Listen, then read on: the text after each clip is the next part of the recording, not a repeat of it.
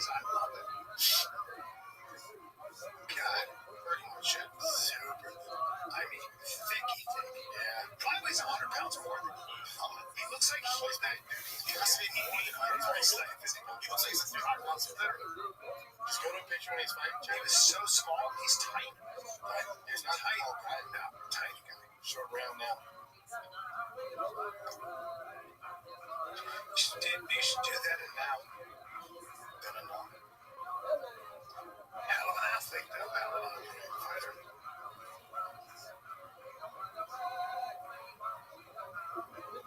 Yeah, he's tiny.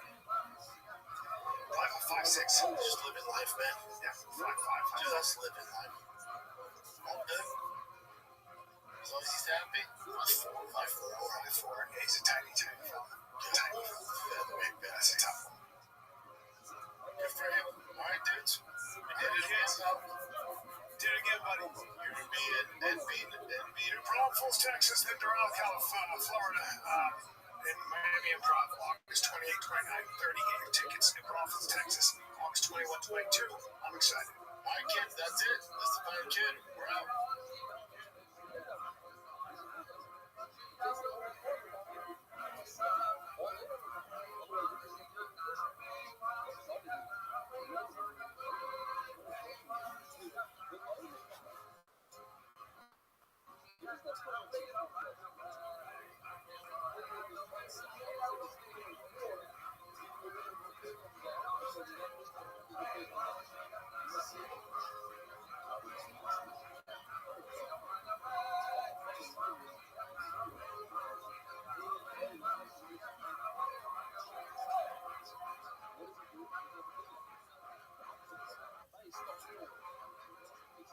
Thought of as the Axis Mundi, or the navel of the world, as it appears on many.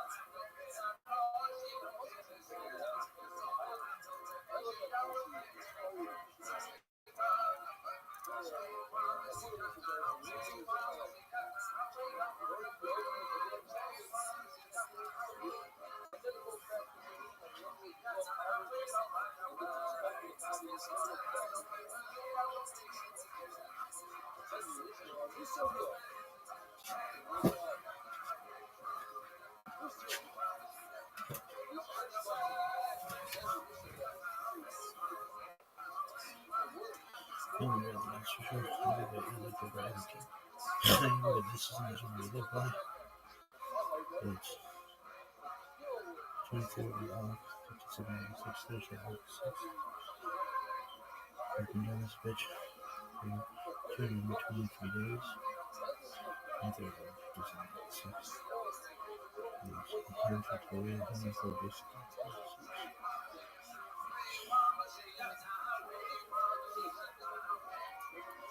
37 67 creation with Batman. 36 31 36 Shannon 35 26 235 English Summer South was born 34 36 24 Kilo Summer Irish was born 33 66 395 Mahalo Summer King was born 33 71 460 Red Summer Mahalo was born 31 39 622 Summer World was born 37 467 Summer 2000 Summer was born 28 87 8 Summer 2 Summer 2000 was born 28 31 Anthony Adam died 27 05 1056 2 was born 22 24 1536 Noah began construction of the earth 2205 1556 Jacob was born 2205 1556 Samuel was born 2203 1558 Sean Samuel was born 4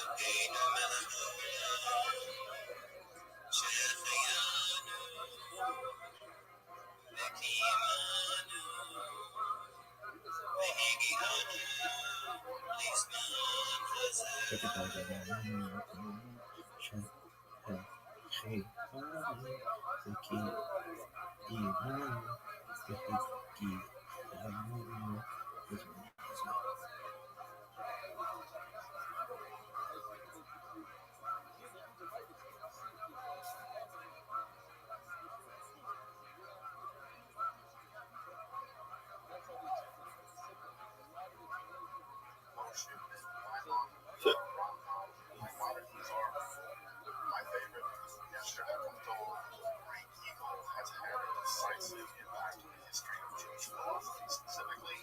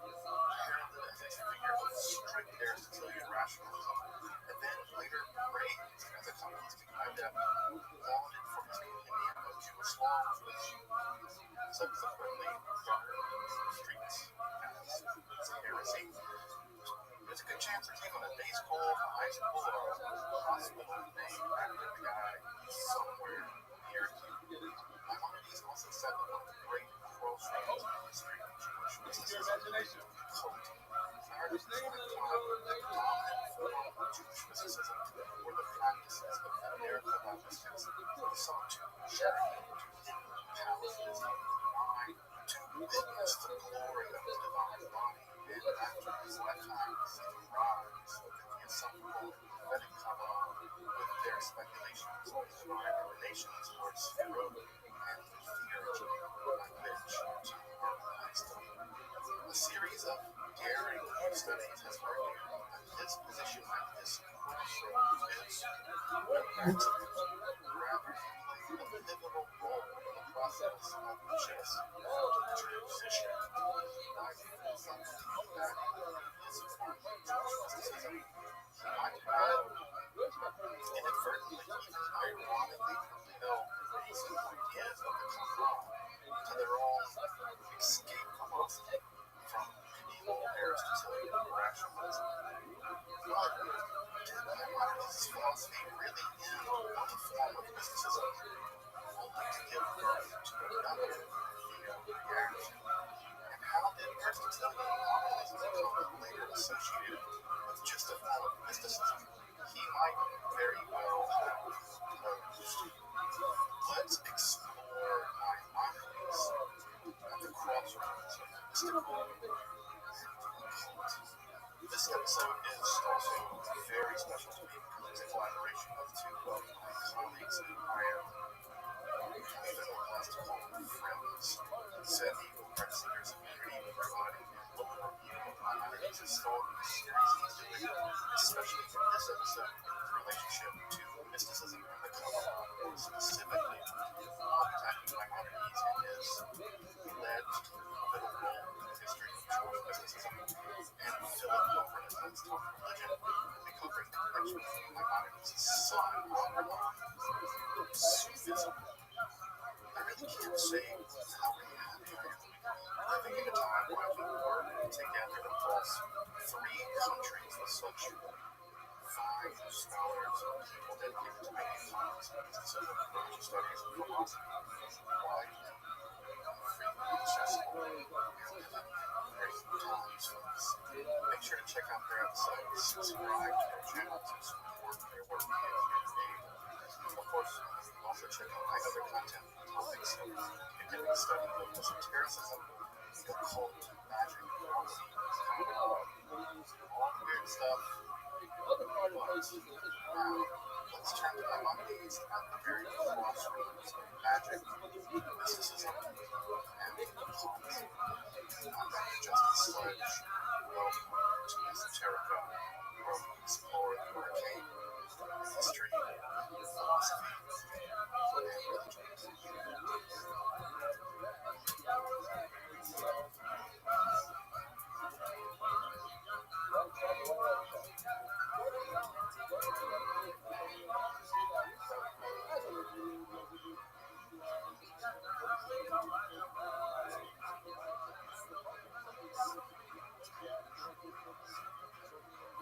So to start, I personally have a great deal of sympathy with Maimonides' overall logic and his methodology. He wishes to make obscure esoteric topics clear to those who do the work of studying them carefully. It's kind of my view. In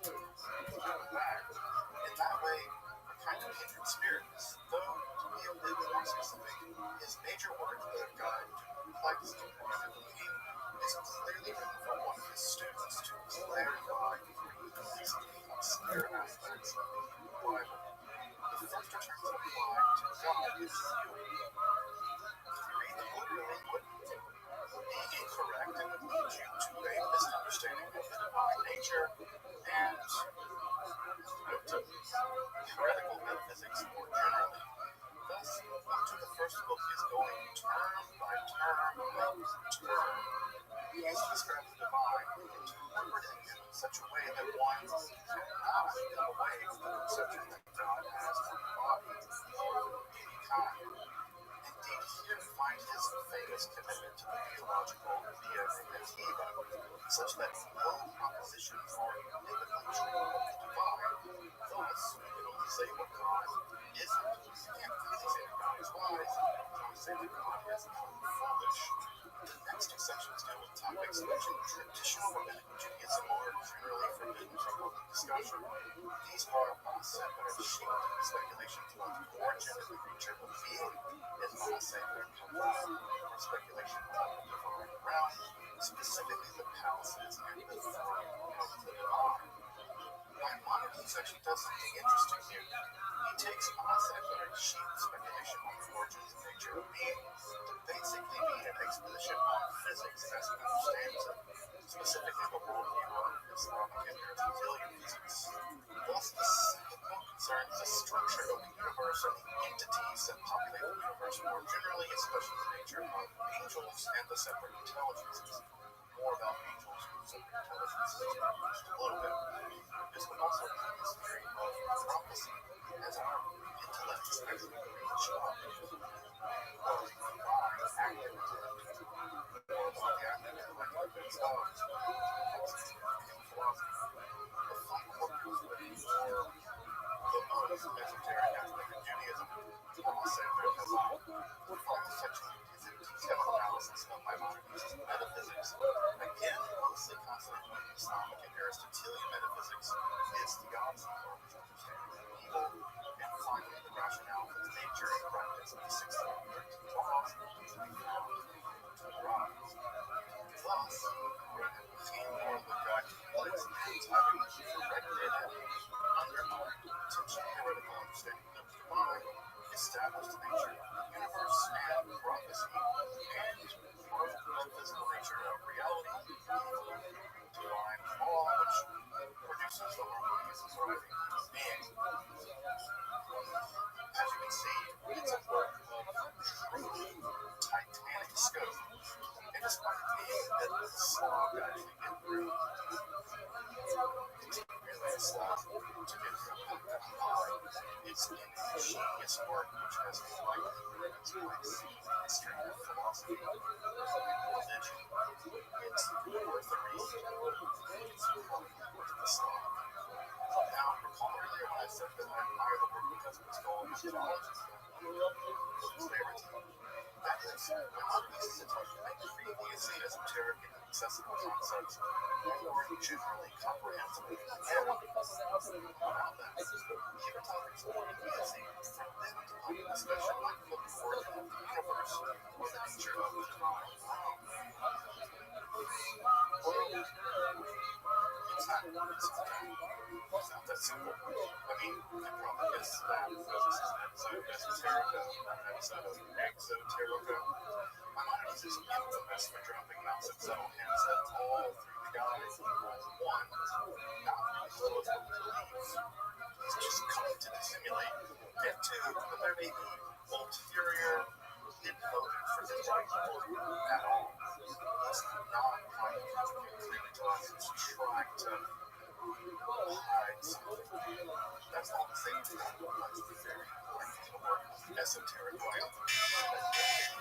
Text motivations and positions taken by Maimonides, which may very well be not true.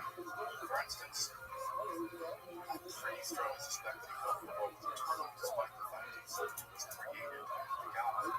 In fact, there are a ton of parallels here with Rothschild in this regard, though as we try to excavate these esoteric positions in this episode, probably going to end up with that other episode. I wanted to hear this more than claim made about his true motivation for writing it down in the first place. As I mentioned, the stated aim is to help the student avoid certain kinds of errors and interpretations and provide that student with correct ones and undermine the possibility of committing heresy. Simple enough. But several recent studies, and I'm going to be really clear and admit that I'm heavily leaning on the work of how to counter find the link to that book in the description below. I've actually talked about Maimonides' work in the guide, but also even his philosophy of work on Jewish jurisprudence, are actually aimed at combating a wide range of theories and practices that we might clumsily call Kabbalah, despite the fact that he never, or at least very rarely, such. Have you ever seen somebody put something severely criticizing some other group of people without really naming them or otherwise specifying the target of their criticism? My argument here in this argument is that the guide is doing just this. They call it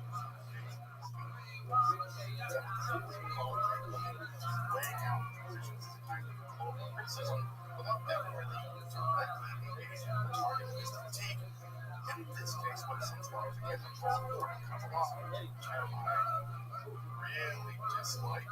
I'll keep using and talk about why I really don't like that term in a minute.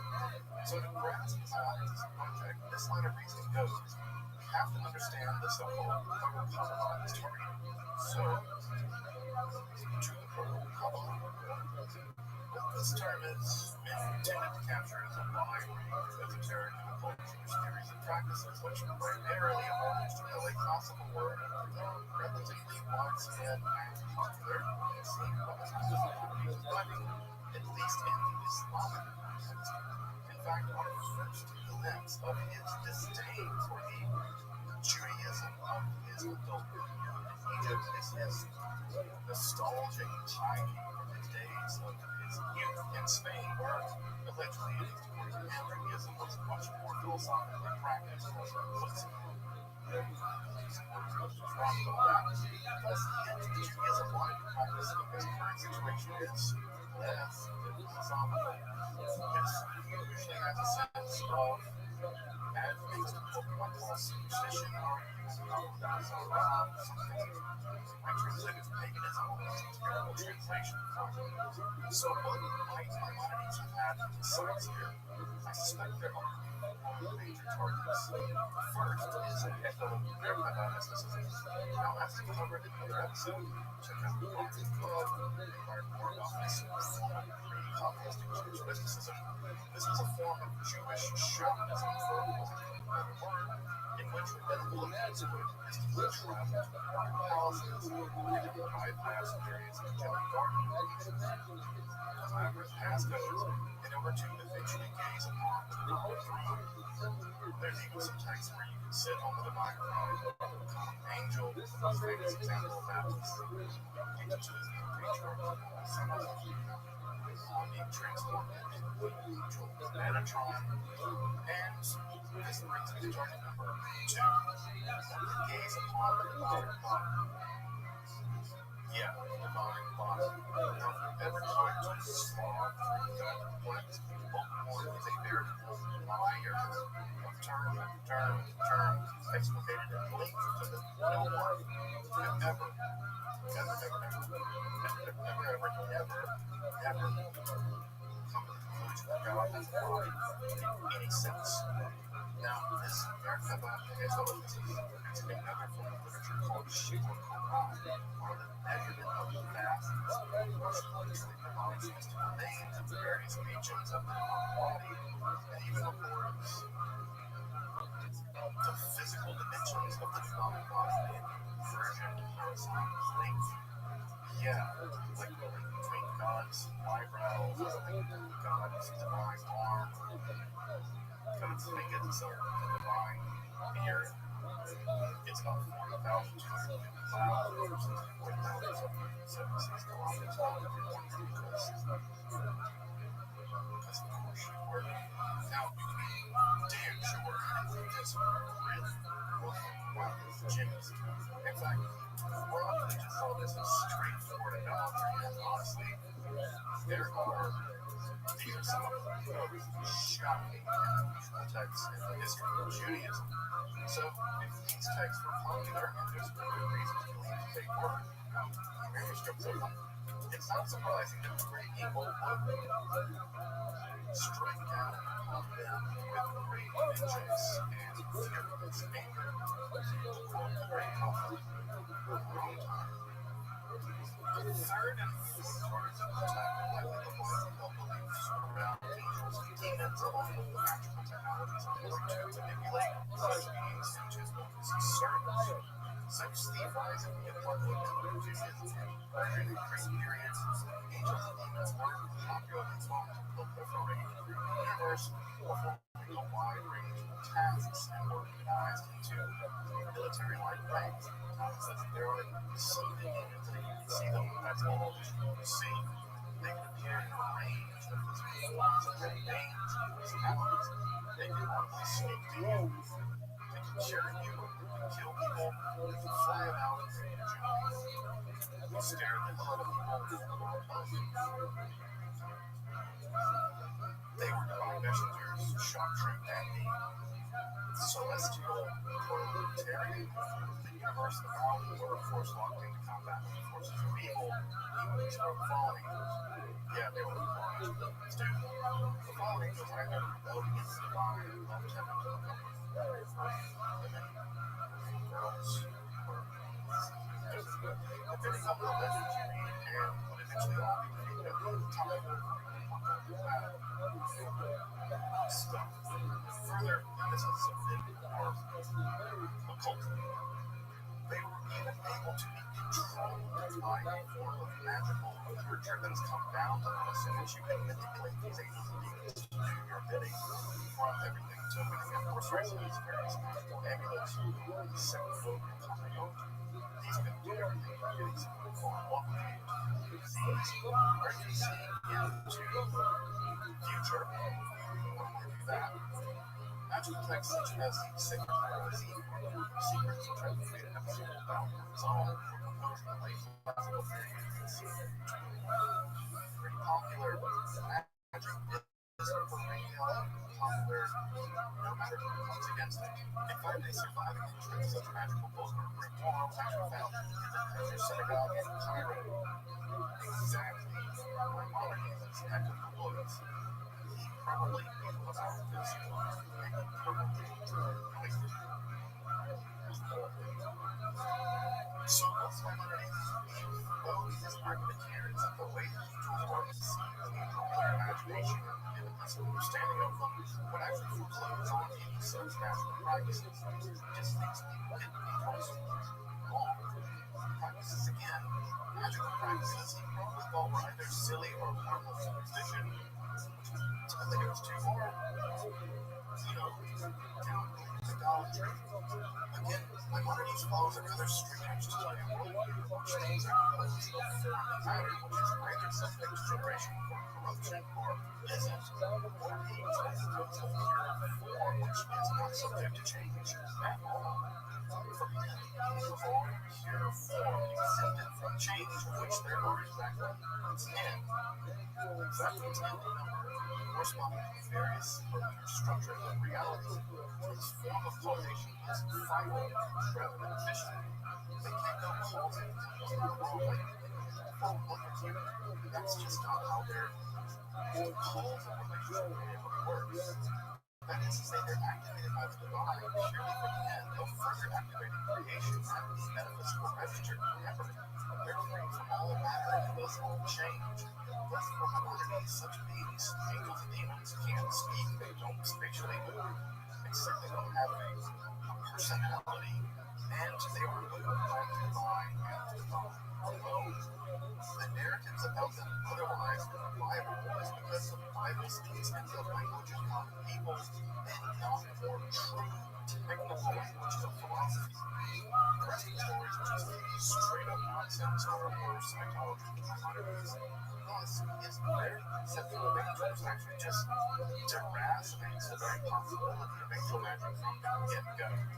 Also, malevolent demons just get kicked to the metaphysical curve into the very rubbish bin of ontology itself. He just thinks they're metaphors, they have no status. In fact, this whole business of getting rid of angels and demons in these ways has been referred to Maimonides as great dehumanization of the heavens by scholars. Who sees a heaven full of angels and beings and full of glory, he just uses metaphysics to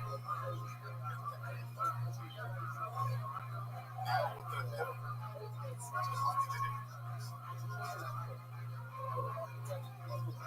Maimonides also cast a much wider net of commitment to Aristotelian naturalism as well.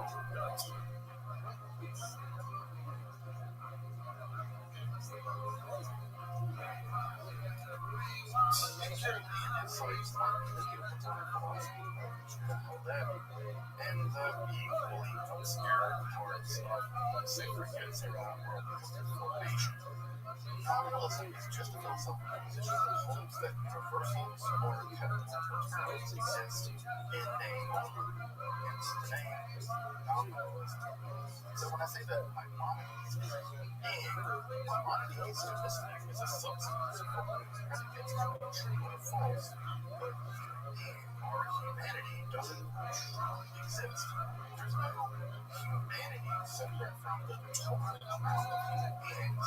Thus, thus predicates can really be said to be true or false in that category, because the category has no real ontological status aside from the name. This position, of course, has to be contrasted with the position of Plato, that held that such category did, in fact, exist as separate forms.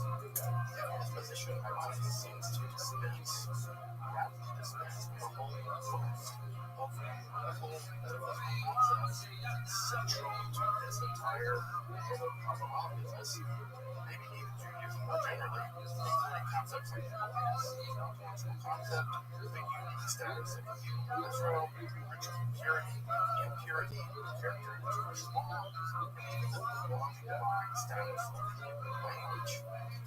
Yeah, you gotta get rid of all of that in one fell swoop using communism as his sketches.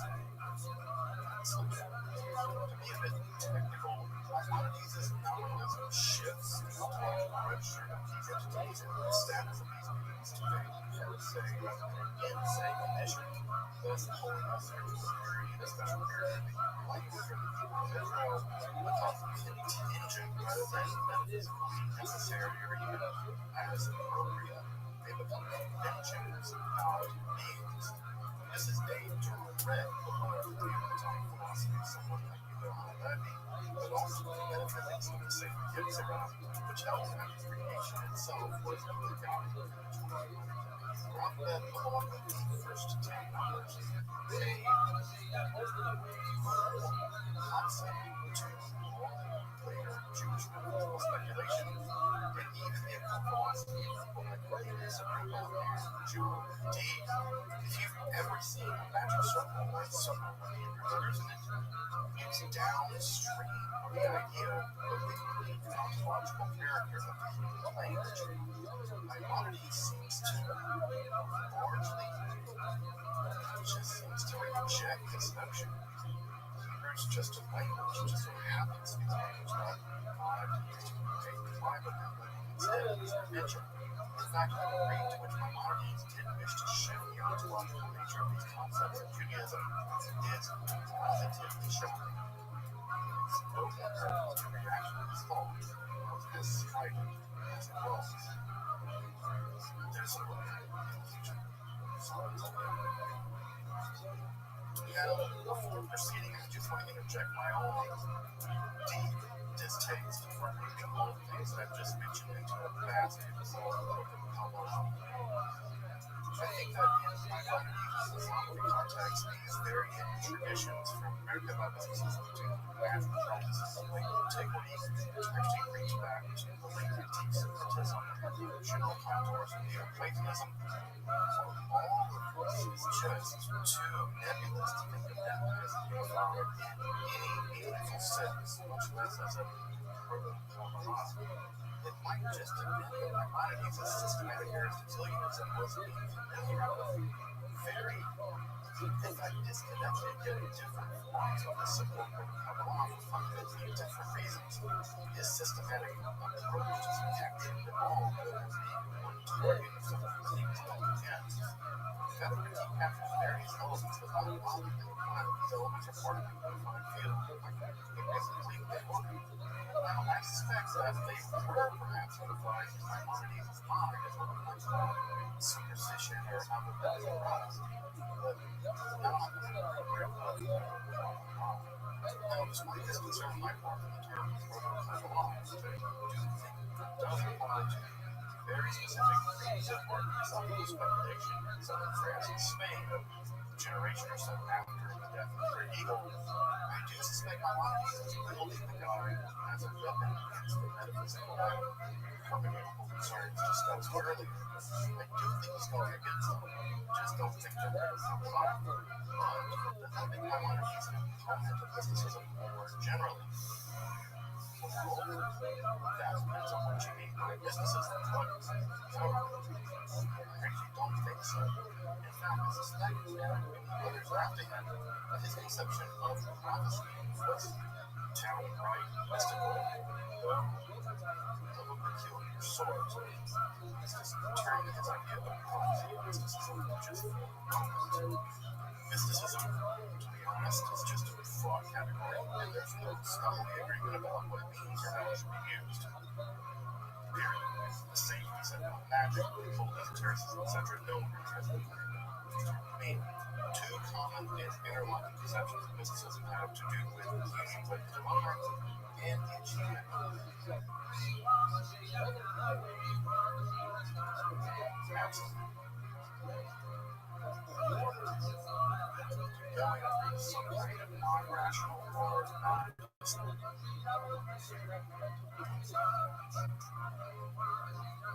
There's meanings. It can also, of course, refer to the phenomenology of such an undertaking or the results of such an experience, which may or may not be propositional. It can also be a practice to produce such a phenomenological experience. See, it's just a giant mess.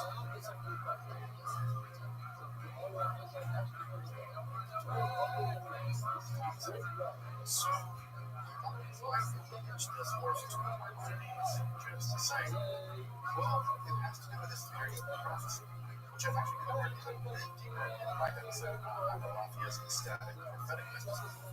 Check out the part above. Now, to get at this, you have to understand Aristotle's theory of motion, which is very peculiar and often misunderstood. For Aristotle, it's redundant and tautological to define motion as movement through space from position A to position Y, which incidentally is kind of the Galilean Newtonian definition. Galileo would do here if it didn't make a strict logical set as it worked in math, philosophy damn. Aristotle and for Maimonides, motion is actually a metaphysical transition from a potential state related to a substance to an actual state of that substance.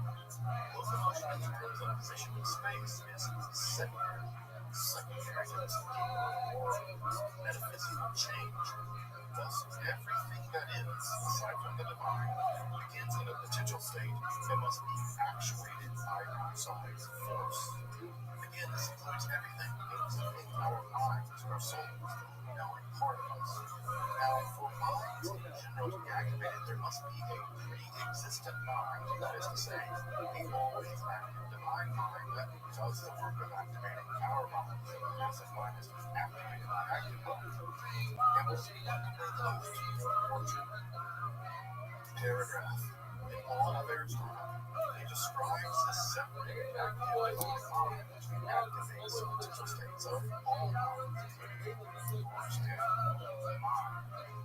And this is what gives us to Maimonides in this theory of prophecy. According to Maimonides, if a mind is particularly righteous, rational, and imaginative, it can be activated from the unity with the active intellect of the divine mind itself, which is not bound by paradigms like temporality. Thus, the divine mind experiences time just like we experience physical distance. It can be closer or further from me in space, but we exist at the same time. For the divine mind, all physical and temporal events are equidistant from it. Thus, the latest people dictate that God is a circle, center is everywhere, and circumference is nowhere. Otherwise, the equivalent of like a and this view of the divine mind, perhaps the closest Judaism comes to the union of the divine and real strict sense. Maimonides provides a possibility of prophetic clarity through contact with the divine rational mind and intelligence. It's then perhaps not surprising that as Rabbi was developing his ecstatic prophetic form of Kabbalah, he would lean very heavily on Maimonides' theory of prophecy, in which the development of the techniques by which one can transform himself into a prophet. Maimonides theorizes what a prophet is, Kabbalah is to transform himself into one. And no, those words are not translated into English, sorry. Lastly, while one can credit Wayne Maimonides with the population of the heaven earlier, his universe is certainly not the dead mechanistic universe of, say, 17th century French rationalism. Rather, he inherits an Platonized Aristotelian cosmos in which there reaches a metaphysical chain down from the divine universe, active intellect down through the spheres of the angelic separate intelligences to the influent matters of the moral realm. These intermediate beings between the divine and ourselves are also merely formal beings marked by their separate intelligences, whose task it is to communicate final causation to the spheres below. Their association with the planets is very unique and was indicative of their intelligence, seeing them as reaching a stage succession up through the sublunar realm of retrograde generation and destruction to the increasingly perfect and blessed change of circular event whose apex is the pure active intellect of the divine, ultimate source of all being, but also the final design to which all beings strive. By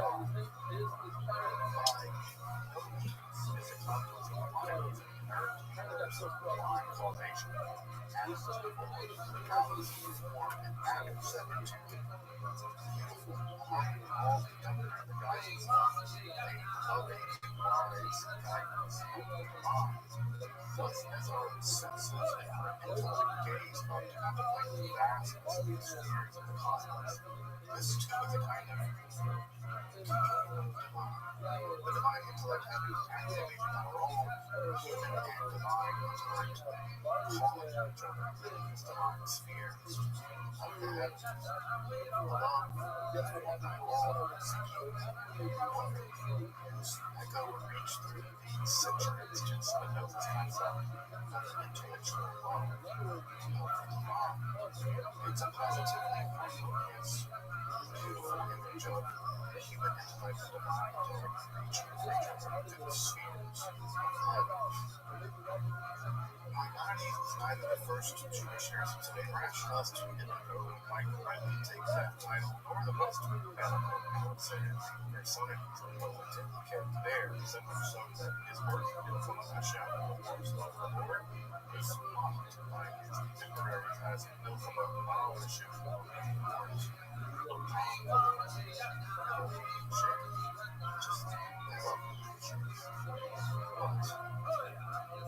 But his unique position in the Jewish world, the clarity of his exposition, was at a time in which the world would go on to like a iteration within the Jewish world of the moment. It was an Maimonidean controversy rendering communities asunder, just torn apart. For some, his work represented a definitive synthesis of Judaism and philosophy. For others, it was just atheism in the color of Judaism. His work would be heralded by song and by others. And it was in that, at least in part, that one Maimonidean would forever transform Judaism. Having published Lexicon Rita in 1264, the Mystican Rabbi Moshe Leon circled and formulating a vision of Judaism where the heavens were with hosts of angels and demons. The body of the divine was enclosed to strange emanations of the divine, famous sphere, where metaphor and ontology meet seamlessly together, and where the closest or metaphysical realism imaginable would thunder away with the spark of optimism, ultimately equal outward similar of the Maimonidean reactions caused by the ravens, the sacred Hazoma, the foundational text of the Kabbalah, thus setting Judaism on a course that, if the Rambam could imagine Judaism could have, would have likely to much dread as well. Like every genius, Maimonides, the Rambam, Rabbi Moshe Maimon, Yeshua HaKadosh, great people plus many people at once. Thus, we shouldn't be surprised that in relationship to such a complex concept like mysticism, the acronym using the term would itself be deeply complex. As we've seen, he stood at a crossroads in Jewish history, seeming to struggle intellectually and philosophically against what was to be a very un-Jewish anthropomorphic theory of mysticism, flourishing and practical mysticism, and the ontological promiscuity and metaphysical realism of his time, the Platonists, Rabbi or sacred Yetzirah with its ontology, language, with its rationalism, as much they can call it, like these mechanical realism, the very reaction against it seems to have held Kabbalah itself into being. In fact, his positions on the cosmos, prophecies at the stage of the rise of the prophetic Kabbalah, Rabbi, and the view that the great people himself was a confidence that had been inspired numerous Jewish luminaries and non-Jewish luminaries like Ego. While there's no real evidence of this innate conversion to Kabbalah, Plato's genius makes it small, so we immediately come out. A rationalist that brings clarity, an esoteric writer hiding his positions, intellectual mystic, a legalist, a rabbi, and a real atheist of sort, a pious Jewish Aristotle. All of these things are much more beyond Maimonides' genius rests forever beyond either rationalism or mysticism.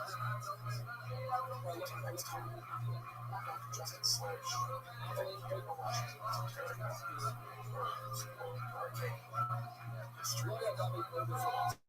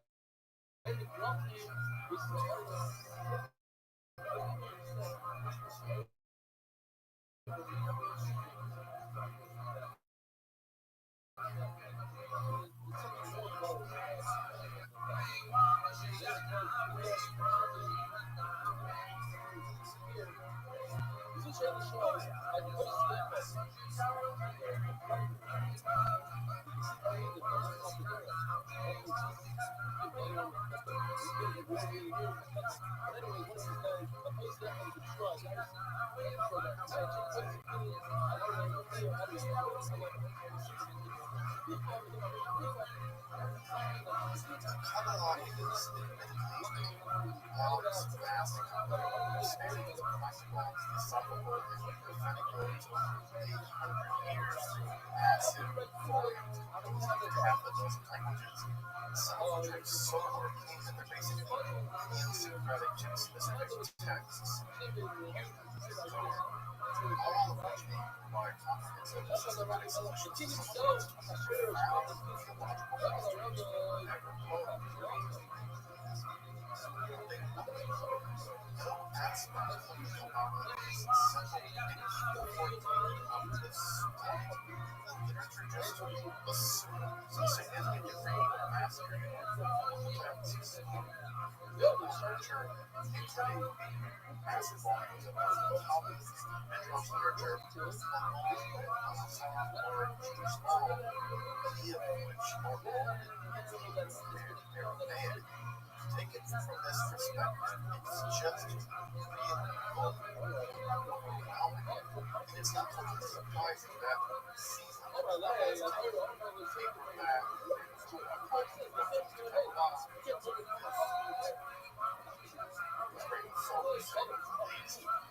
So back to the question, given all of this, where should I begin if I really want to study authentic historical Kabbalah? I have to admit, I find myself kind of flummoxed by this question. On the one hand, I don't want to at all play into the gatekeeping mentality that if one hasn't mastered all of this,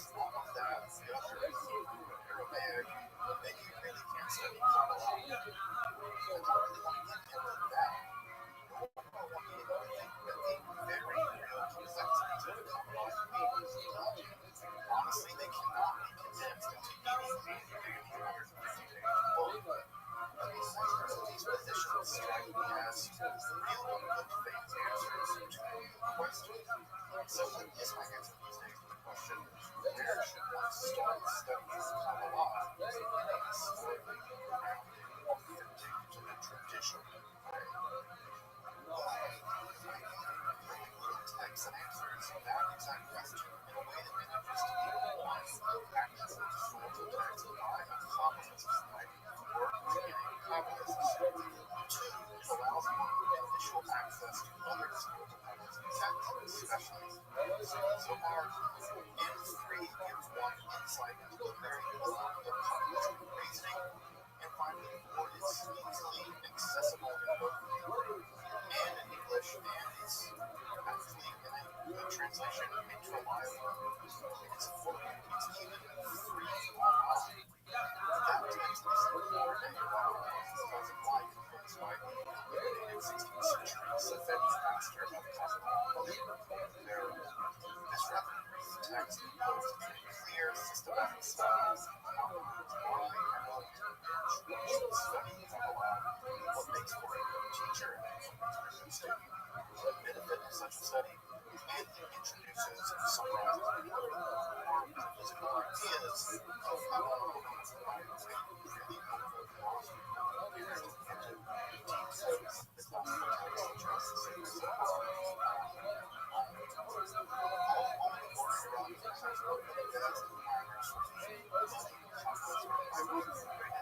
sages in Jewish history.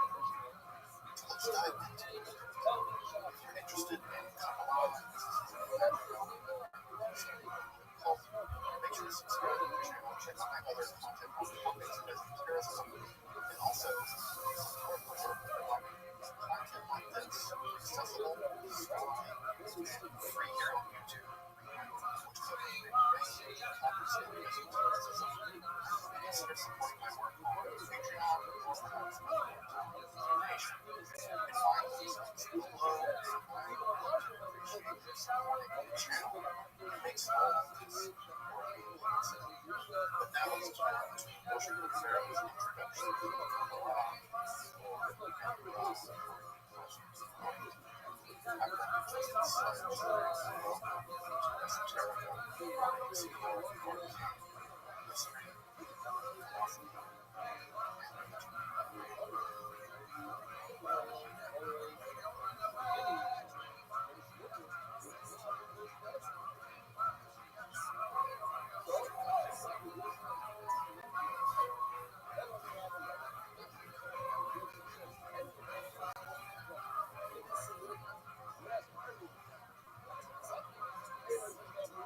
By the middle of the 16th century, Kabbalah had truly become a go-to news outlet, not only as a following the genocide of the Ottoman decree of 1492, which expelled non-resident Jews from Hungary, so Kabbalah developed a center of the Galilee now southwest of Greece.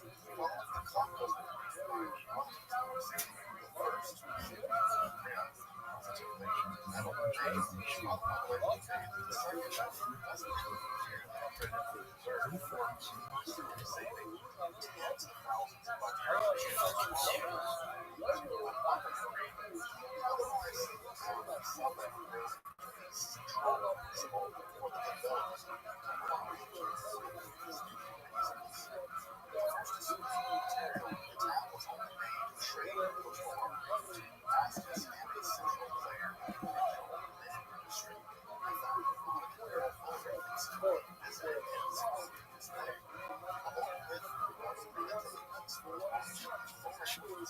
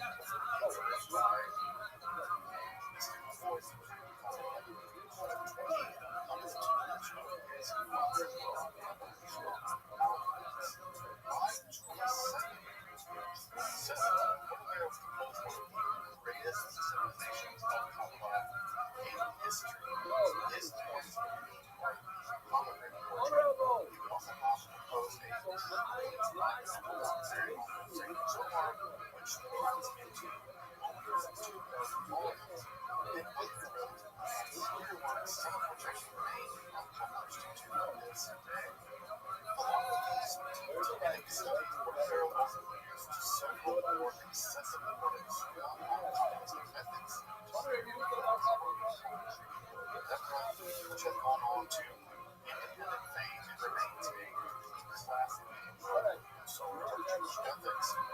It's going to get its own episode at some point in the future, so don't worry about circle back. Further, in the circle around his teachers, that's the pioneer of novel customs such as study sessions, taking to the fields to read the song of the bride, discussing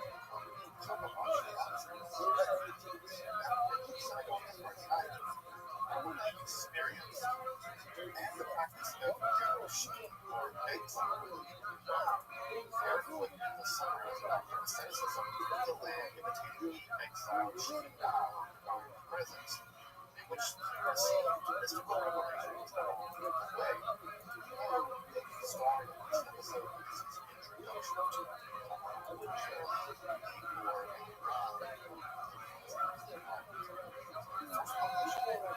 to seven by his son Rabbi and the book around the things we guide beginner to study Kabbalah.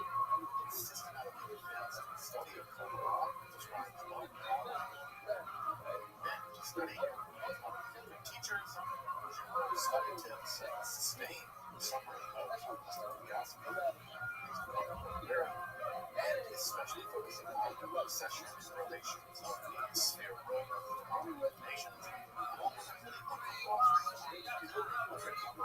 Texts, especially so all the lands in fact here in local guide for anyone wanting a historically authentic story study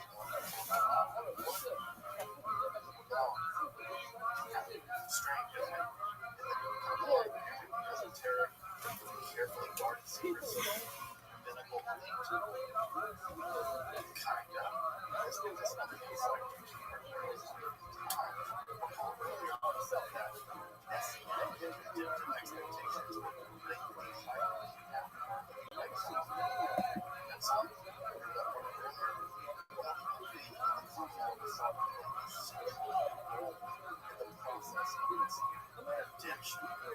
so much so that rather than being there was an active push during this period to popularize his previously quiet esoteric concepts. Indeed, Cordova's work, especially the cultivation of cognition, have to be understood as part of this popularization of Kabbalah in the service of humanity, redemptive, messianic age. In fact, this next wave would continue for the entire next century, eventually giving rise to and to some degree underwriting messianic tender in fact, for me, in the aftermath of that disaster, the scriptures were being influenced upon the dissemination of holistic ideas. Scriptures which have all these such restrictions only really enjoyed next success.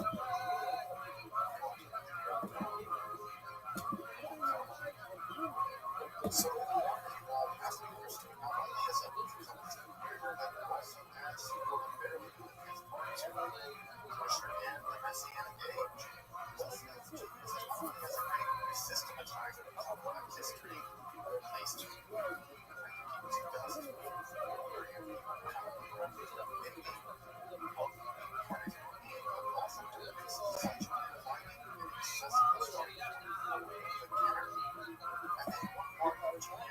such an elite understanding of here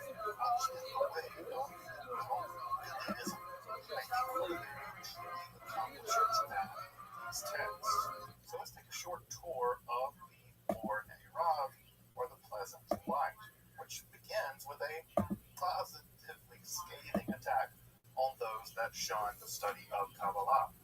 And when I mean scathing, I mean Cordovero openly accuses them of disrupting the flow of divine energy through the sphere redemption itself. And he says it would be better off if such people just were never even born. I mean, damn, this coming out swinging. So, let it be known, Cordovero got hands, y'all. He then proceeds in the next few chapters to derive proof texts to establish that, those that shun the Kabbalah are nothing short of sinners, actively working against the divine and preventing redemption for the rest of us. Thanks, guys. These first few chapters also give the reader their first real chance to whet your palate in Kabbalistic theosophy, but also in the general mode by which Kabbalistic arguments are established through proof texting. So, immediately one gets a sense of what's at stake in Kabbalah.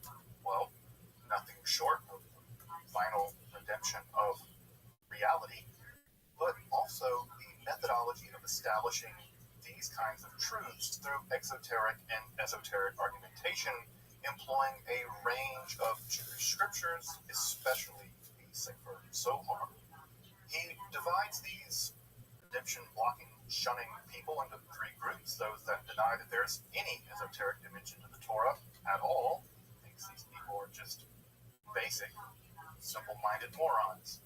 Second group of people are those that think that such esoteric dimensions do exist, but they put off such study, arguing that not until they've mastered every other form of knowledge under the sun, from the Talmud to astronomy, should they ever attempt to study Kabbalah. Here, Cordovero just argues that the perfect shouldn't be the enemy of the good, and that given the stupendous metaphysical power of Kabbalistic study, one must get the best foundation you can and get to it. Start studying as soon as you can. Study the Kabbalah. We got redemption here. Folks, we got to do this. Finally, there are those that argue that such studies will lead one to heresy, especially without a wise teacher. Again, Cordovero here is immensely practical. Wise teachers of Kabbalah were rare then, now, and he argues that it's better to learn on one's own rather than not learn at all, waiting around for some teacher, even if that leads to incorrect ideas at first. And if it leads to heresy at first. In fact, he actually takes it that serious study will ultimately be guided by nothing short of divine aid. God will come help you out, and that's certainly better than to have no teacher than a bad one. I mean, with no teacher, you kind of get the divine to help you, and yeah, that ain't nothing. But about poor and false teachers. Of course, Cordovero acknowledges that the study of Kabbalah can lead a person to heresy, but this really concerns him more about teachers than about students. And the distinction here is pretty important. While a student may learn something incorrect or come to a heretical position or learn things poorly, they can still be corrected through more study or a better teacher. But a teacher who arrogantly thinks they've got it all figured out really causes significant damage. Thus, study should be encouraged, but we should be suspicious of so-called teachers and vet them accordingly, especially ones that put themselves beyond reproach, claim to have all the answers, or refuse to be corrected by a wiser teacher. But how can a beginner recognize such a false teacher of Kabbalah? Cordovero notes that any teacher of Kabbalah should be skilled in dialectic or pilpul. They should be able to make logical arguments and defend them logically and publicly. Secondly, any such teacher should have a firm foundation in classical, biblical, and rabbinic literature, obviously in the original languages. And finally, in some sense, maybe even most importantly, they should be learning and teaching Kabbalah for the sake of the redemption, and never for the sake of their own pride, vainglory, or ego. Failure of any of these three criteria means that person should be disregarded completely as a teacher. As you might imagine, Cordovero doesn't have much kind to say at all about these so-called teachers. In fact, he likens them to the hideous demonic klipot, the husks of reality left over in the residue of creation. While real trees bear fruit, these wretched teachers only grow evil husks, thus spreading their corruption throughout reality. We're also told that teachers must be really careful in selecting students because selecting the wrong people is, quote, like revealing the genitals of the Torah to the sons of the demoness Lilith. As the Zohar has it, as Cordovero lays it out. But the good thing is that such clipotic teachers don't really exist anymore, certainly not on the internet, right? Alright, evil teachers aside, after establishing this defense of the study of Kabbalah, slamming those as clipotic who shun or falsely teach it, Cordovero goes on to show that such study is actually a duty on those capable of undergoing it. In fact, he really leans heavily here on Maimonides. This also really reveals a rather lovely marriage of the more rational kind of perplexed and the much more mystical teachings of the Kabbalah. Indeed, only the study of Kabbalah for Cordovero actually and fully answers the riddles of both creation and the obscurities around Jewish law. There's a lot of obscurities there. Something which philosophy just can discuss, maybe aptly discusses it, but it cannot on its own solve those dilemmas. Thus, the Kabbalah and philosophy work together to provide a comprehensive vision of why reality is the way that it is, but also how we should conduct ourselves in righteousness in this reality to redeem it. Here, ethics and metaphysics are combined. And again, for folks interested in that angle of Cordovero's thought, you've got to check out his Homeric Deborah, the palm tree of Deborah. Again, I'll be circling back to it in a future episode. Mystical ethics is neat. Now that he's established that we should study and why, now comes the how and the when of study. Here things are marked by a combination of fear and joy, a kind of radical humility, but also bravery in the hopes of securing mystical wisdom and doing your part in the process of the greater redemption. Cordovero notes that one should avoid books purposely written to obscure their meaning. He simply has no time for obscurantism. Too much is at stake. Such books filled with riddles and metaphors are just meant to pump up the pride of the author, confusing the reader in the interest of making the author seem more wise and more enlightened than they probably are. Again, Cordovero links clarity with piety and wisdom. Again, the point of the Kabbalah for Cordovero is ushering in the final redemption of reality, not showing off how smart you are with flowery, dense, and opaque writing. Hey, continental philosophy, y'all listen to this? Heidegger, Deleuze, y'all out there? Listen to our buddy Cordovero. So, where to start? Cordovero actually provides a kind of preliminary reading list zeroing in on specific sections of the Sefer Zohar with a foundation in the Sefer Yetzirah and the Sefer Bahir.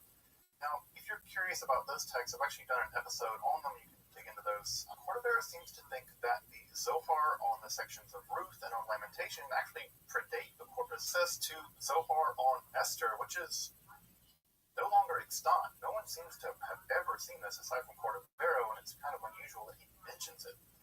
Further, he also encourages the study of Maaseh Bereshit and Maaseh Merkavah, or the mystical accounts of creation, and the mystical journey to the divine throne. These, of course, are pre-Kabbalistic forms of Jewish mysticism, which actually date to the late classical period. Again, you can check out my episodes on those topics in my playlist on Kabbalah about them. Cordovero urges the beginner to skim through a text at first, taking notes along the way, but then they should take additional passes with greater and greater concentration and devotion, especially for difficult passages.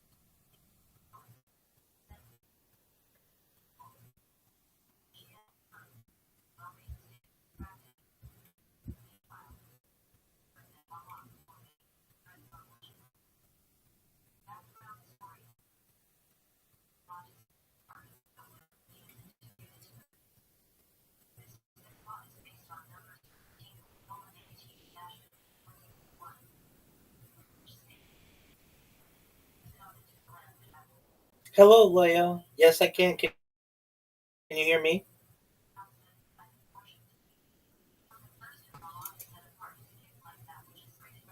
You sound clear to me. I'm well, thank God. How are you?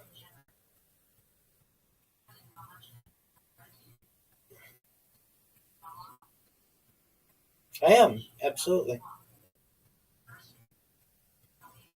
About 5 years.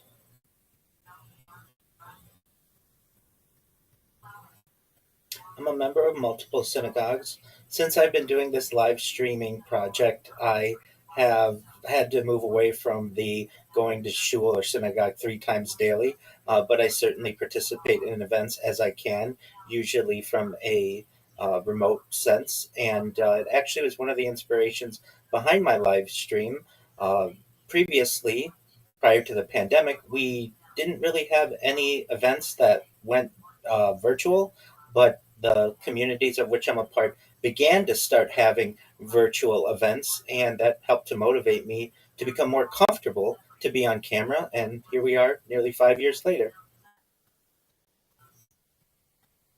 Absolutely. Oh,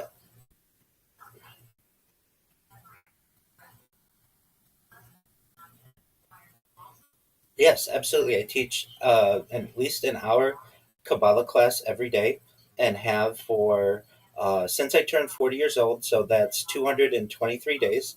And I plan on doing that the rest of my life. So, of the 24 hours a day that I archive, at least one of them is focused solely on religious teaching. And then additionally, I have the different services and prayers that I daily perform, and certainly blessings on food. And so I give the world as best an opportunity to see a portal into the life of a religious individual as well as someone who is a scientist.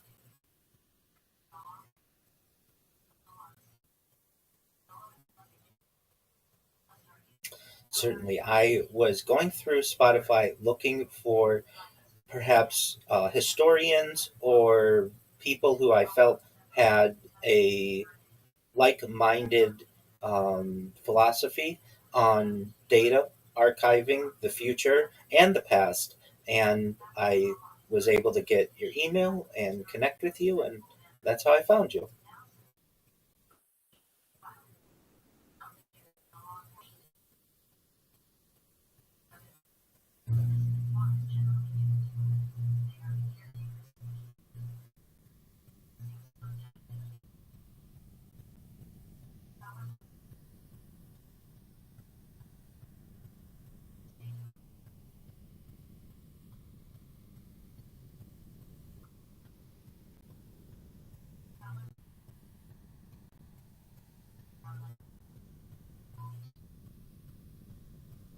I really appreciate that. It was extremely informative.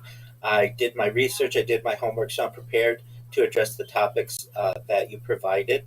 And in terms of anything that I'd like to show, if possible, perhaps when I'm doing my introduction, I'd like to give the listenership the ability, and I will just show them using my screen, of my live streams of how they can find me and what they look like and all of these different live streams that I have going continuously. Would you mind if I showed them this?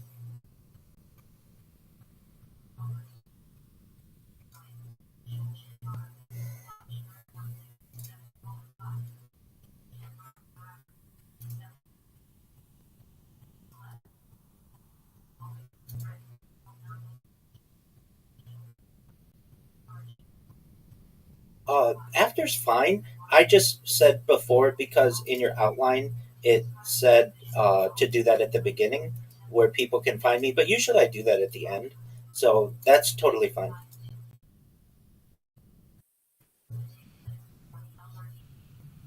That that's absolutely fine.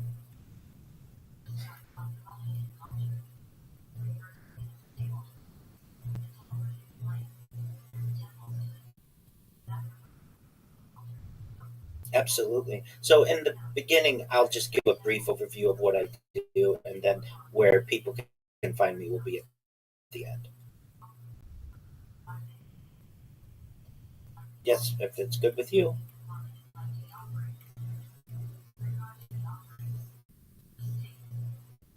Great.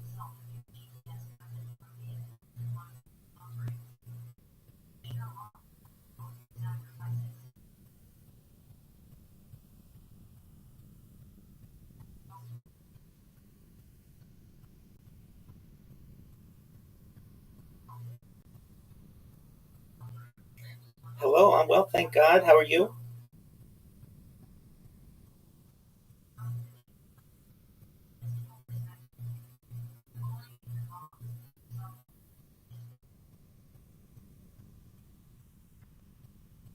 That's good. Take your time.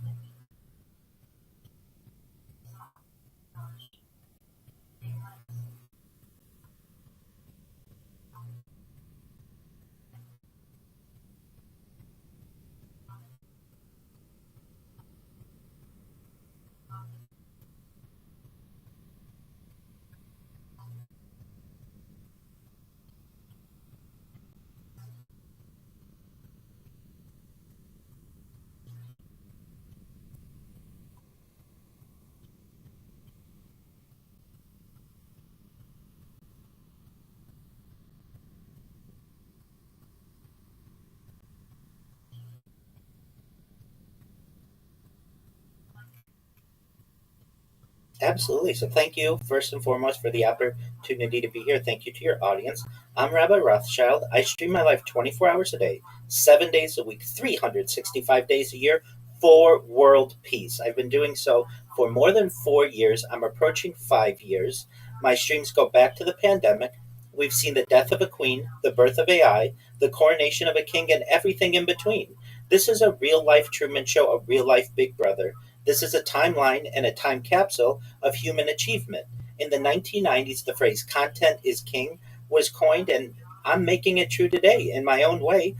the reason why this project is so important, or one of the reasons, is that in 2017, The Economist magazine stated that data had overtaken petroleum as Earth's number one resource. And I have more data archived on the internet than any person ever, which is making me a very influential person. I'm going viral, and when I do, I'd love to reward you. I'd love to reward your audience by monetizing the data. In addition to ensuring that it's preserved for free, but I'd like to be able to use the platform that I've created for good to help end things like world hunger through the use of technology, such as agricultural drones, floating greenhouses, saltwater greenhouses, hydroponics, vertical farming, cloud seeding. I'd like to help end world thirst with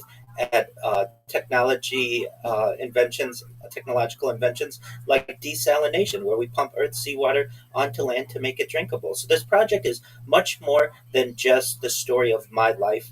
It's also a timeline and time capsule of human events. In the background of all of my streams, I keep a radio going that is archiving news world events. So you literally can go back to any moment of any day for the last nearly 5 years and know not just what was going on in my life, but what was going on in world history. And I feel that makes this a really interesting project.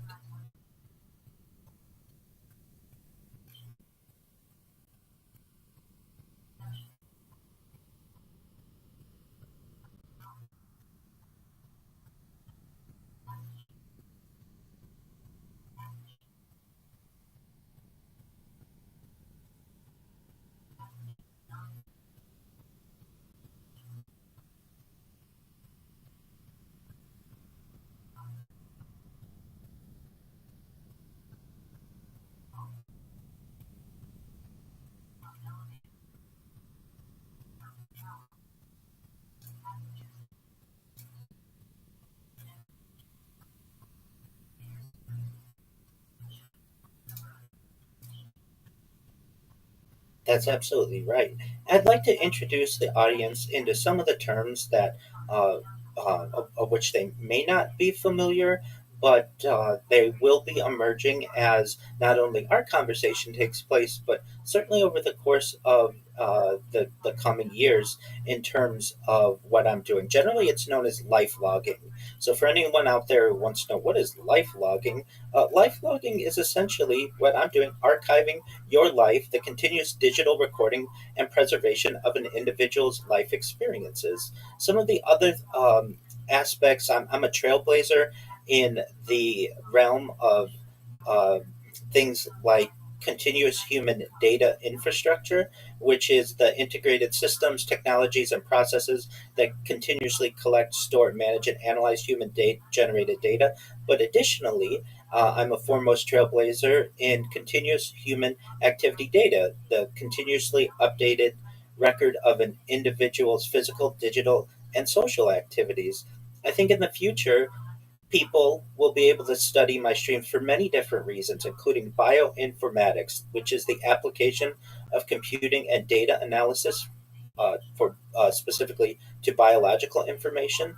What I'm doing is a form of automated journaling, which is the automatic creation of personal journals using digitally collected data. And so, to give people an idea of what I'm doing, it may seem with these terms quite complicated, but basically, I'm not doing anything much different than what people a generation or two ago would have done by creating a journal and writing down their memories and thoughts and just events of the day or a diary. And so I basically have created this digital diary. I share it with the world. What makes it really unique is that it is a way not only for me to be able to communicate what's going on in my life and world events, but I give people an opportunity to be able to connect with me uh, as much as they wish within Discord. So it's not just a one way discussion.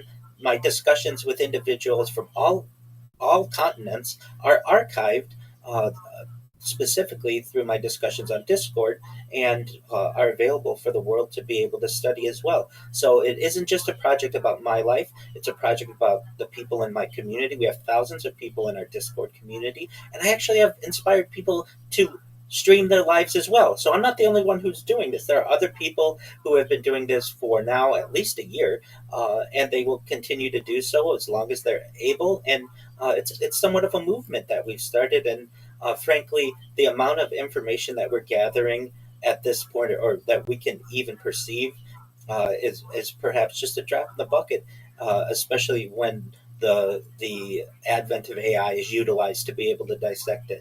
And we're going to talk about history specifically. And if you don't mind, would you like to start that conversation? Absolutely.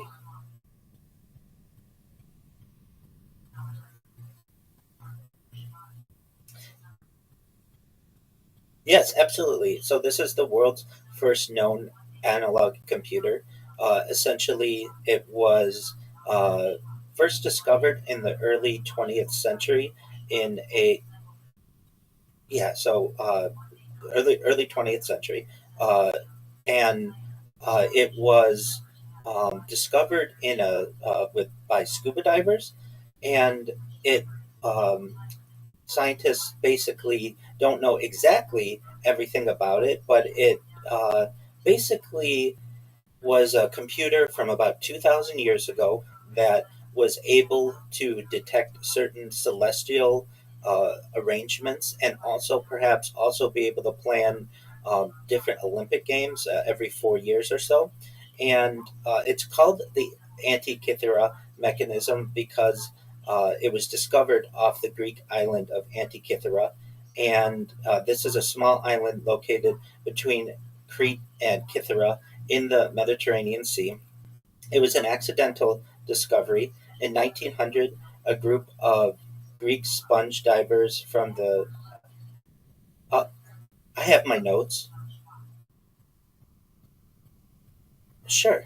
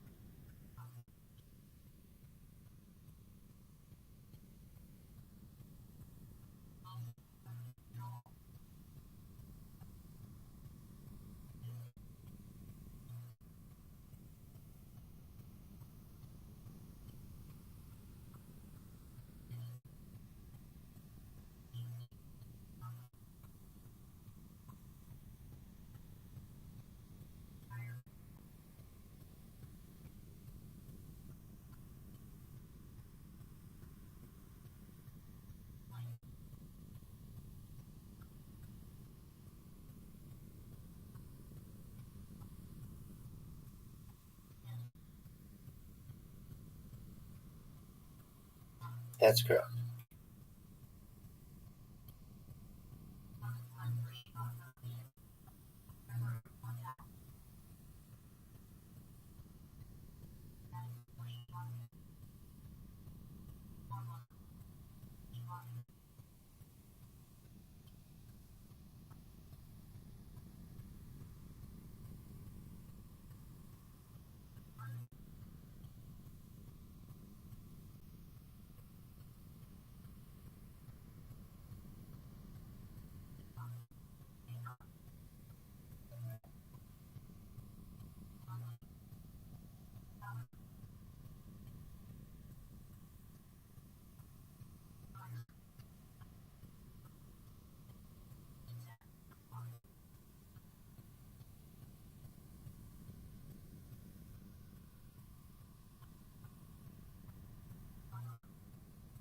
It's an excellent question. Hopefully, that's certainly looking at the future from a positive standpoint. We have redundant systems, especially servers around the world, and data farms that, if there is any type of catastrophic global incident, hopefully the redundant backups will allow for the information to be preserved. If there is some type of catastrophic uh, global issue that ceases all humanity, then of course, no, we do not think that it will continue. But certainly, engineers have looked and tried their best to predict any kind of systems that may fail. and ensure that there are adequate backups. So perhaps 2,000 years from now, I believe that the data that we're creating will be available to the civilizations of the future.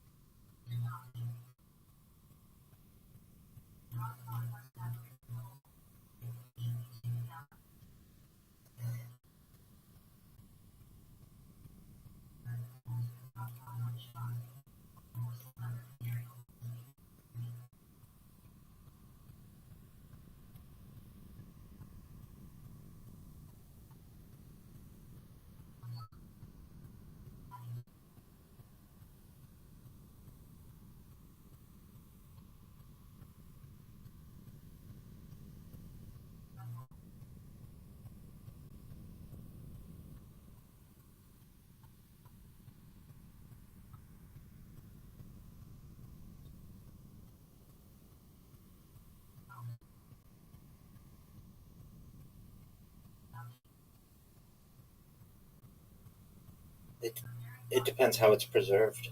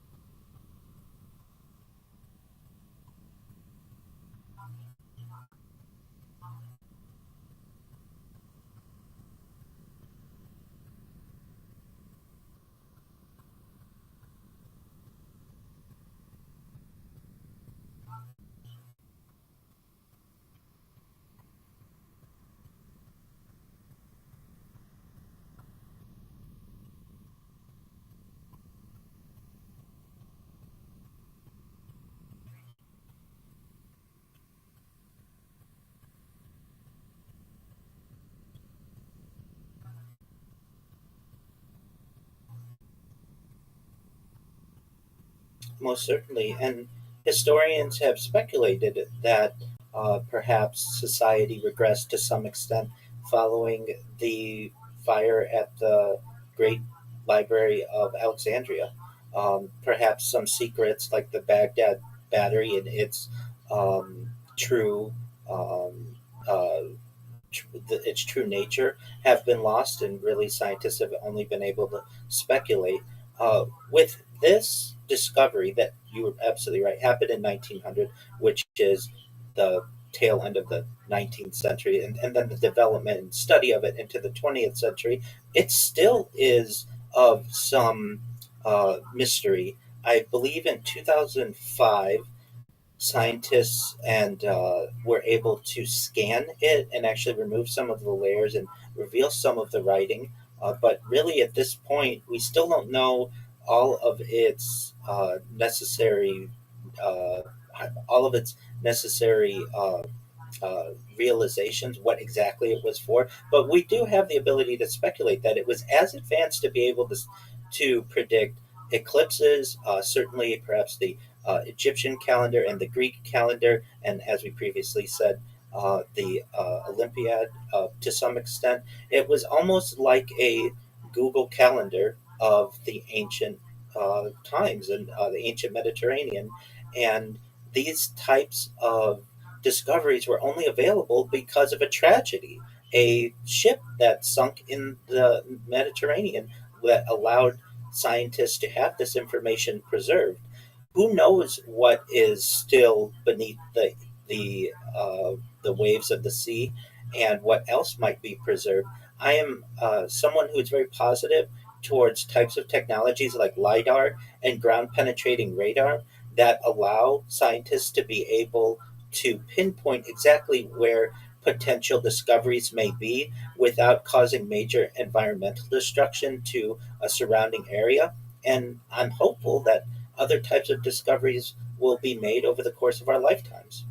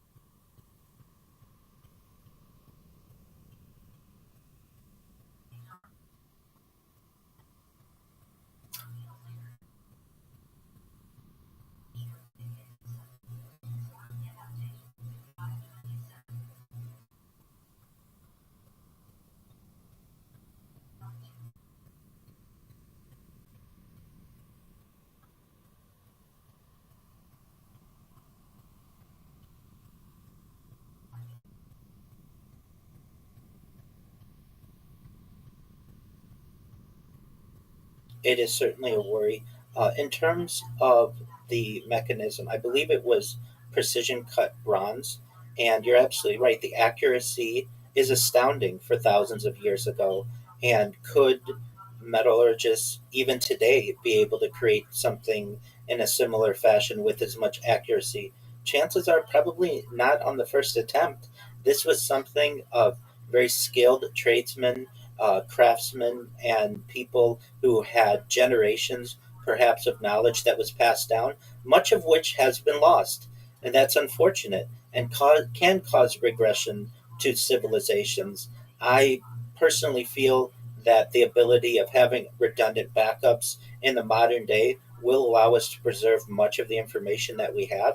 But there are skills that really today are already becoming obsolete, and coding is one of them. It isn't to say that coding won't be something that's important to future generations. It will be, but much of it will be with the aid of AI and the guidance of AI, and this is good and bad. Yes, it is a skill that people won't rely on as much, but additionally, it is something that has many positives that people won't have to be educated for many years, and all of the different issues that can occur throughout a software engineer's coding lifespan.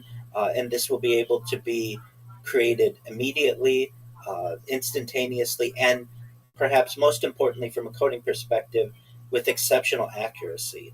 So there's good and bad with the loss of this type of knowledge. Perhaps, hopefully, along with the data that we are preserving, the knowledge of coding will continue into the future.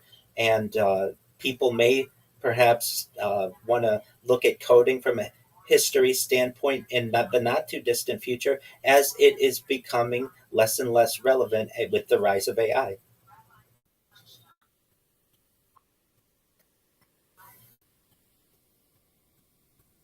Yeah, 1950s, 1960s, certainly.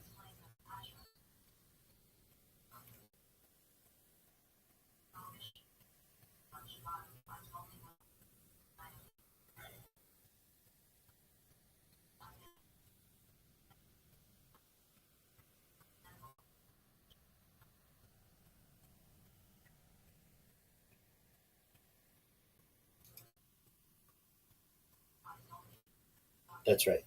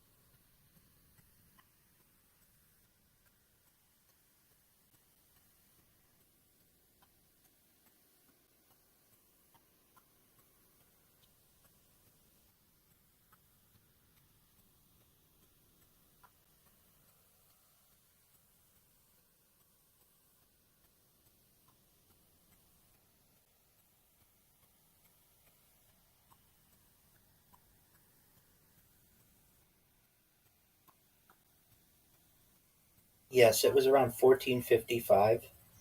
What That's when the Gutenberg Bible was published. So, and the years subsequent to that.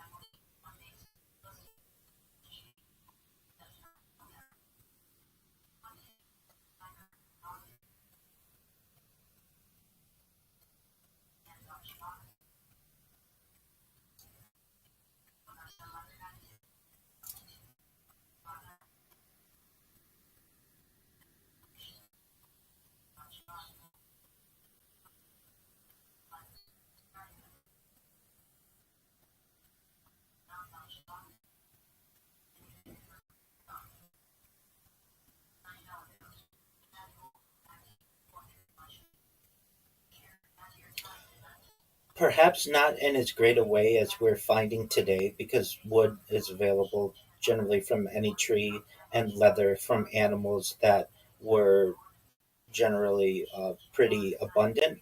But the idea of, in combination and with the specificity that was needed for movable type, certainly created different resource shortages in a similar way that AI has created resource shortages today in terms of RAM and water and energy and real estate, because of the needs for these large data centers and servers to be able to operate. So, in many ways, there are similarities between the resource scarcity that was created during the time of Gutenberg, specifically 1450 to 1455, and perhaps today from 2022 or so, until 2026 and moving into the future.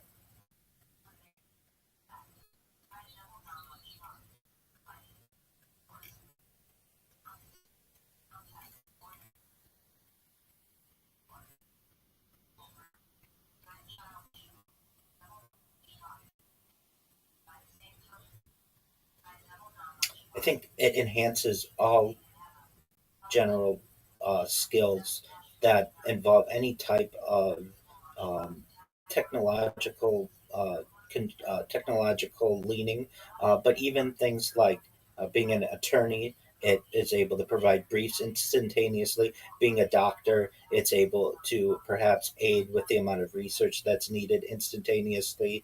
Things like customer service, it's able to completely replace customer service agents. Things like program managers, software engineers, coders, it either has replaced their positions completely, or for those positions that continue to exist, it allows people to enhance their skills. If anything, it's almost like a some type of supernatural addition to someone's skills that allows more accurate and faster production for any individual. And in many ways, we are just in its infancy, especially when it's combined with robotics. We're really going to see some replacements, especially for more blue collar positions, more physically draining positions, in terms of mining, in terms of firefighting, in terms of forestry. And when you combine AI with robotics, we're really going to see an increase in people's ability to perform their jobs, or just not need to perform them anymore because of the enhancement that AI gives to humanity.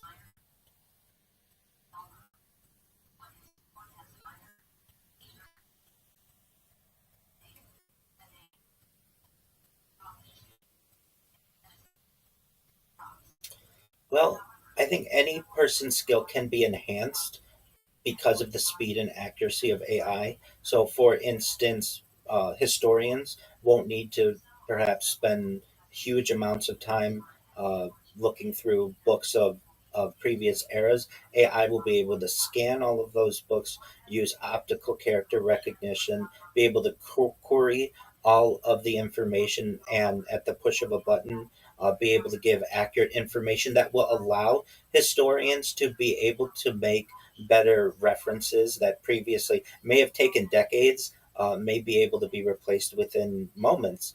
Uh, Things like being a teacher. Certainly in the past, it takes a lot of skill and a lot of experience to be a good teacher. What AI will allow a teacher to do, perhaps, is to no longer have to spend huge amounts of time grading papers and certainly preparing lesson plans. It will all be able to enhance what their current skill set is and allow them to spend more time with students.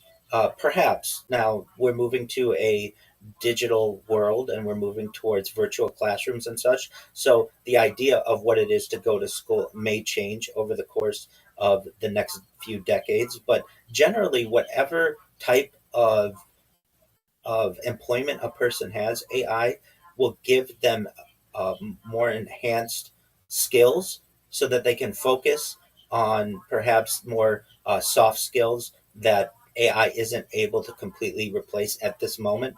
But given enough time, AI may be able to do all of these things better than a human.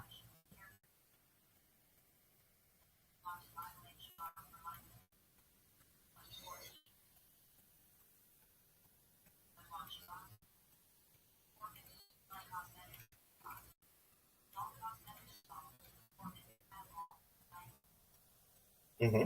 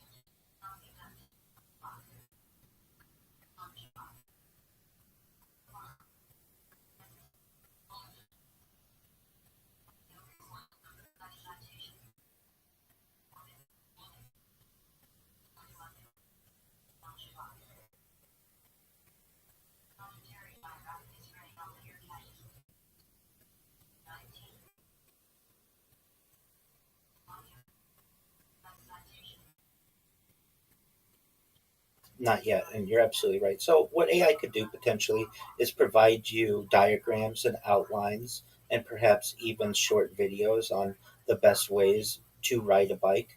Will that replace the experience of being able to ride a bike? No. And would that be able to replace your knowledge that you would have developed from being able to ride a bike to be able to teach someone else? No, because you have the skill and you have the experience that you've been able to develop over time, and AI does not have that. However, if someone's not a clear communicator or they're not a good teacher of helping someone to be able to ride a bike, an outline or a diagram or a video may be able to allow them to enhance their knowledge to be able to teach someone. So perhaps it's not able to necessarily replace someone's skills, especially someone who's learned in the trade or the craft, but it would be able to help them to organize the information. It might give them a different understanding or a different take that they may previously not have considered. It does give different opportunities of certainly varying opinions that not all people might have thought of initially. Is it a complete replacement for an individual. No, not yet, not in the current age, but it can enhance many of the ways in which someone would be able to teach in the case of someone who is looking to learn how to ride a bike or teach someone else how to ride a bike.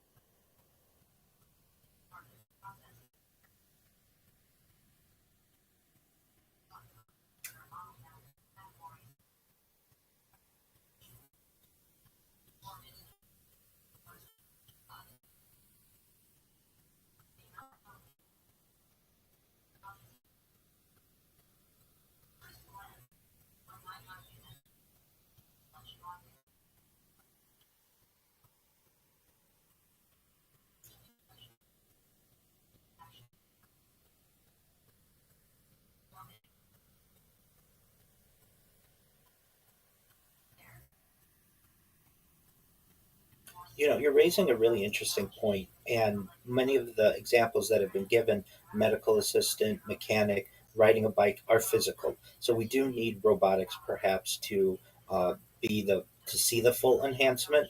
If something were to be just more what what many might consider to be,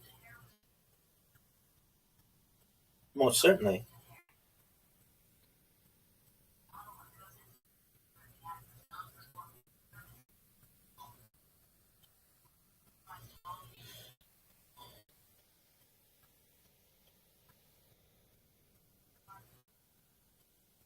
Yes, and I was going to give an example similar to language or being a poet or an author. Uh, AI would certainly be able to give you more options in words that you're using, or more opportunities for a different way to convey something. And it is up to the actual user to be able to choose which one they feel is best. But in terms of, let's just say, learning a language, right now, if you were to learn a language without any type of aid, it's quite difficult. When you could go to AI and ask it for a series of glossaries or dictionaries that it could provide for you specifically on the topic that you want to enhance your vocabulary, that could be very beneficial. And I think it's probably an easier example that we're giving than something that's much more technical, like being a mechanic or drawing blood or even riding a bicycle. So we may find that the the task depends, or how beneficial AI can be depends on the task. And most certainly, some people do not respond well to AI at all, and would much and learn much better from a human and from a normal your traditional way of teaching, when other people may prefer AI and may prefer the opportunity to be able to ask every detailed question that they may have on a given subject before they feel comfortable perhaps moving forward with uh, their encounter, their task.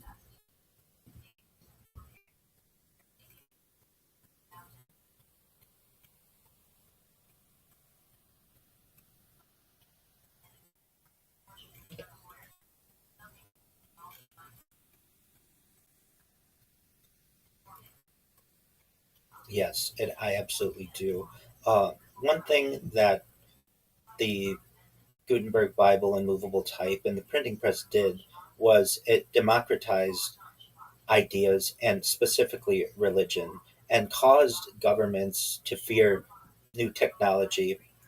The this development, more than 500 years ago or more, basically allowed for political criticism to spread, certainly religious disagreement and rumors. And we're seeing the same thing with AI today.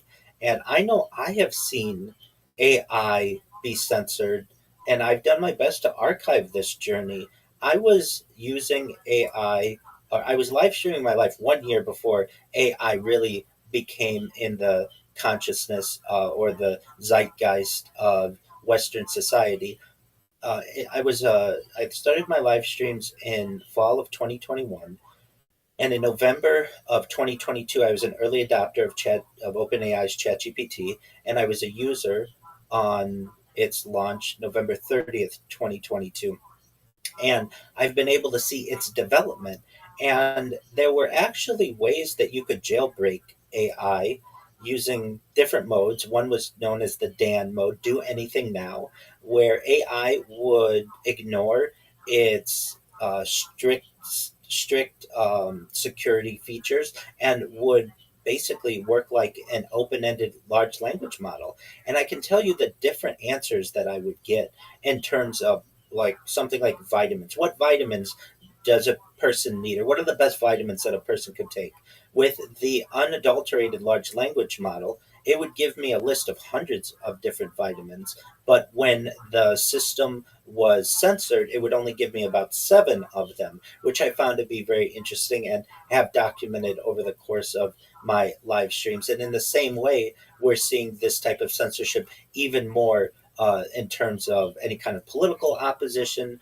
And maybe there do have to be some types of censorships in terms of protecting individuals from not harming themselves or harming other individuals. But we do see a direct correlation in the same way that the the printing press was suppressed in with AI, and we see it in terms of how many tokens people can use, how often certain queries could be made, the topics that people on which they can publish.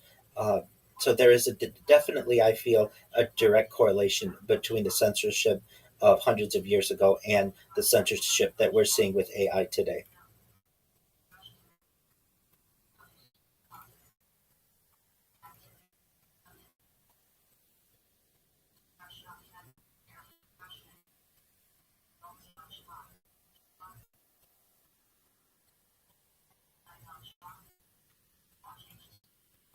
I agree. And there's a fear I have, and I'm sure other people have, of the suppression of these types of discussions and this type of technology. In some ways, it can be seen as good if it's protecting individuals, but at what point are we sacrificing freedom for security? And moreover, who's making these decisions? You nor I sit at the board of any of these major AI organizations, and they're certainly not very candid in many of the decisions that they're making, why they're making them. And thus, in the same way that much of the information is was constrained hundreds of years ago, we're continuing to see this information constrained. And I think that there is some fear that we should have that this information is being constrained by an unknown group of individuals.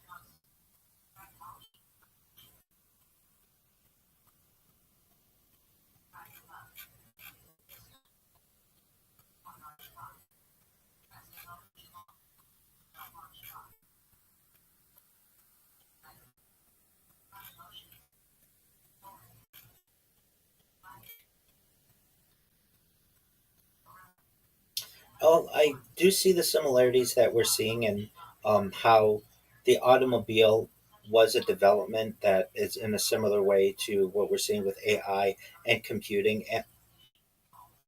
or the assembly line. Sure. And these types of manufacturing processes and dividing things into steps and ensuring that there's continuous improvement helped us to be able to develop our modern day systems. So I'm in agreement with that. Um, this is a significant historical event, and the process is much bigger than just the automobile. You're absolutely right. It is the assembly line in general, and just an organized workflow that previously was not as organized and or I should say as analyzed as it would be in the beginning of the 20th century moving into the 1920s and such.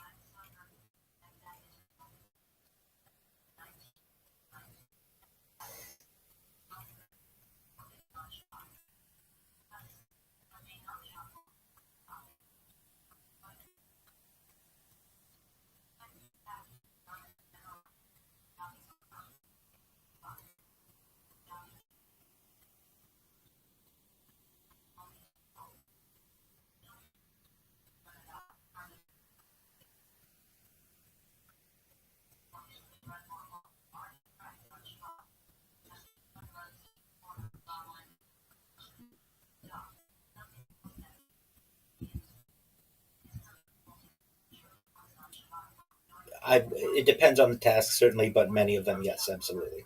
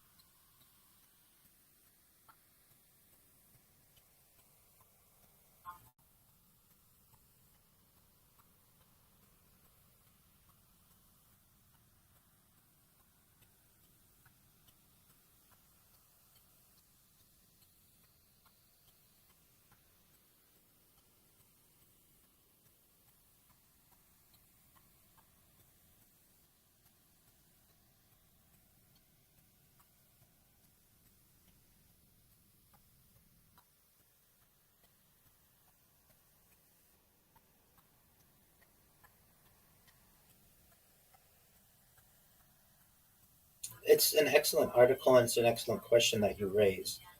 In my opinion, it depends on what we consider to be the real cost.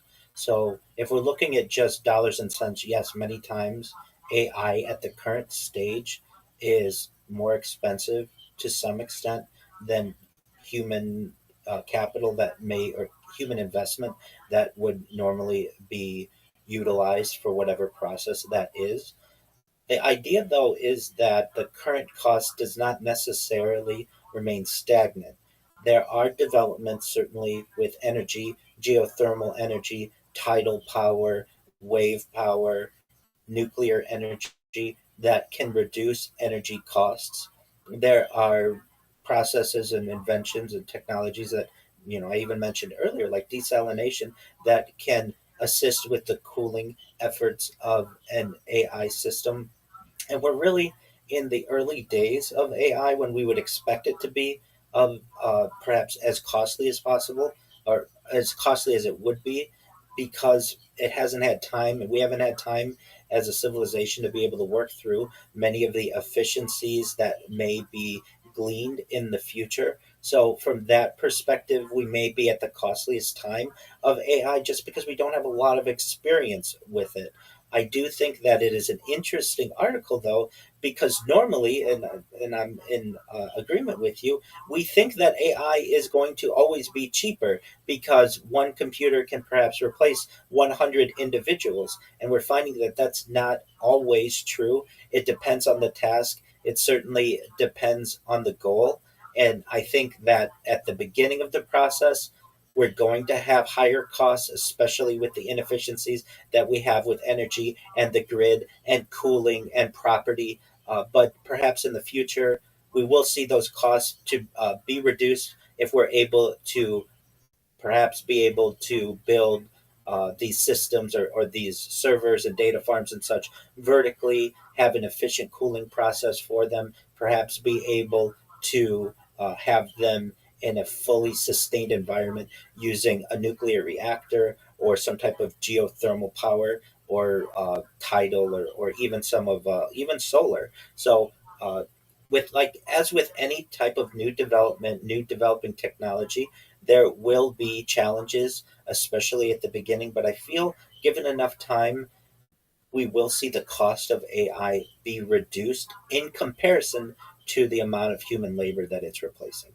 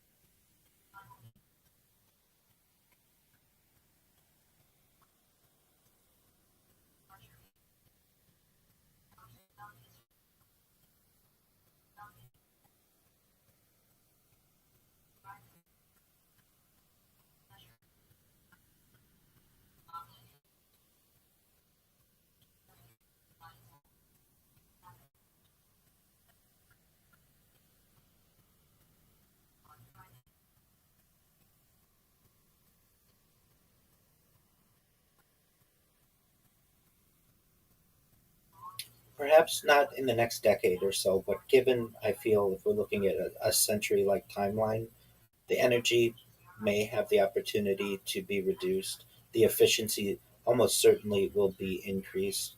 Uh, it depends on when we're looking at it. The more the nearer vision, the nearer sight that we may have, the more expensive it will be.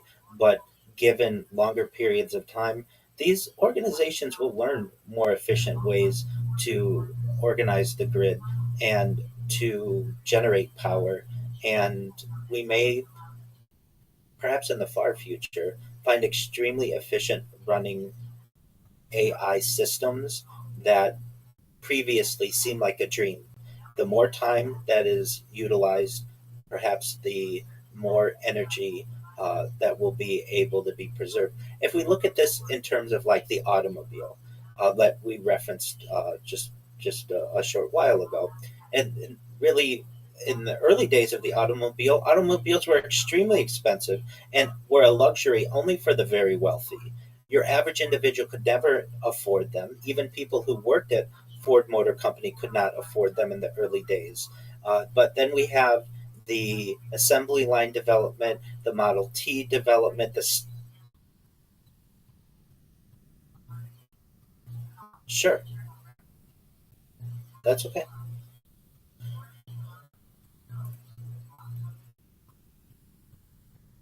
Certainly.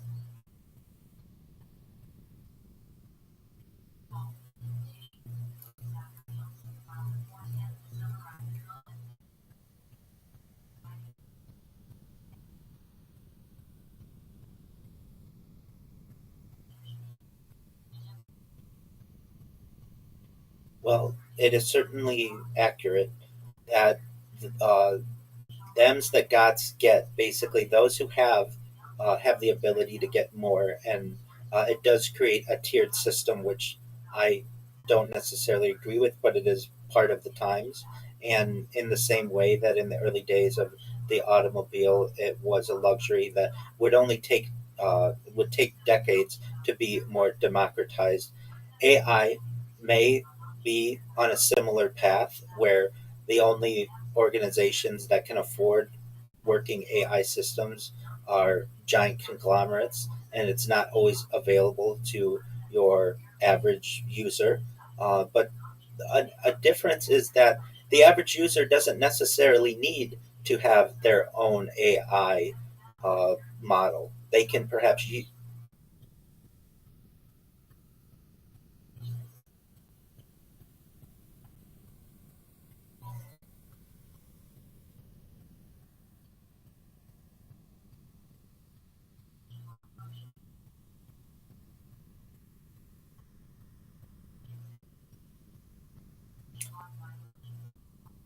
at,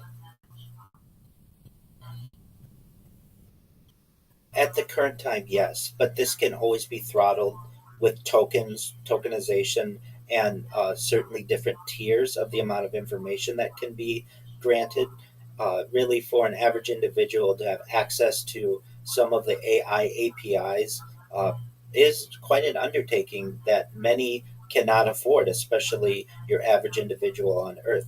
So, it depends on how much information you need as well.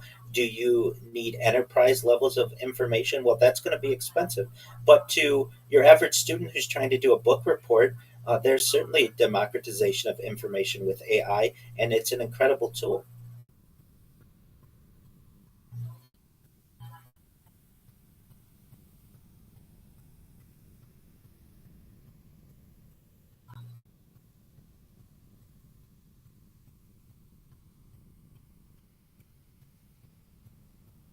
Well, we're really in a primitive time of the marriage between AI, the cognitive aspect, and the physical aspect, which I really think is robotics.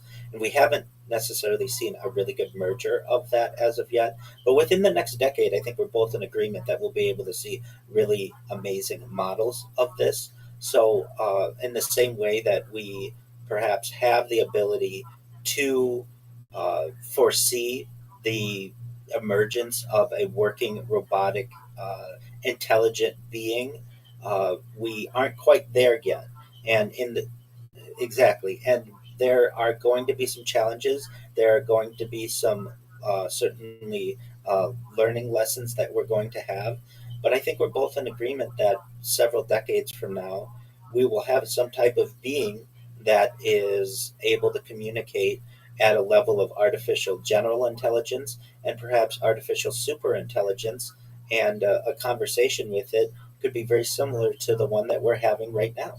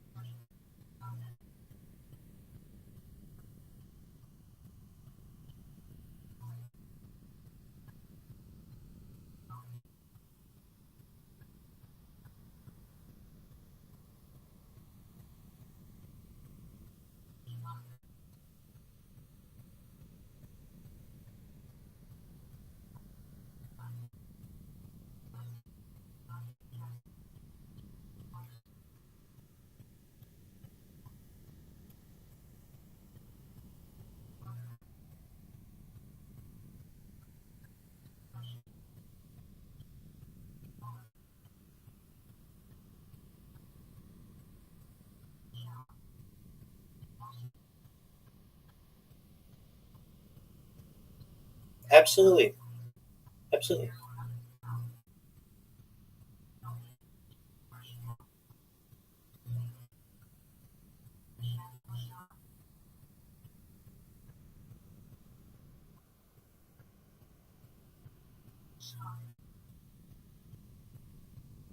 I could hear for a moment. Let's try it. Yes.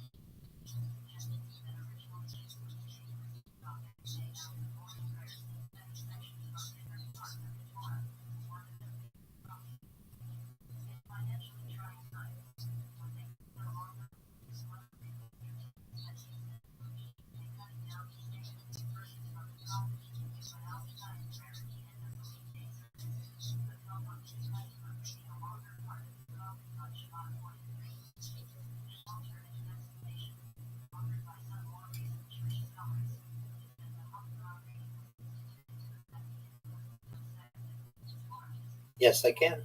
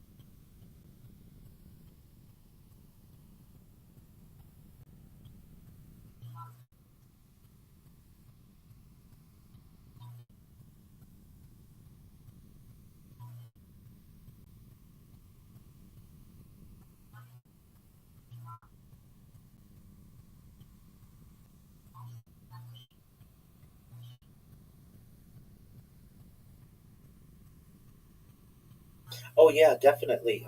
Cities used to be filled with manure, and imagine that would get on people's shoes and clothes, and it would be tracked into the house, and it would cause disease. Also, it was very smelly. Our early discussions and writings on early 20th century New York City in particular show that it was quite a disgusting place in terms of its cleanliness and for from a hygiene point of view.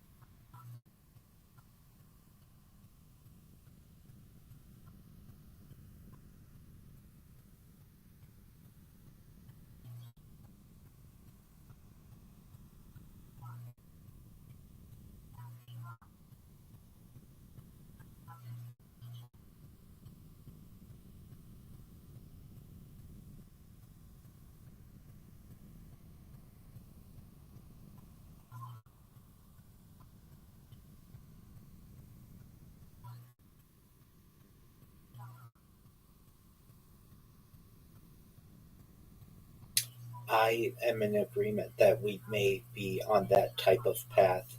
From my own personal standpoint, I've done my best to uh, purchase and just collect different encyclopedias of the world, including Encyclopedia Britannica, Encyclopedia Americana, Encyclopedia Judaica, because I do feel that this type of information will be limited to people perhaps in the future. Certainly, my written versions of the Talmud, I feel, may be of value to me and my family in the future. So I think a physical library is something that was always a status symbol to some extent, but will become much more of one in the future, especially with the lack of books that are being produced and everything going to a screen and behind a paywall. In the same way that we have, and that just society saw a change with the transition between a horse to car, we're seeing the same between book and screen.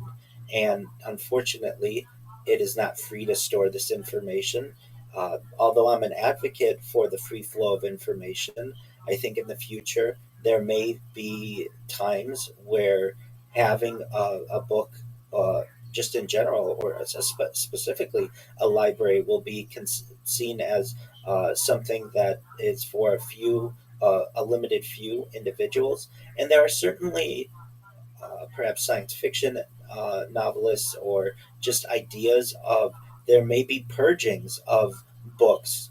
Certainly in the book Fahrenheit 451, the theoretical uh, burning point of paper is 451 degrees Fahrenheit.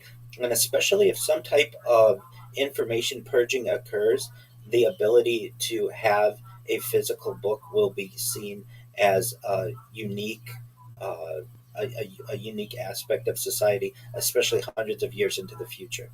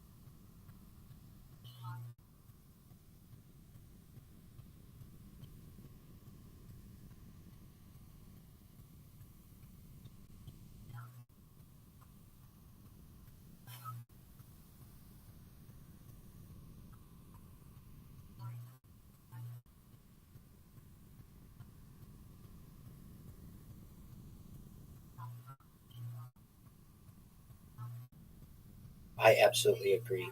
It's one of my biggest fears.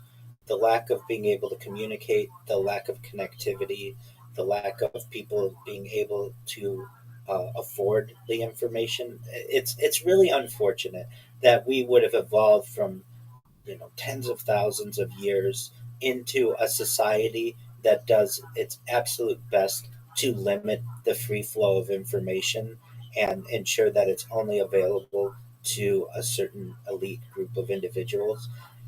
It's really heartbreaking, and I feel that we need perhaps some type of intellectual revolution and leaders who stand up for the common individual to say that we shouldn't gatekeep this information, that people, if you want to use a tokenized system, then a certain amount of tokens that is usable for free should be available to every person on earth. If this is the kind of system that we need, there was a major push toward the late 19th century, early 20th century for the building of libraries, especially in urban areas. And I almost feel like we need a similar push for freedom of information, especially within the realm of AI and being able to have an archive of the internet and just libraries in general.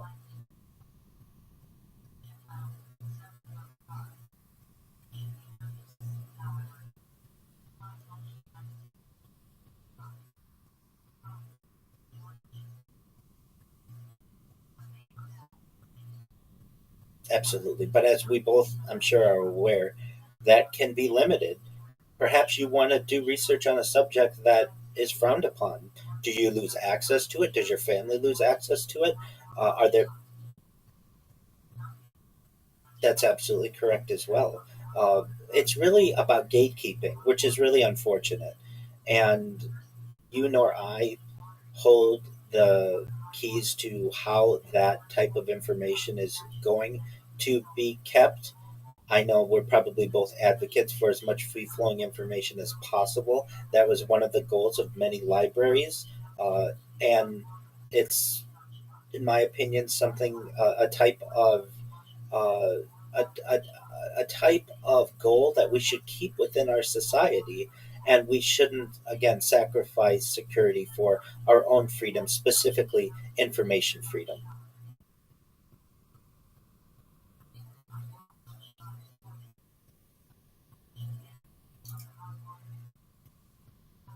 Yes, she does, absolutely. So she's been an inspiration to me since even before I started this project. I was someone who always thought it would be interesting to just record the TV when we had VHS recorders in the late 20th century, and as when I oh yeah, most certainly. Even before then, I'm old enough that we had VHS cassettes. That if there was something that you wanted to watch, you could record it using a VHS for posterity. So like sporting events or movies of the week. Well, that was absolutely, that was always a concern, and that certainly did occur in many households. Fortunately, it did not happen to anyone I know personally. But yes, this idea of recording for posterity was something that I always thought was a good idea. And then when I learned about Marion Stokes, I was absolutely fascinated by her and her fortitude to for more than 30 years be able exactly to be able to record on these tens of thousands of tapes every major event, every news cast, every major um, every major talk show to be exactly. And she was also, I feel, an important political activist. She was very vocal and may have actually lost her position as a librarian due to her political involvement, which is very sad. I found it very interesting as well that she was able to fund this major undertaking with Apple stock, where she was an early investor. Okay.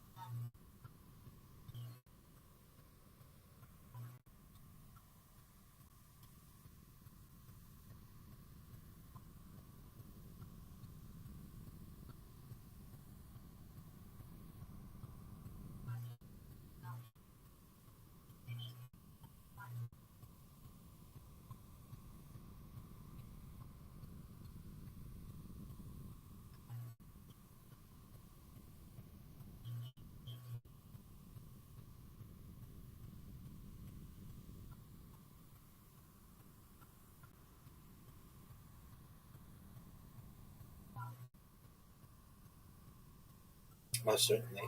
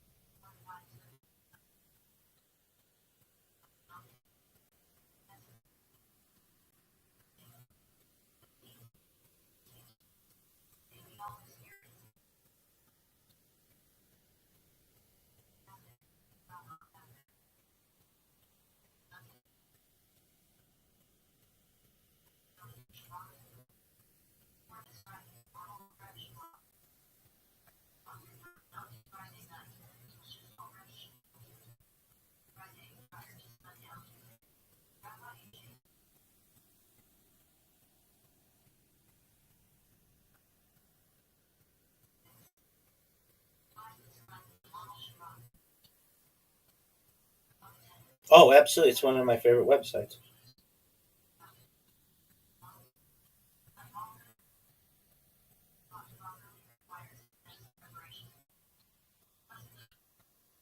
Absolutely. And they all the time. And they also, I believe, manage the Wayback Machine, if you're familiar with what that is. So you can see previous snapshots of websites of old. And I think it, to me, I've always thought it was one of the great undertakings of humanity to have this free digital library for the world.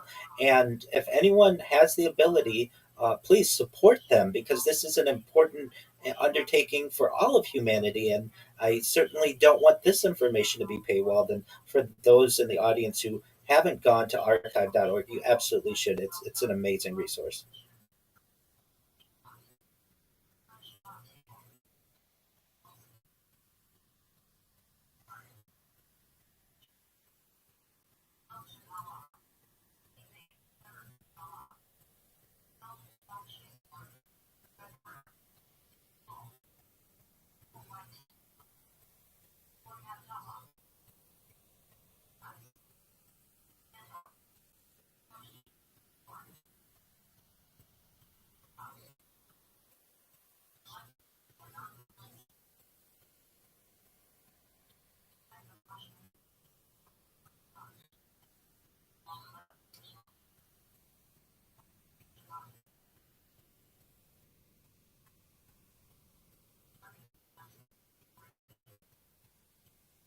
I will do my best to view it as soon as possible.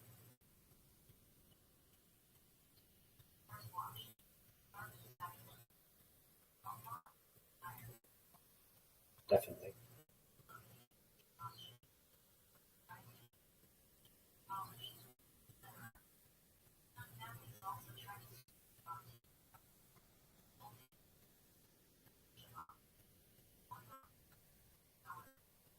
Well, I think one interesting way is to publish the results that we're getting from AI, so that we can see perhaps how it's changing as time moves forward.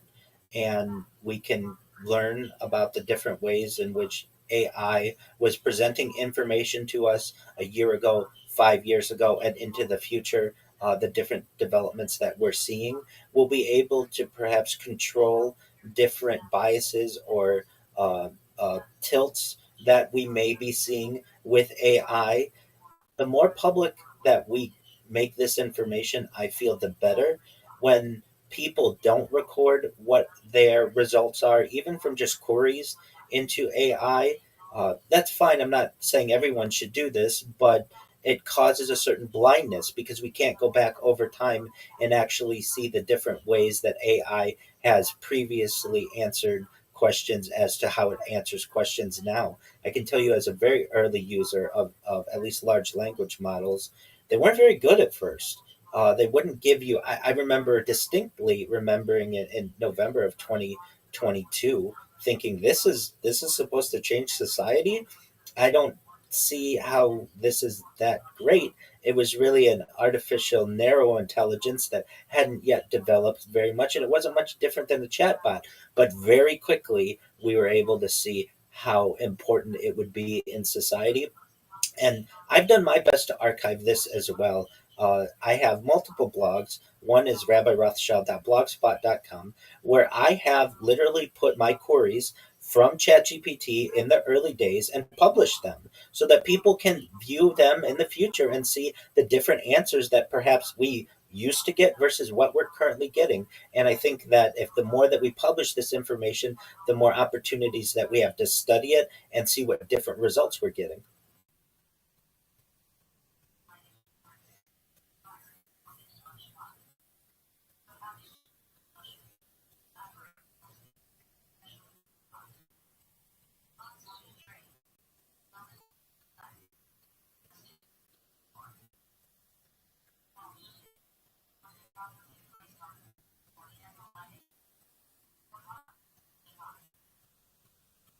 The amount of censorship that I see on some given topics, especially on health information, some historical events, it's it's it hallucinates more, I would say, than it did in its early days.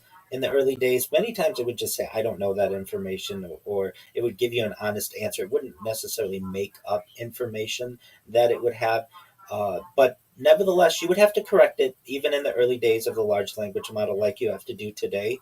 I find that there have been some really great developments in terms of large language models, memories that you can update, personalization that you can utilize, but it's still not where I want it to be. In particular, the way that I use it, many times I will utilize it for writing long form articles. So I'll have an idea, I'll provide it with an outline, I will get some type of information from a large language model, but it still doesn't always remember the way in which I want the information presented. And that's frustrating because at a certain point, I feel that we should be at a that AI should be good enough to be able to give me the results in as an efficient way as I would like, and as I would like my audience to be able to digest. But I'm sure we're getting there. These are just some of the growing pains that occur with any type of new technology. So in general, I've seen the development. I think that we're moving in a positive path, but I do fear the censorship that can occur. Also, even without censorship, you may have issues, or we may experience issues that we've discussed earlier with gatekeeping or tokenization, and that's frustrating to me as well.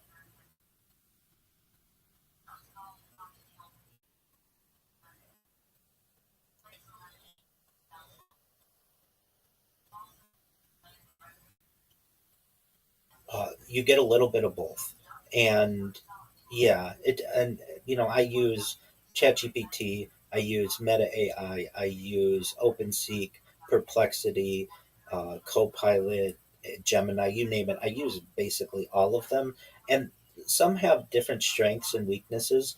And I will find that occasionally I know something is incorrect. I will say to AI, "That's not how that worked," or "Are you sure about that?" And then it will have to say, "Oh, you're right. I, got two wires switched or whatever. Here's the correct information." And that's of concern because if people go with that first initial um, uh, response exactly to their query, they may run into incorrect information. So, what I do, and perhaps what the audience might find to be interesting, is I will get a response from one of the AI models. I will take that response and put it in a completely different AI model and ask for logical soundness to make sure that there aren't any glaring holes. And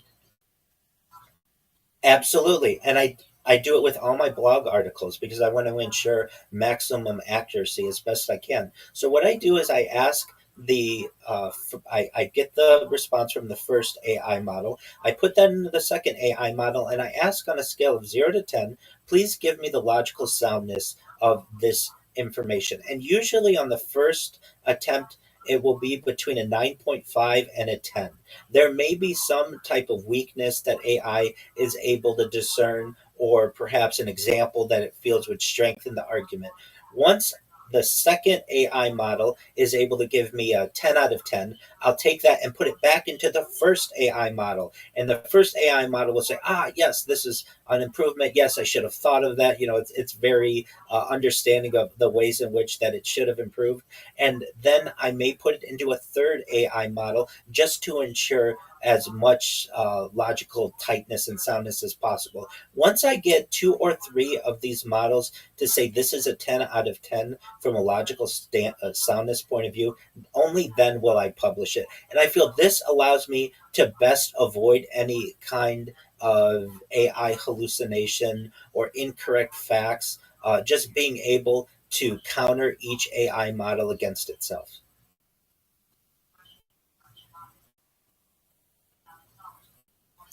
Yes, not only do I not only do I do that, but then I use text to speech to make sure that it sounds logical to me as well from a natural speaking method. And I will ask exactly what did you change because I want to know, and I want to have control over the AI, the information that's presented to me. I don't want to just assume that one AI model is correct because frankly, if you were to do that, you will make many more mistakes than if you counter these different models against each other.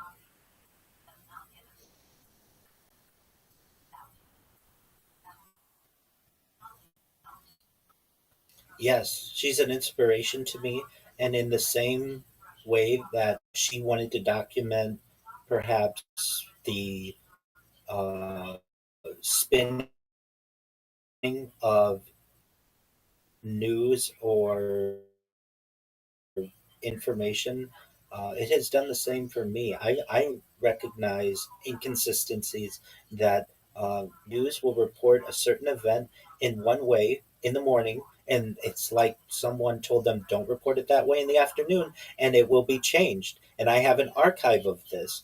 I feel I'm on a journey very similar to Miriam's. She basically was able to start utilizing this technology in the late 1970s with the advent of the at home VHS system. And she basically had to get into a routine. Every 6 hours or so, she or her husband had to put in a new tape to be able to archive the information. And I do the same every 12 hours. And what I'm doing is a new type of technology as well, which is basically cloud computing and data storage. And so I feel like I'm on a similar journey as she is, and we're able to discover much of the same information changing and the fake news and whatever other type of term is wanting to be used, we're able to archive that in real time. And I can't say that I've been able to learn all that much about myself personally as of yet, but it does occur.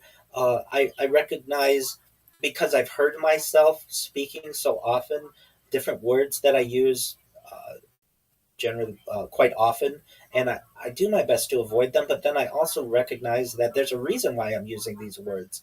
I would like to be able to digest all the information in a better way. I just haven't had the time because the project itself takes up so much time. I know Marion Stokes in her later years was able to have an assistant who would help her to be able to make as many of these archives up until 2012, and I've had to utilize AI to do the same for me. So, in many ways, we're walking a very similar path with Marion and VHS, and with my project and cloud data storage, and her utilizing an assistant, and with me utilizing AI systems to automate much of the archiving.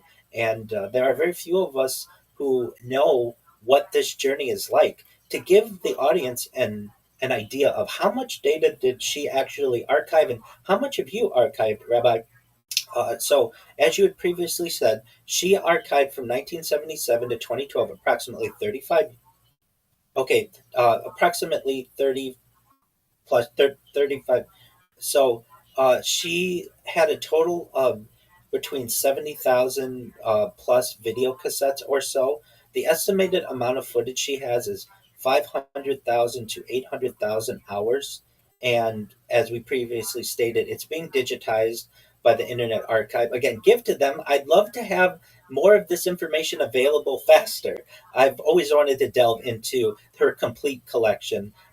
From my standpoint, and now this is approximate, but at any given time, I'm recording from anywhere between 10 and 30 different devices, and many of them have the same camera angle, but they may be separate streams. So, just for a rough estimate, we'll say 20 different camera angles for 5 years. So, approximately 24 hours a day, times 365 days a year times 5 years, each camera is about 43,800 hours. And 20 different camera angles in total is about 876,000 hours of footage. So I have a similar amount of footage that I've been able to archive over the course of the last 5 years that Marion did over 35 years. Now, it's not nearly as much of a physical task as it is with Marion, where she would actually have to remove the cassette and put in a new cassette, open up new packaging and stuff. All I necessarily have to do is generally hit go live on a different stream.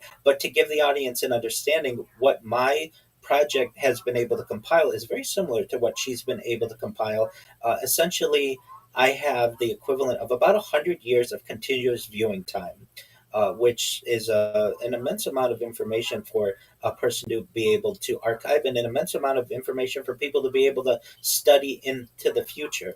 And thus, having archived about as much as she has archived, I feel that I am a modern day Marion Stokes. She's been absolute inspiration to me, and I hope to continue to do this for at least 35 years as she did. I'd like to do it for the rest of my life, God willing.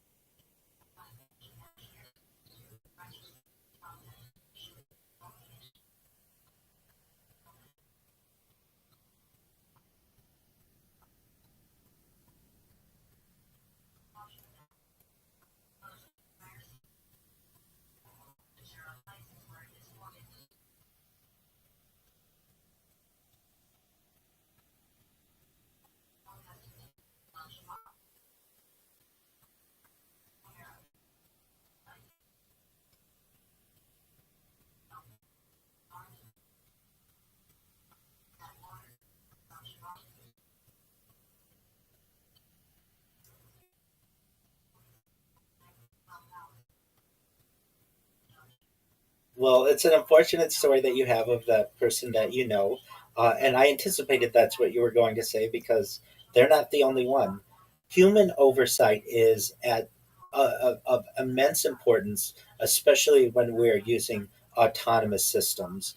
And of course, some ways to avoid this would be only having the Roomba working when you're at home or not when the dogs are have the ability to do this. But that's no, it's not. It's not. And I don't know if Roomba necessarily is able to account for all of these different scenarios that may occur. And this is one they certainly should have, and they just unfortunately did not. And perhaps different versions in the future will be able to anticipate, well, iRobot or whatever competitor comes along and is able to do this. I personally have seen, just from an environmental services point of view, some of the most difficult types um, of people of employment or careers that are going to really push the limits of AI are these types of scenarios of cleaning up after people because they or animals because it has to be so delicate. And really, what we have to ensure is that there's human oversight, or else we can have self replication that can cause major issues. We can have an issue where a small amount of doggy doo doo could actually cause major ruin to an entire floor of a house or so. And thus, it's important to have human oversight, whether it's a Roomba or whether it's an Optimus robot or a self-driving car. Whatever it is, we need to have some type of human oversight because there will be edge cases, like in a case where a dog uh, defecates on the floor, where the autonomous system has not foreseen that event or does not detect it, and it can cause uh, far more bad than the positive that it is supposed to be able to give to a human life. And this is just a small scale robot. Can you imagine in terms of an entire data farm or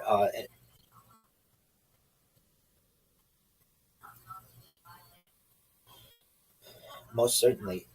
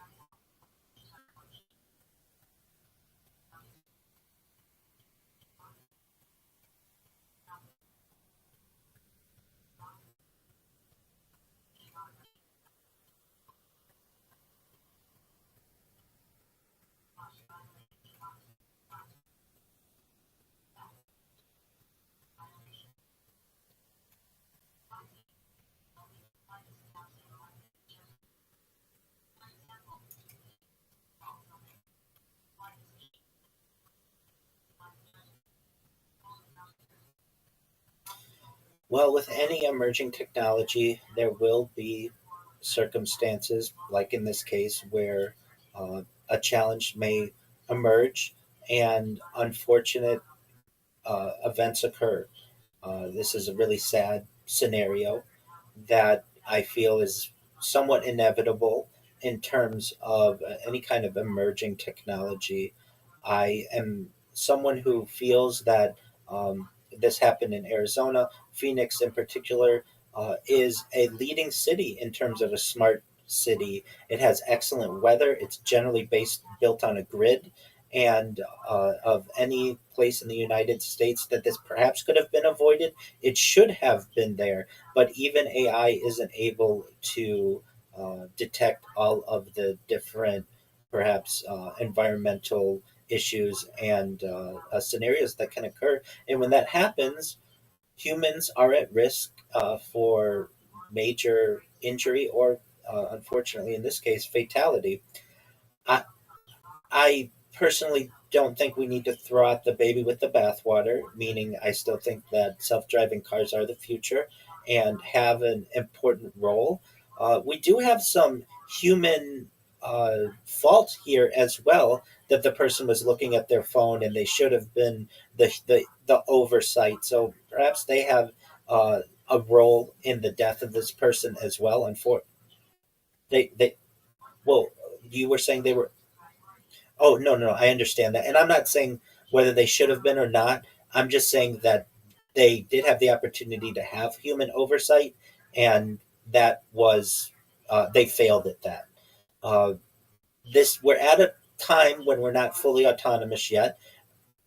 We are in emerging towards that realm, though. But we still have laws on the books that do say that full autonomy, at least in most jurisdictions, is not allowed. That humans do have to have some oversight, and whether it's the automation of a vehicle or even a Roomba or even bigger systems that I feel are of major concern in terms of drones and swarming and perhaps even going into some science fiction realms, something called gray goo, where you have a self replicating nanobot environment that takes over the entire planet, can occur. All of these are realistic possibilities without human oversight.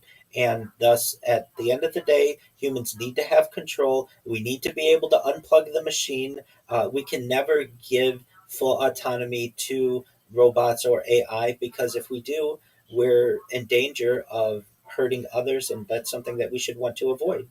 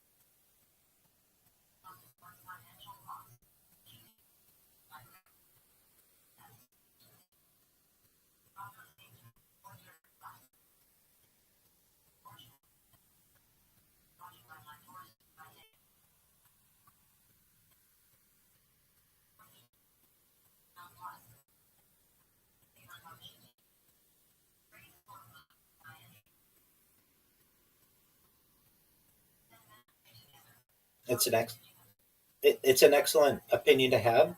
I think it's a great take. I think it's unfortunate that in today's corporate system, that really the biggest penalties that any leadership will ever have to suffer are civil penalties, and they're not even personal civil penalties. They are civil penalties against a corporation. And as I've heard used previously, if the punishment for a crime is a fine, then it is just a punishment for the poor. And that if we don't have penalties that are criminal penalties against leadership, then there will be and there will continue to be a lack of accountability. If a CEO knew that they could be charged at the same rate, or at the at could be charged criminally uh, for perhaps manslaughter in this case, I'm sure that they would have, or I have much more confidence that they would have had perhaps two drivers or multiple systems or perhaps four people keeping an eye out, or an automatic brake system or an automatic airbag deployment system. Something would most.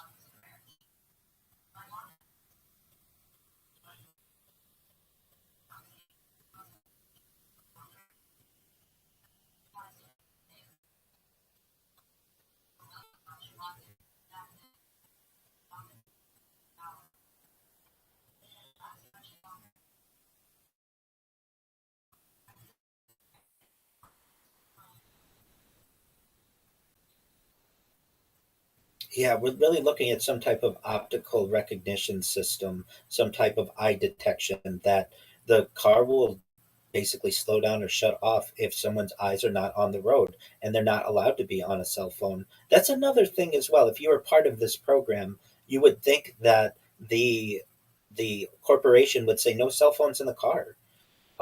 If you have to document something, we have other ways to be able to document it as opposed to texting. These are definitely questions that I would have for the leadership of this organization. And I know what they're going to counter with, which is all right. So it's unfortunate one person died, but do you know how many people die in car accidents around the world on a daily basis? I reckon I recognize that, and I don't think that it necessarily justifies it as well. Ideally, I don't want anyone to get hurt or die specifically.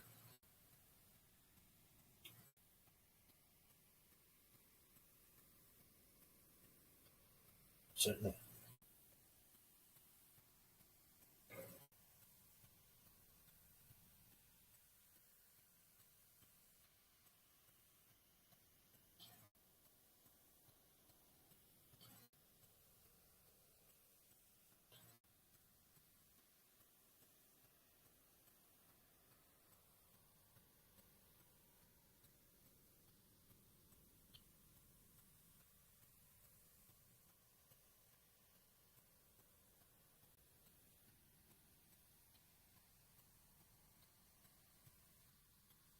Absolutely. I mean, you and I, we're two novices essentially in just this industry, and in terms of the specific engineering of an autonomous car. And we've already come up with some solutions that could have prevented this. Multiple people in the car, automatic braking systems, perhaps an airbag that could be deployed, uh, sensors, facial recognition system, eye detection, no, just a policy of no devices in the car. Even I've always felt that we sacrifice aesthetics for safety in the automobile industry. Why don't we have soft bumpers? Why don't we have like a like rubber around the exterior of the car? It may not look that great, but it would be much safer for people to hit rubber on rubber or rubber on human tissue as opposed to hard plastic or metal that occurs that's very expensive to repair and really in many ways can have deadly results. I've never understood why we make the sacrifice for aesthetics in terms of safety, but we have. And under this system, you and I have come up with a handful of ways that this could have been prevented. Do I think we'll be able to prevent every single human death from autonomous vehicles? I don't know, but I think that's the goal that we should have.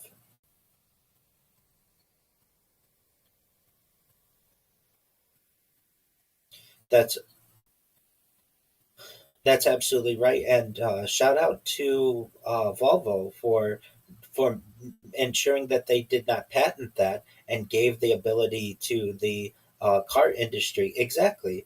And I would say that alone, that maneuver alone by the leadership of Volvo saved perhaps millions of lives in the decades thereafter. And we cannot we all should be thankful that a company felt that such a an invention should not be constrained and should not be gate kept. And in the same and I don't know if the same decision had to be made today, if it would happen in the corporate environment that we currently have, where we put profits before people, which is quite unfortunate.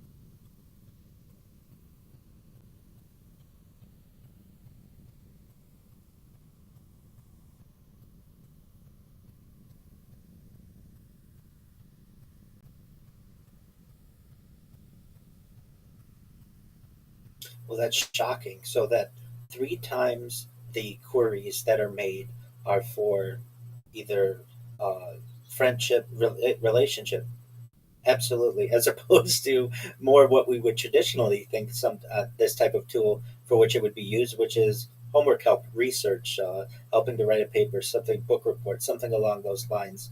Uh, in our previous conversation, and I want to reiterate here, there needs to be some. If we are going to have a limited model and not pure free flowing communication of a large language model, there needs to be some type of system in place that when someone does ask for a type of information to specifically harm themselves or harm others, whether it's a pop up or a toll free number that appears, that needs to be a part of the system. We don't want to allow AI or large language models specifically to aid in the deterioration of a human life, or specifically the ending of someone's life.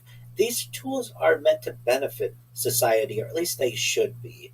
And if we can preserve a life by having a pop up that comes up that says, not only I can't help with that, but also I can't help with that. Are you in need of speaking with someone? Here is a free toll free number, or here's a chat bot to be able to get the assistance that you need. Do you need further assistance?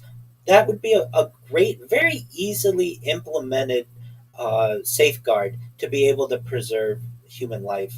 And we certainly don't want to have these tools be used to be able to cause more damage than we already have. If anything, the chatbot could say that you're valued, that people care about you. If you need help, this is where you can seek it. Is there anything else with which you need assistance aside from this topic? Because you're a valued member of society, and we want positive things for you, not necessarily here's a list of 10 ways that you could do this, and oh, would you like me to write this letter for you? That doesn't seem to be very beneficial from a humanistic standpoint. And this is a very early, easily integratable feature that large language models could have had to prevent this.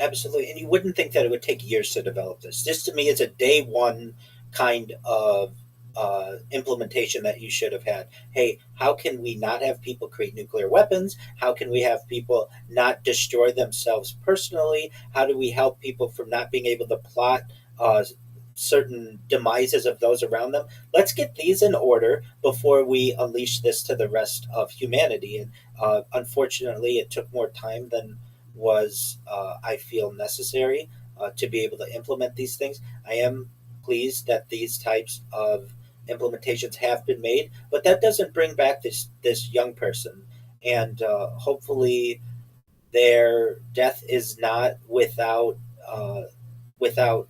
meaning and without having to improve the situation as a whole. And it's quite an unfortunate situation where we have had in both the autonomous vehicle instance that we've given or this large language model example that we've given, human life that is so precious has been taken away, and at this point in technology can't be brought back.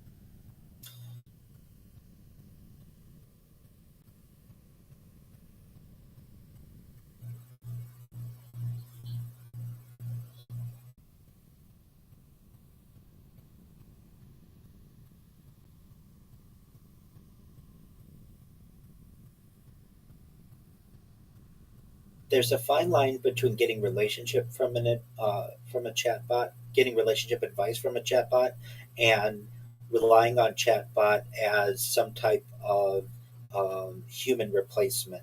And I mentioned it in our previous conversations, but I have met people in the digital world who are doing their best to be able to create apps and different platforms to be able to create a digital spousal replacement or some type of robotic uh, robotic entity that replaces traditional one-on-one human interaction. And that is going to open up a lot of questions from a morality standpoint.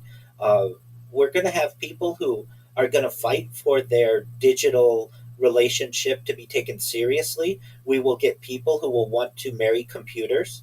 And where does that?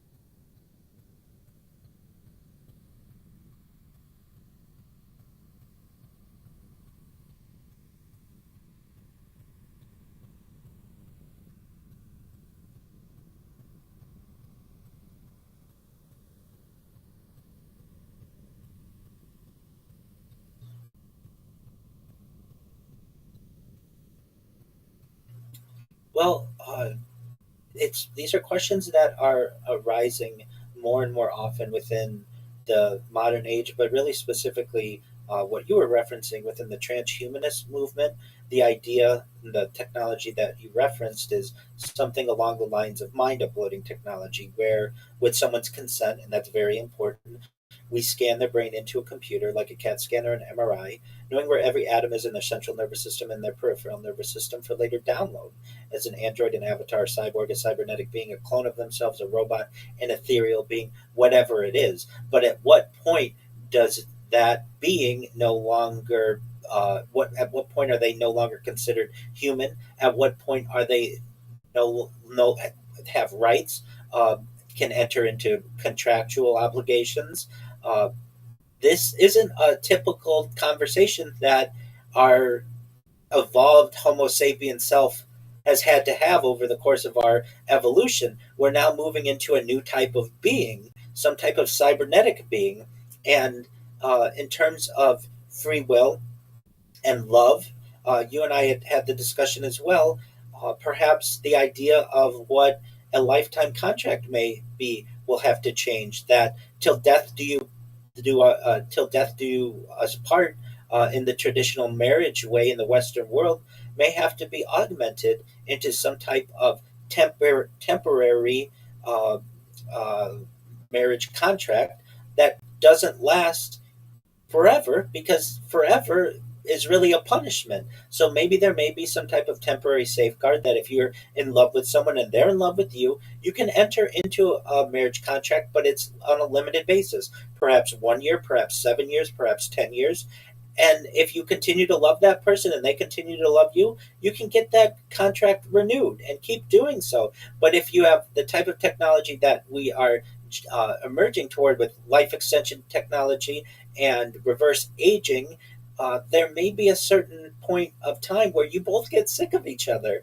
And if that happens, you should be allowed to leave that person and go fall in love with someone else if you want. And something that I think is really unique to this story is, let's say we're able to live longer than the traditional age of 80 into 100, 120, and perhaps hundreds of years into the future. How beautiful a story would it be if you could re-fall in love with your first love, perhaps a century or two into the future? These It would be absolutely wild, but these are realistic possibilities with this type of technology. Now, back to your original point of the adolescence and the exact.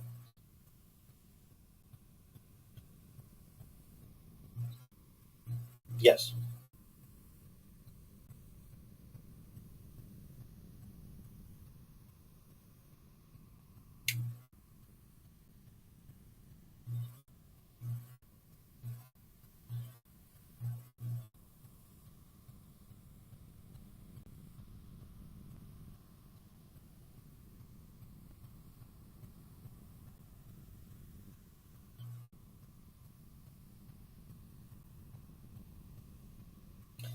Oh, well, there are a lot of emerging topics that occur here, at least with the children aspect of it. In my own way, I'd like to have them focus more on that 25% as opposed to the 75% that's in terms of research in school and for those things. But I recognize that this type of tool is going to be used to explore the human psyche, human libido. Many times, individuals, especially young people, don't have the same ability to just get into a relationship like an adult would be, and they still have those feelings. Generally, uh, once they're pubescent, at least from a biological standpoint, they are able to reproduce, and generally, uh, humanity or society restrains them for a few years thereafter. So the feelings that they're having are perfectly natural, and I would say that. As they become adults and adults are able to make their own decisions, we're going to have different options. We will certainly have your traditional monogamous relationship, but perhaps people are moving more towards polyamorous relationships.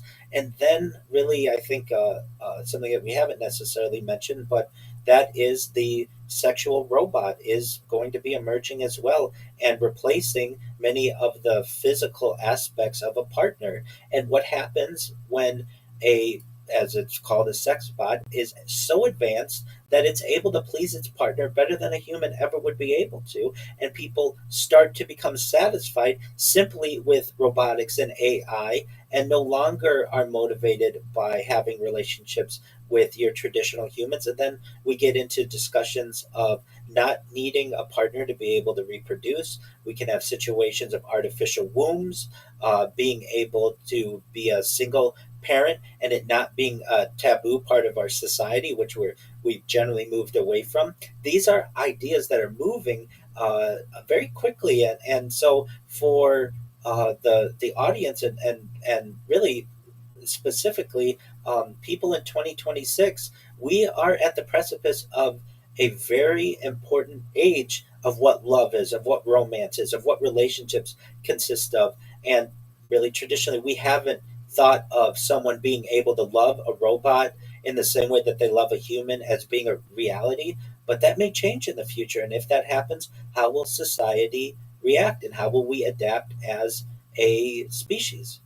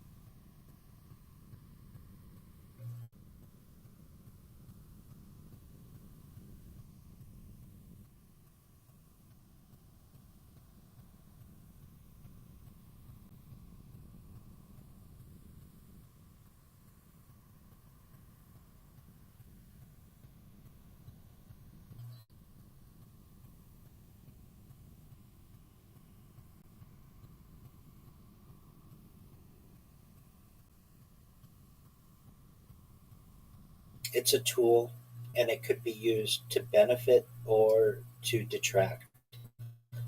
I would say that you could use it to learn more about your partner's psyche, about their needs, about different opportunities for love with them that you would have never previously uh, surmised. But then there's the element of it that if I'm able to get the serotonin uh, injection into my brain through a chatbot, why do I need a person?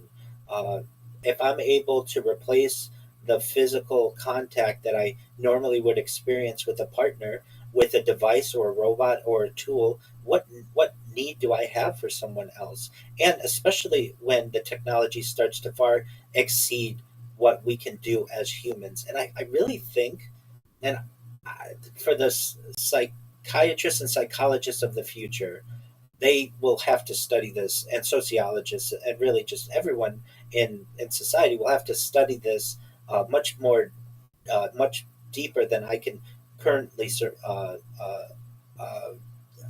more than I can currently surmise. But I think that even men and women might be different in how we have these connections. I know many men who have said, and maybe it's just been in joking, but they've said that I'd be absolutely fine with a robot if she did everything that my wife did or a girlfriend did, and she wouldn't argue with me, and we were able to have relationships together and all of that. I could see that being absolutely fine. And many of the women with whom I've had discussions on the same topic, they have said, yes, there are there are tools, and robotics might have a part in this, but I do desire that at least one time physical connection with someone. And I understand that as well, so that they feel that it's organic and not necessarily completely uh, completely technological, or uh, I would say it's a more traditional sense. Now, there are men who would feel the same way. I don't want to say it's split completely between men and women. I certainly don't want to say that, but I'm saying that there are aspects, and usually I hear this opinion more in women, but not always, that say, I want the organic physical touch of a person. And if they're not there, I can't be with them, and I need to replace that in one way by AI or a robot, I can do that. But I don't want that to be the only replacement, the only option. I do want that organic relationship. Then I've heard that opinion, and I've heard from men that they are, not just from men, but from generally more male perspectives, and it may just be an issue with who I've polled on this topic, but they would be absolutely fine so long as the robot loved them, or they felt that there was love there. And then there's going to be some people in the middle who want the organic connection, and other people who will be fine with just the robotic. So I think probably it will have to just, it differs on the person and what we consider to be love. Right now in 2026, if we heard someone say, I love a computer, or I love a chatbot, that's going to sound quite strange. But in 21, 26, will that sound so strange? That might be the norm. And that's a fascinating century that we will undergo if that becomes the case.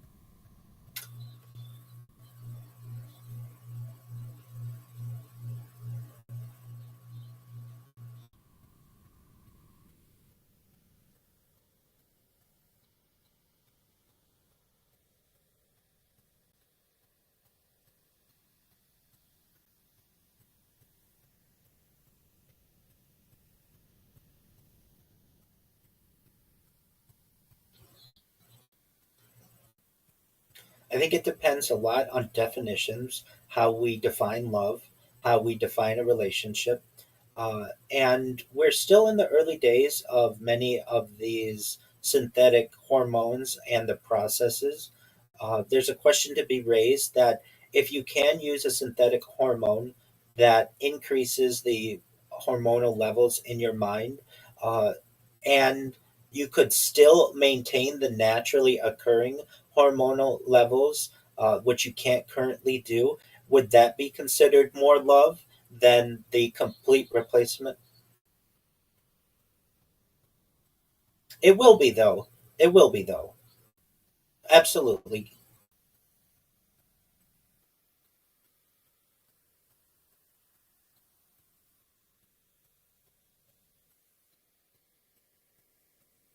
I'm looking at this. I'm looking at this over the course a century, perhaps not in the next few years, but given enough time, science will be able to adapt to any need that humans need. It's just a matter of time. And if we were to say, okay,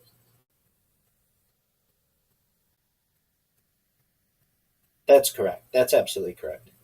That's absolutely correct. So I'm in agreement with you. The current reality is that the synthetic methods of replacing hormones cause an issue where the body does not create them on its own and relies upon the synthetic influx. And is that considered love? I would say, if anything, it would be synthetically enhanced love, but not traditional organic love that perhaps most people are used to experiencing or think of when they think of love. And then in the hypothesis that I give, we recognize that that's an issue within society, and that scientists will work on methods within the medical industry to be able to perhaps allow for that synthetic love to occur, but still allow for the body to be able to replace that. But like you said, that's a possibility. It's not necessarily here within the next few years.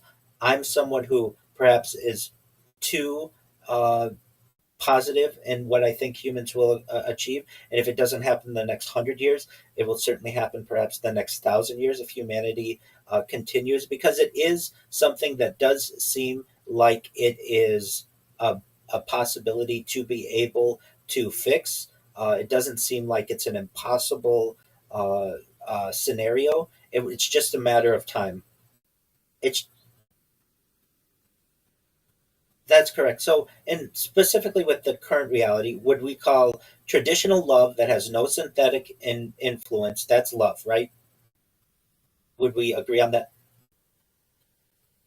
Exactly. Okay. So then, if we have someone who is using synthetic dopamine or endorphins or serotonin to be able to enhance their ability to love with someone else, could we agree that that's synthetically enhanced love?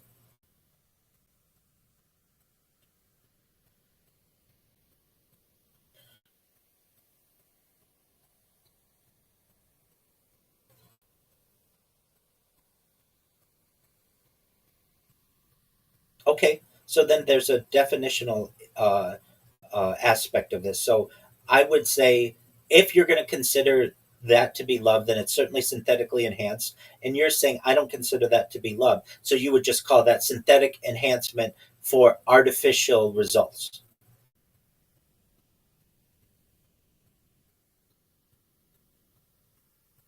Okay,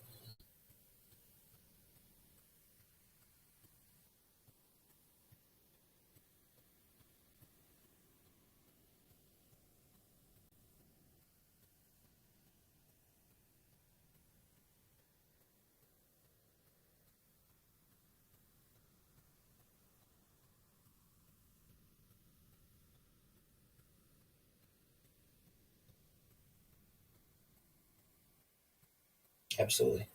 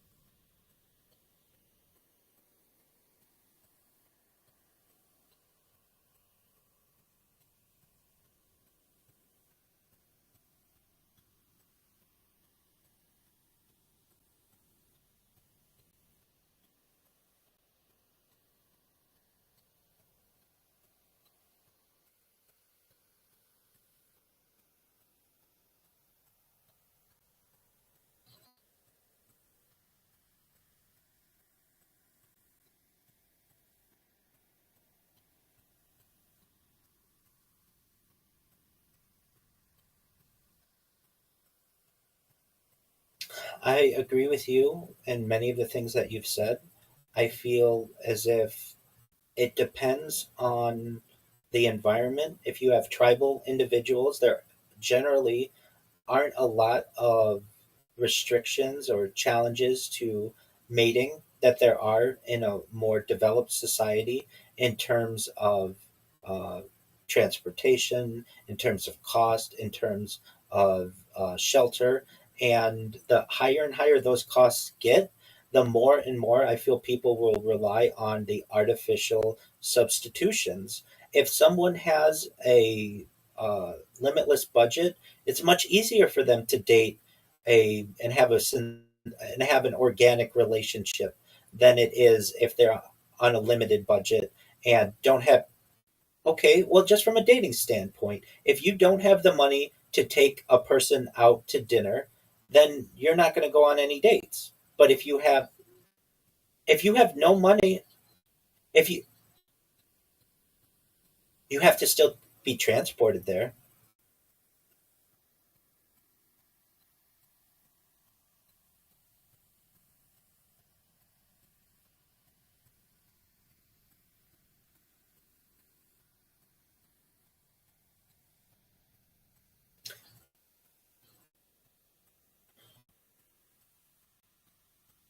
I'm in agreement with you on that, but the sexual relations doesn't necessarily mean a long-term healthy relationship either.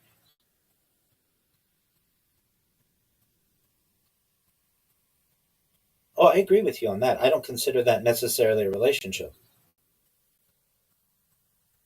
I recognize that, at least from the terms of the budget. If someone doesn't have the funds to be able to go on a date, to be transported, to pay for dinner, or even spend time with the individual, are they really going to be considered a viable mate? Probably not. And thus, that person is going to resort to the chatbot because that's the closest human connection that they may feel they'll be able to get from a realistic standpoint, multiple sessions. Sure, they may be able to find someone on Tinder and be able to have a one night stand or just a random fling, but is that really going to be something that is going to give them the type of connection that they feel over a long period of time? Likely no, and that's why they're.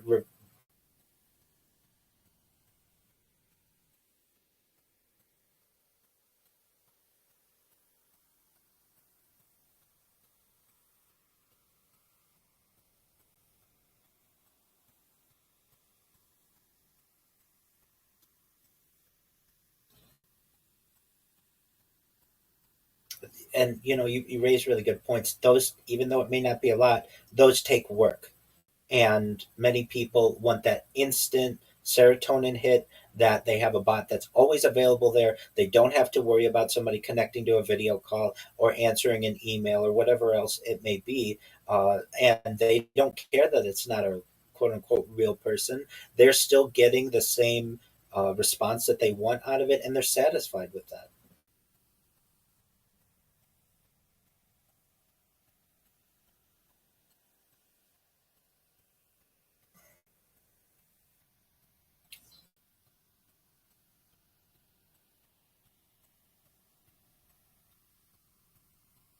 I agree with you, and I agree that that is there are some fears of that type of thinking. It's very primitive, unfortunately, but if you look at our primal needs, desires, and instincts, many times people will go to the easiest, will find the easiest route, and with this new emerging technology of a chatbot or a sex robot or something like that available to them, they may not want to put the work in that is necessary for a or traditional organic relationship, and may just default to what's easiest. And is that a fear that I have, that the future of society may be defaulting toward? It is, absolutely.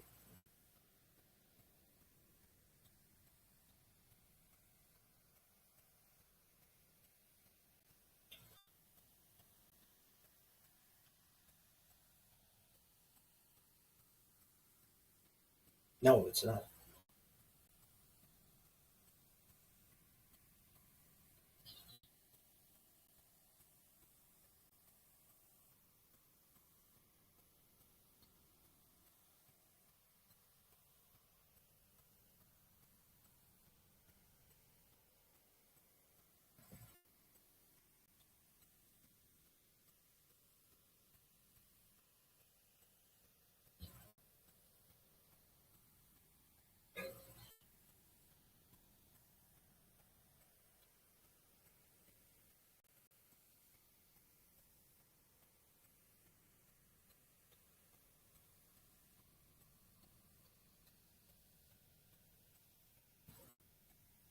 Absolutely. Well, thank you. First and foremost, I want to thank you so much for the opportunity to have these discussions with you.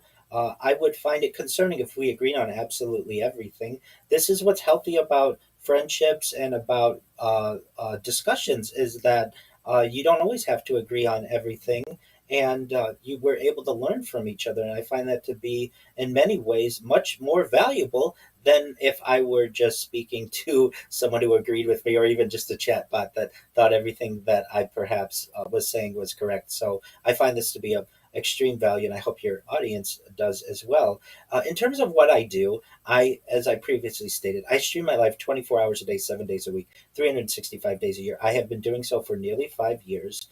If you want to find what I do, the easiest way to do so is to go to YouTube and type in my name, Rabbi Rothschild. And what you're going to find 24 hours a day is my life archived on multiple streams from different angles. I have ceiling cameras. You can view my life in 360 degrees. Very few people are going to give you so many different views of their life.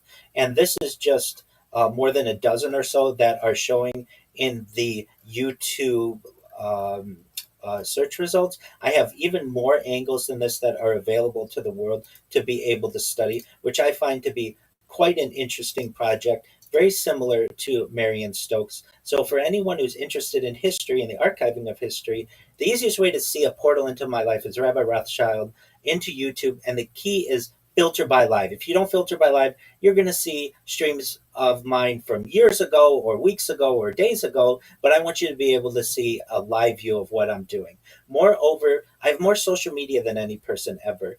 Arguably, I have over 100 YouTube accounts, over 200 Instagram accounts, over 500 Twitch accounts, over 1,000 TikTok accounts, over 2,000 Twitter accounts, over 5,000 Blue Sky accounts, and over 10,000 Kick accounts. I have created a virtual treasure trove of content for the world to be able to study in the future. The way that you can best find any of my content is by typing either my name, Rabbi Rothschild, into the search of any social media search engine or AI engine of your liking. You can also type in my hashtag viral rabbi, or go to my link tree, linktr.com// Rabbi Rothschild, RABBI ROTHSCHILD. You will find more accounts there than you'll ever find. I have press releases there. I have links to my Discord where you can connect with me 24 hours a day. The easiest place to do so is discord.me/rabbi. If you want to comment on my channels, you absolutely can. But I invite you, and very few influencers or creators invite you to live your life alongside me if you want, or just ask me a question. If I'm asleep, I have a section where you can ask me anything. I have other people who are living their lives alongside me 24 hours a day. I'm here not just to be an example to the world. I'm here to interact with people as well. So if you have questions on relationships, if you have questions on employment, if you have questions on religion or history, or you just need pastoral for you, and that's for people of any background, any religion. You don't have to be Jewish to be a member of my community. I have thousands of people within our Discord community alone. The only thing that I ask is that you're an adult. I think children are our future, but I just want to make sure that my Discord is of people of majority, and you can connect with me whenever you want. Moreover, I am an avid blog writer. I publish about 2 blogs every single day, and those can be found at rabbirothschild.medium.com. And I write at length on AI and technology and communication and human dynamics and history. So you can see all of my interests there. And just want you to know how much I appreciate the opportunity to speak with you, to be on this podcast, to be able to interact with not just you, but communicate to your audience as well. And I'd love to do it again sometime. So as history continues to move forward, hopefully we can reconnect, and we'll get updates on where we were right, where we were wrong, and where we're moving.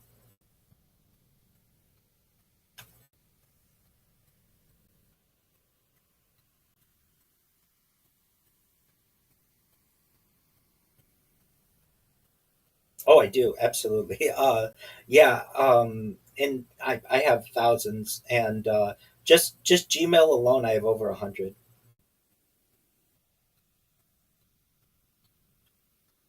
I do. I have extensive spreadsheets, and that allows me to keep them as organized as possible. But unfortunately, I've lost access to some of them. For anyone out there who's like, Rabbi, I lost access to my Gmail account from 4 years ago, or 10 years ago, or my YouTube account, or my X account, or my Instagram account.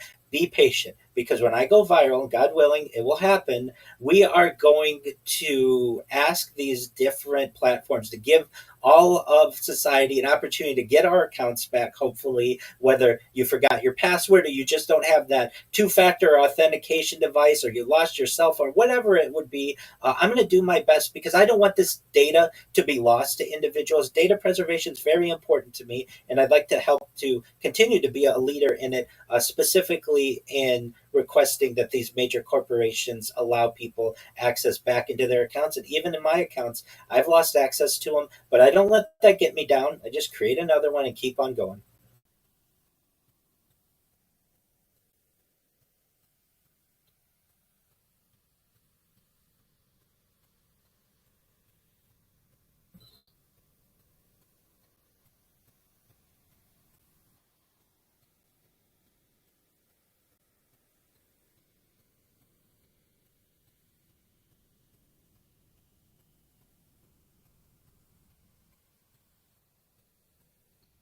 Excellent.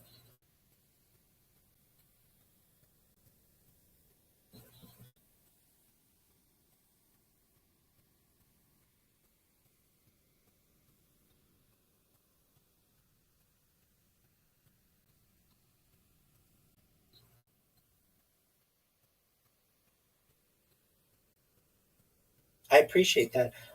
If I may, I didn't know that you would be giving like an overview of some of the topics that we covered. So that one part where I began reading my notes, if you can remove that and just go into where you start to give the description, I would completely appreciate that, because I just wasn't sure, and I wanted to make sure that I was accurate. Moreover, if it's okay, I'd like to send you my relevant links, perhaps for the description, and if you need a headshot, I can send that along as well. And I look forward to not only reviewing what you've put together. You're really smart. I want you to know, like, you're really smart, and you're a really good historian. Like, I was very impressed with your outline. I'm very impressed that you're in the medical field, yet you're you're an excellent historian. So I think very highly of you. And I say this to just about everyone with whom I do a podcast. If something comes up in the future that we're like, hey, let's discuss this topic, absolutely. But at a minimum, 1 year from today, I want to have another, or not necessarily today, but 1 year from around this time, let's meet again. And every summer, for as long as we continue, you do a podcast and I'm live streaming, which God willing is the rest of my life. I'd like to see where we were right, where we were wrong, see what is emerging. So, if anything, August of 2027, we can plan on reconnecting, and then that's the one really exciting thing of the topics that we mentioned, is they're always emerging, so we can see where we were accurate, maybe where we were off the mark, and where we're going, and then we have like a watermark every single year of what was going on. So if we could do that, I'd really appreciate it.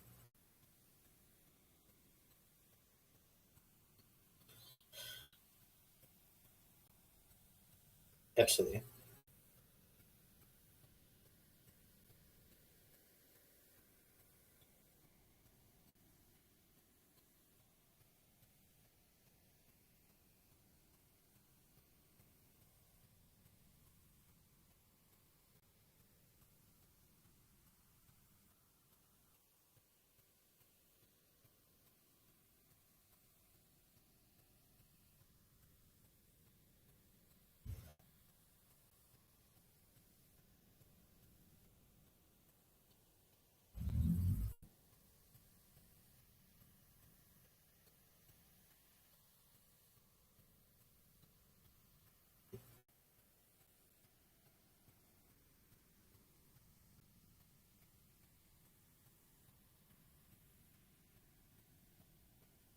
Absolutely.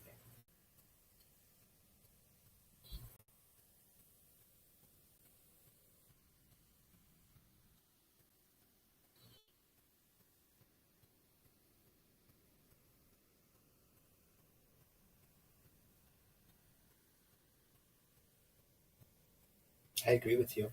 If I may ask, what time period is your book taking place? Okay.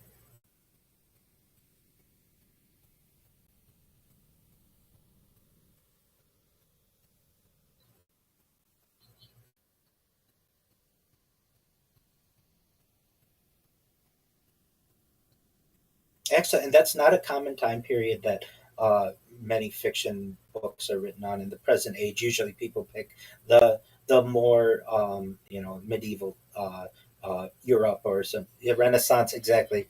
Exactly. So I laud you for doing that. That's a great undertaking, and so that's wonderful. And I want to re uh, uh, just restate. I'm very impressed with you as a person. I'm very impressed with your knowledge base. Your preparation is amazing, and you're a very well rounded individual. Absolutely.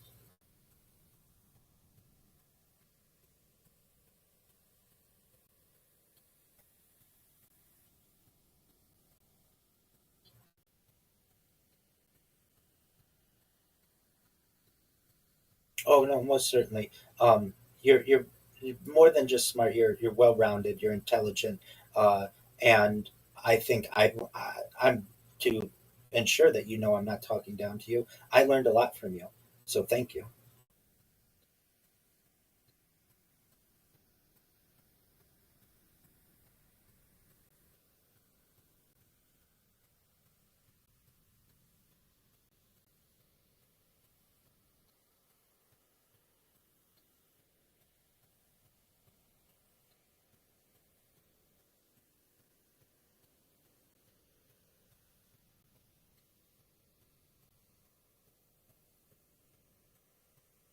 I I I agree.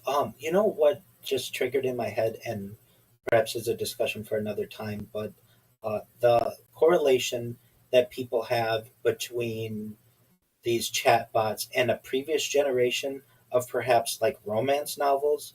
Do you understand what I mean? Like that there's a certain exactly that's what I'm thinking. Like those novels that you would see in the grocery store with the big buff guy with the long mane is basically the modern day large language model. Hmm.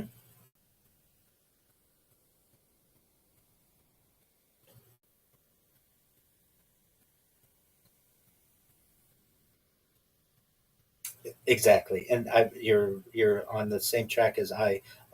That we are those people who may get into that type of genre can have their reality distorted, which is unfortunate. But in the same way, people with large language models are having their reality distorted as well. And those books were just a generation or two ago.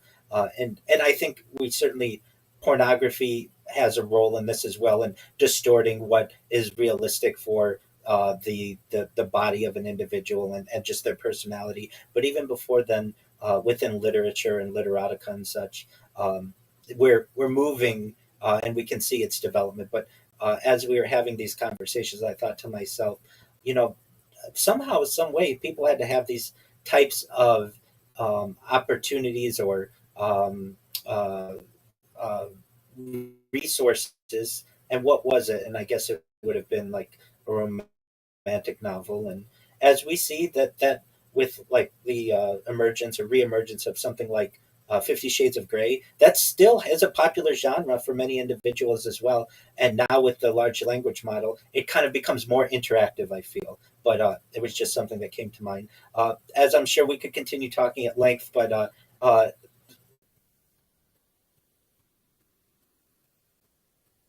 oh, excellent. Excellent. Now, absolutely. Now, with Riverside, just before you go, I have to keep the browser open and let it upload. Right? Excellent. Absolutely. Thank you so much. And we'll be in touch. And God willing, 1 year from now, we'll see where we were right, where we were wrong, and where we're going. Excellent. Very well. Thank you so much. You as well. Thank you. Yes, bye. Shout out to Leah. Oh man, what did you want to change? I didn't know she would be reading that one thing, so I did want to change that. Dude, that went for like 2.5 hours. That was long, but it was really good. Was it? Yeah. Shout out to Leah. Yeah, that was great.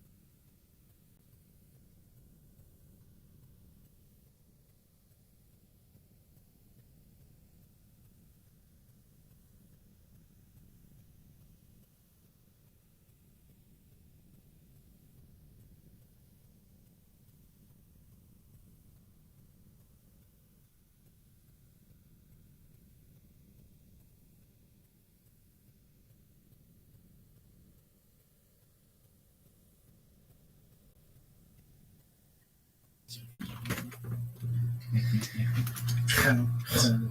got.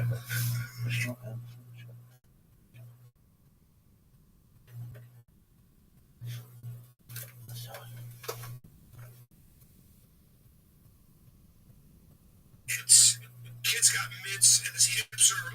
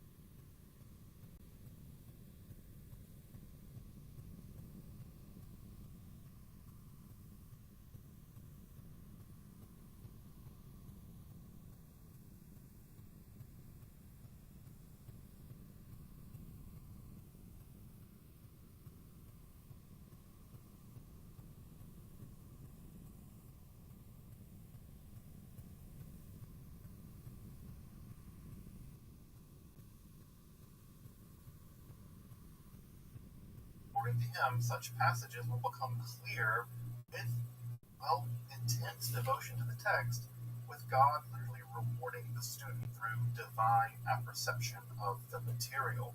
He argues that one should begin one's studies. Reverend Andrew, can you hear me? That's the same page that Cordovero himself began to. Reverend Andrew.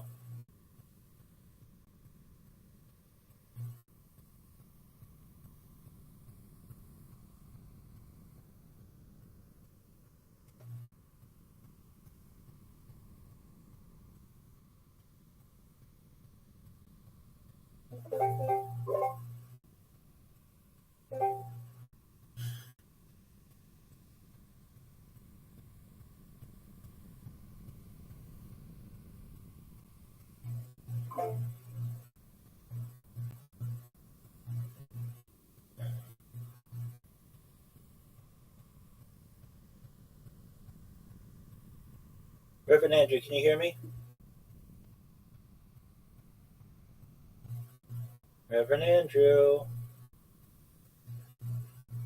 can you hear me?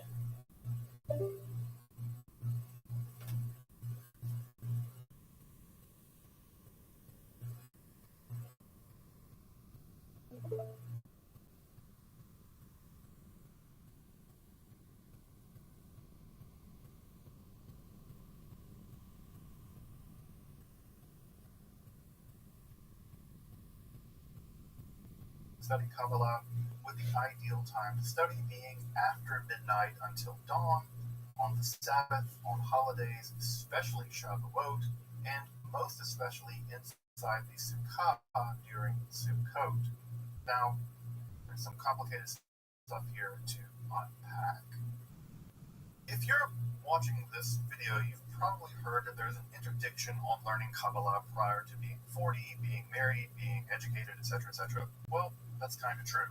This is actually grounded in Pirkei Avot 5, where it would have been Tema laid out something like a life plan. He says at 5 years of age, you should study scripture. At the age of 10, you should study the Mishnah. At the age of 13, you're subject to the commandment, a mitzvah. At 15, you begin the study of the Talmud. At 18, you get married, young. At the age of 20, you're out there working. At 30, you have the peak of your strength. At 40, you achieve wisdom. At 50, you're able to give advice or counsel. At the age of 60, you've reached old age. At 70, that's the fullness of years.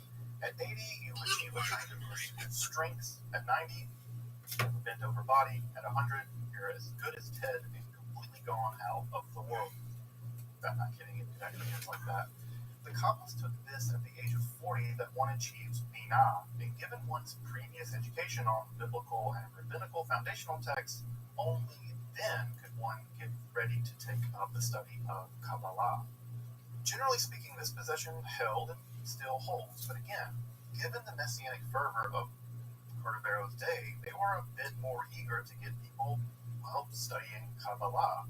These rules were for the sake of education and not for the sake of making rules, and thus they can be bent a little.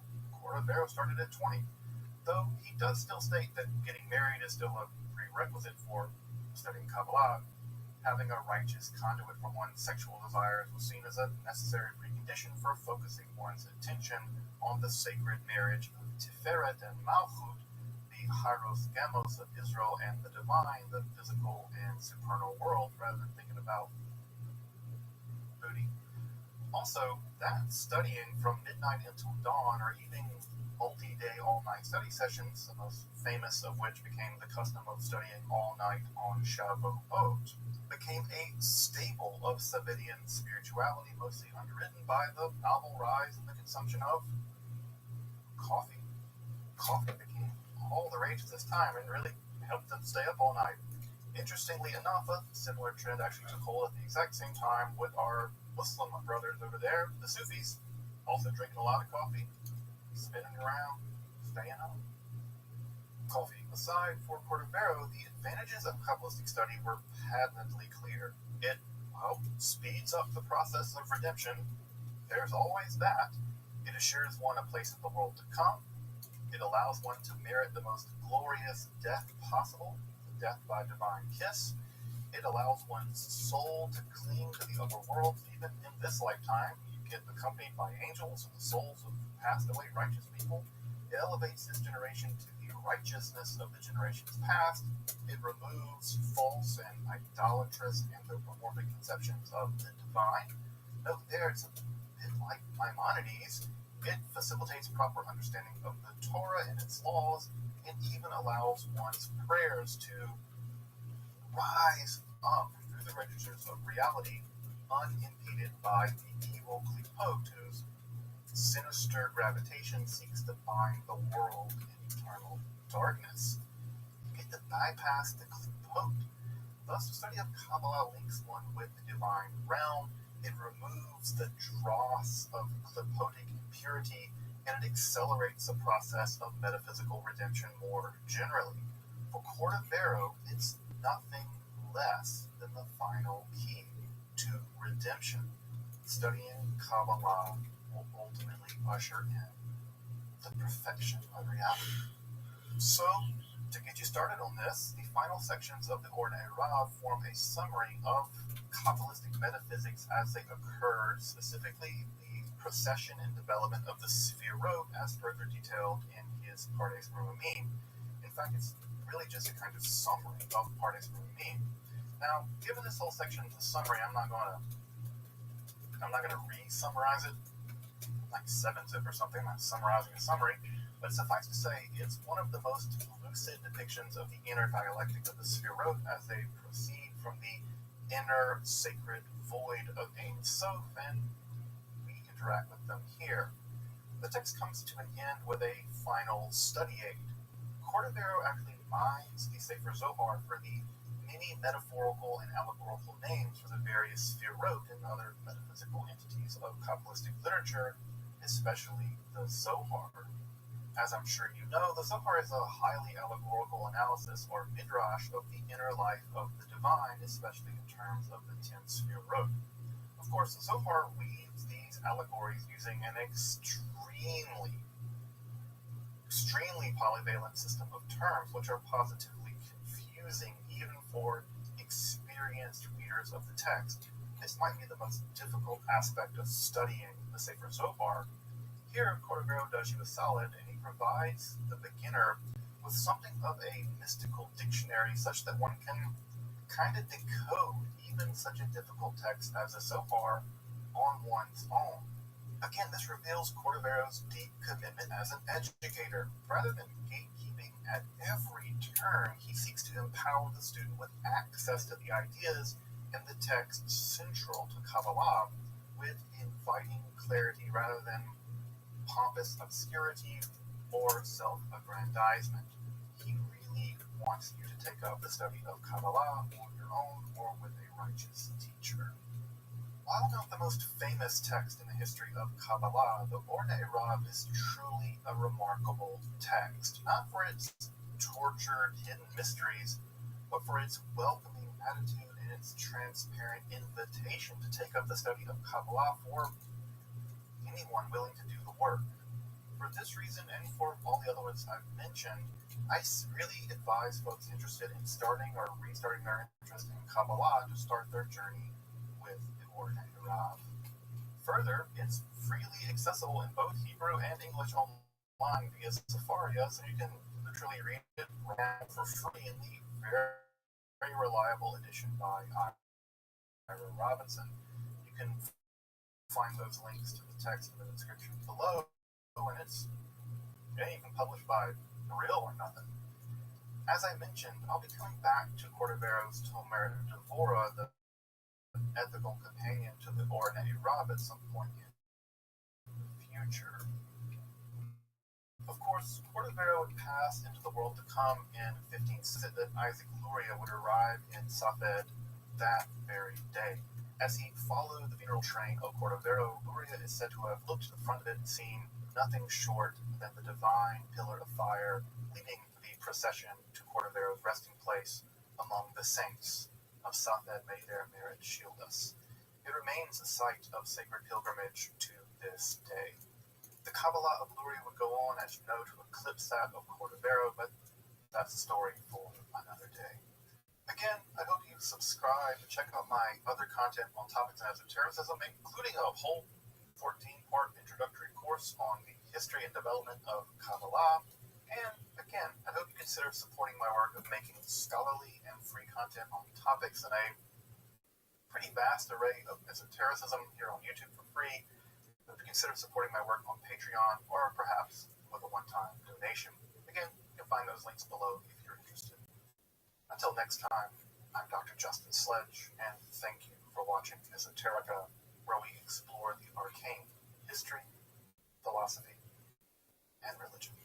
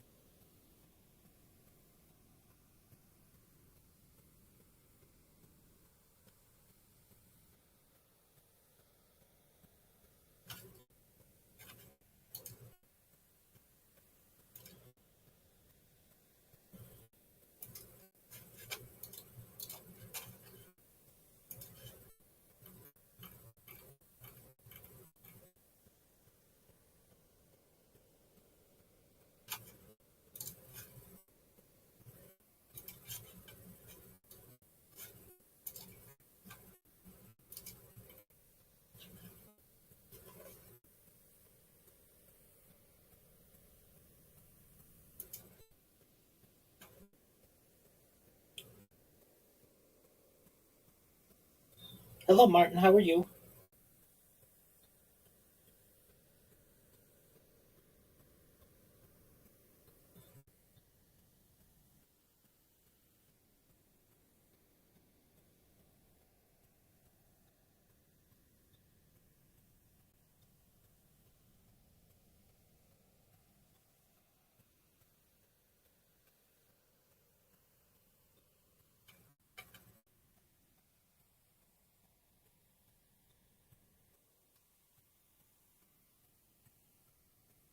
Yes, I do have a jacket.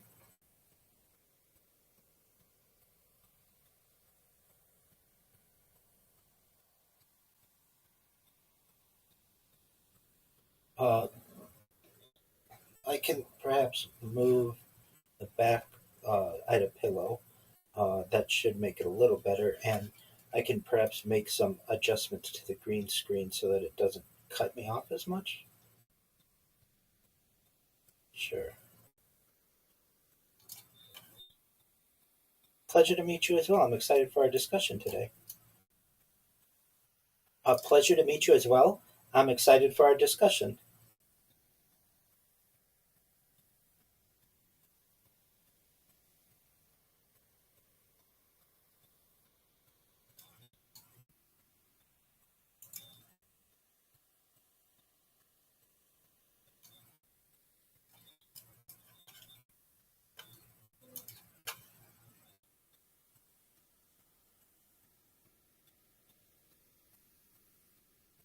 Certainly.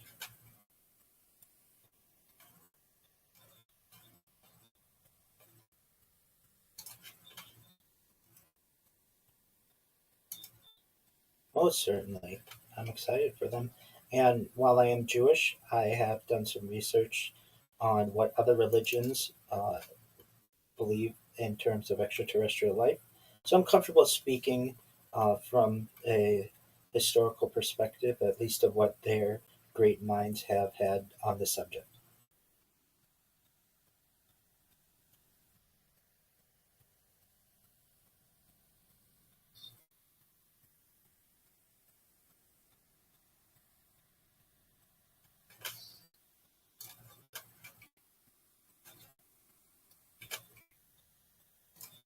I can adjust that.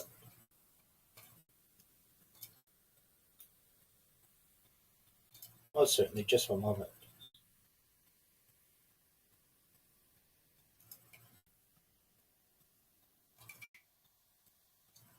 Yeah, just for a moment.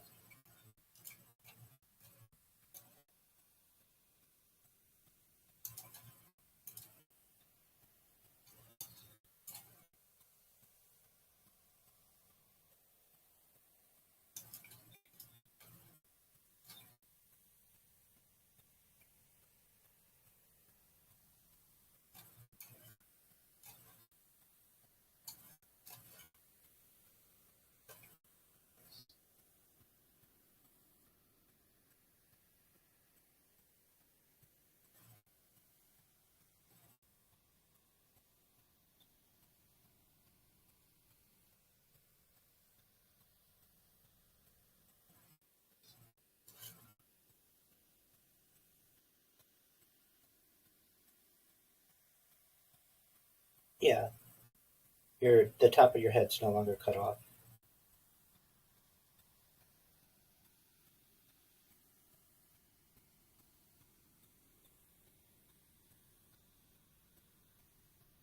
Yeah, that's what usually works best. I'm based in Irvine, California.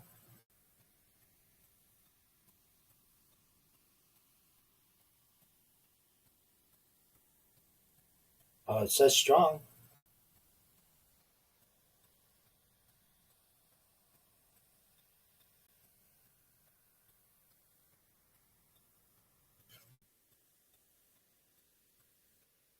Yes.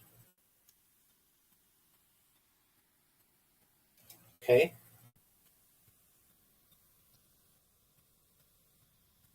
It says standard definition 480p.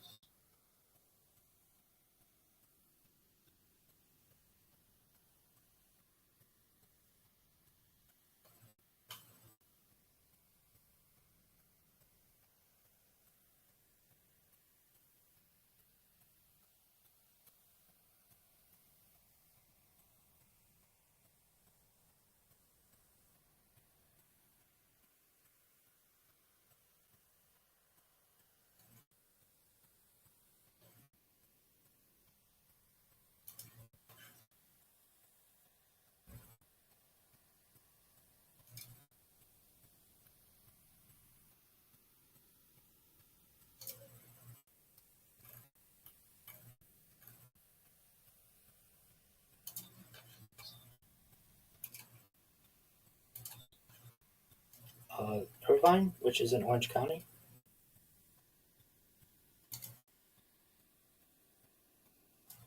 Oh, it's very nice there.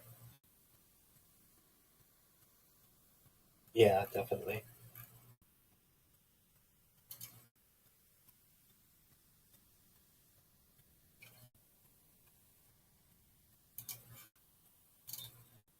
Oh yeah,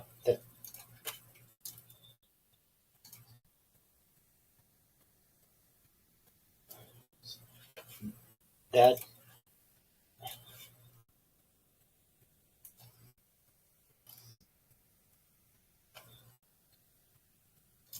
most certainly.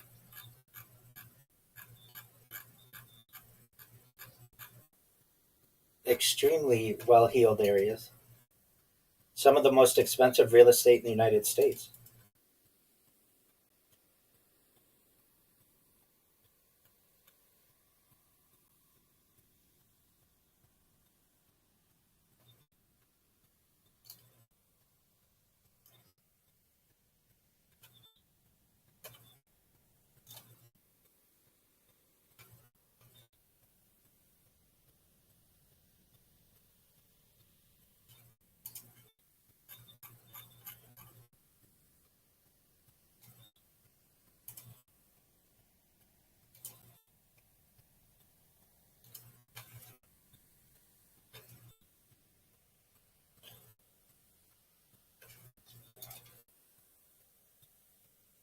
Right.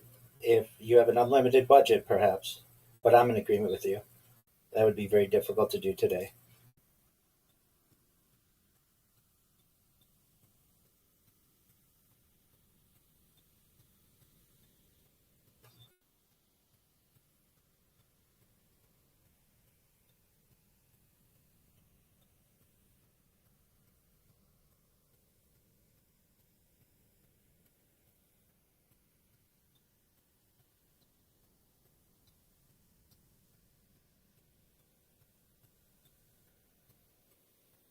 Yeah, it's very Mediterranean. That's why the average cost of a house nowadays is upwards of $1 million in Los Angeles County, even more in Orange County.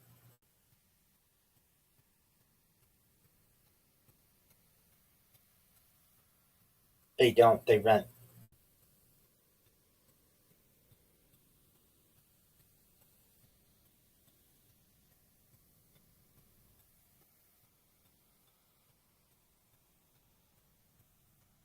Yeah, I imagine so.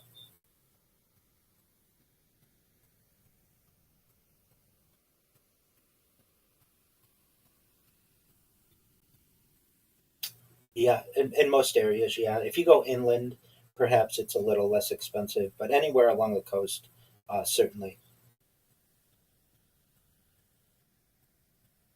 That's right.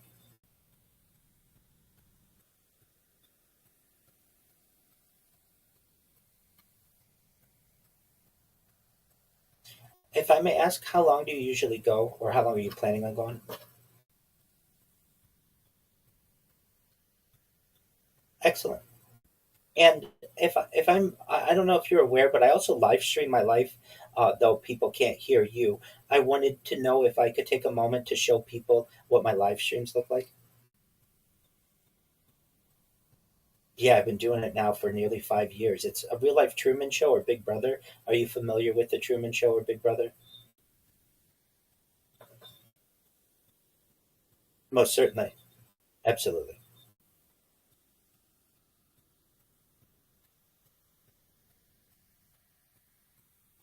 Wonderful.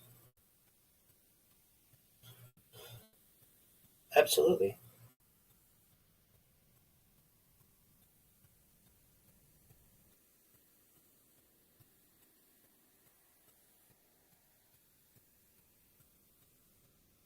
Oh, yeah, absolutely. I use it all the time with different hosts, and I must hold you in high regard. You've been doing your podcast now for 15 years, which is quite a triumphant accomplishment. Not everybody can do something for that long, and you were such an early adopter, especially on the topic on ufology. That's just really a feather in your cap.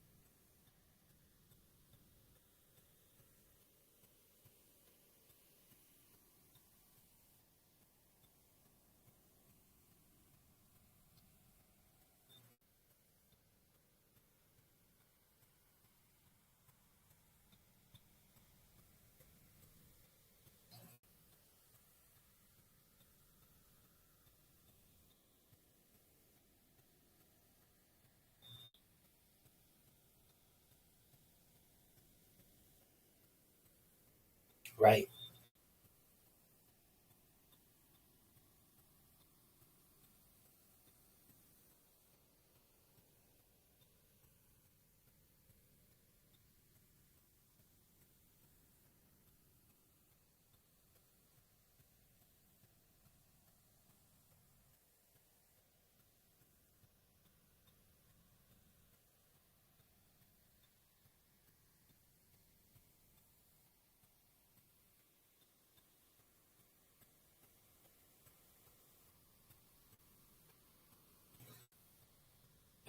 That's good.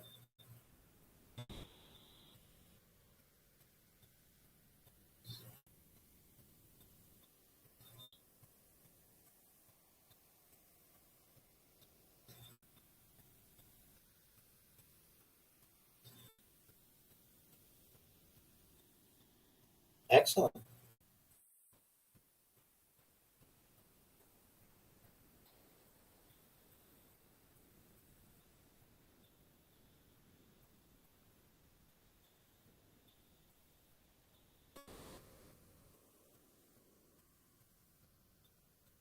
Hmm. Hmm.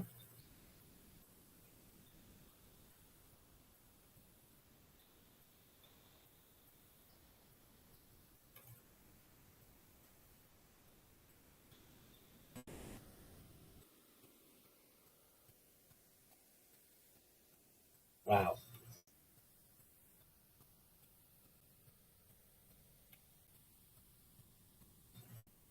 That's exactly right.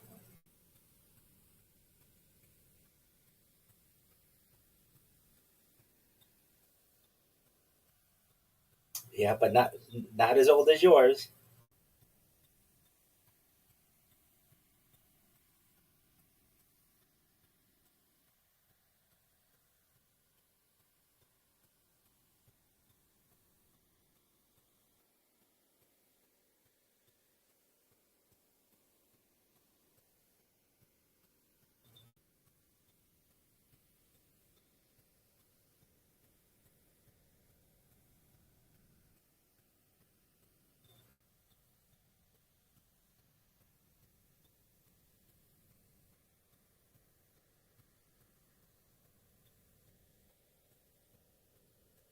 Well, in my opinion, it makes you a trailblazer in the community, and people of the future will hold you in high regard as they begin to go through your archive. Oh, certainly.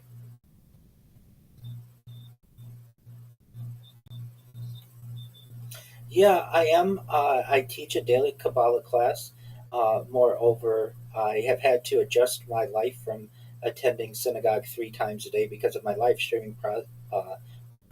my live streaming program. But essentially, this project still allows me to say daily prayers on camera, say blessings on food, light candles for Shabbat, those types of things. So I do my best to live as orthodox a lifestyle as possible while still maintaining a 24/7 continuous live stream.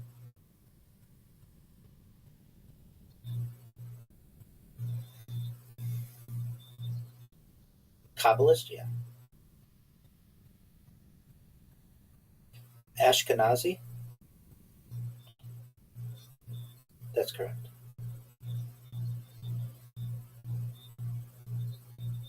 Kabbalist is exactly right. Correct.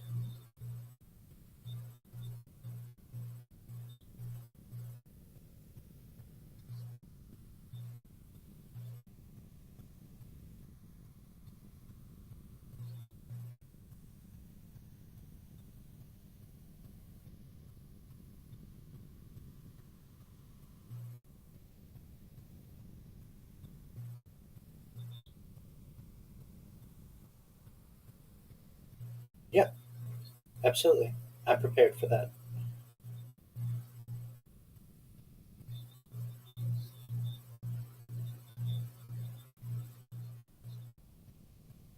Okay, thank you.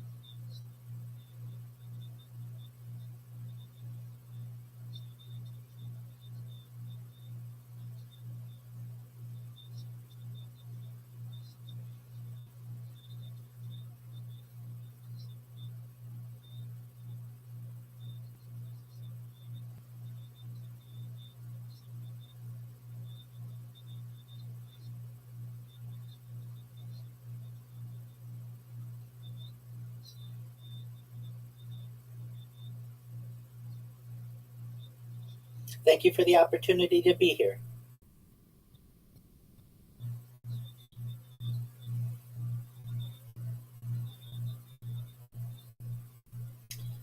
Since approximately 2008, prior to 2008, I would consider myself a major skeptic. I did not believe the UFO phenomenon was real. I did not take it seriously. I thought it was science fiction. And as the internet improved, moving from text based generally in the 1990s into image based into the early 2000s, and then got into video based in major aspects, and many documentaries were published online, and we saw the rise of YouTube. I went down the rabbit hole, like many people do, to try to get to the core of this issue. And one of the most convincing pieces of media that I was able to digest was Dr. Stephen Greer's The Disclosure Project, which I'm sure you and your audience are somewhat familiar. For those who are not, this is a 2001, specifically May 9th, 2001 press conference at the National Press Club in Washington, D.C., where Dr. Lear had on over a dozen whistleblowers who, for the first time in my life, I'd ever seen people with actual data who were vetted military and certainly contractors, not just from the United States, but globally. And when I, for the first time, saw that these individuals were speaking with such forthrightness, such confidence in their evidence, and frankly, with such, I would say, intellect, it made me really want to get into this topic much more. And while previously I had maybe spent a few hours really digging into the world of ufology, it started my journey into becoming as much of a ufologist as I could, which led me into Bob Lazar and alien abductions, and certainly the Tic Tac that we would find, and the USS Nimitz incident, and all of the major UFO events that we've seen since then.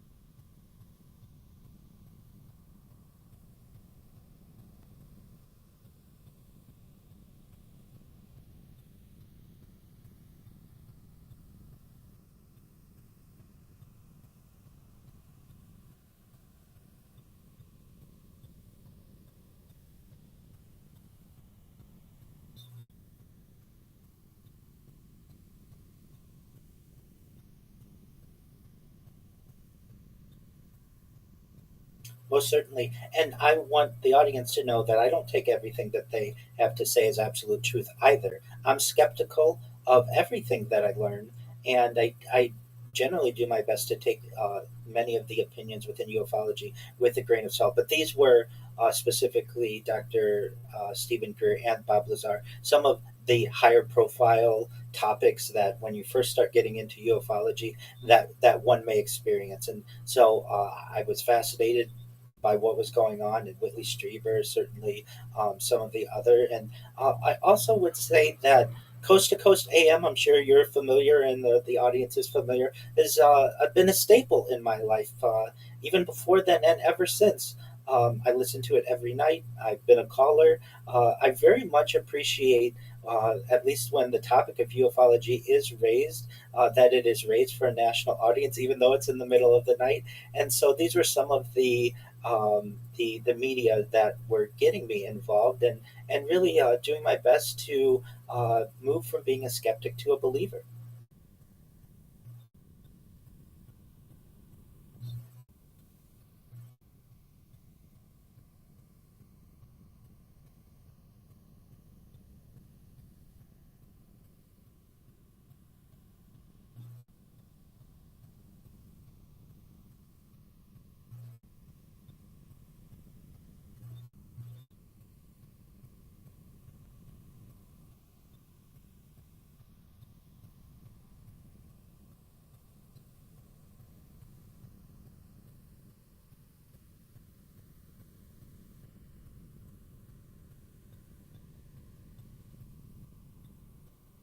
I agree.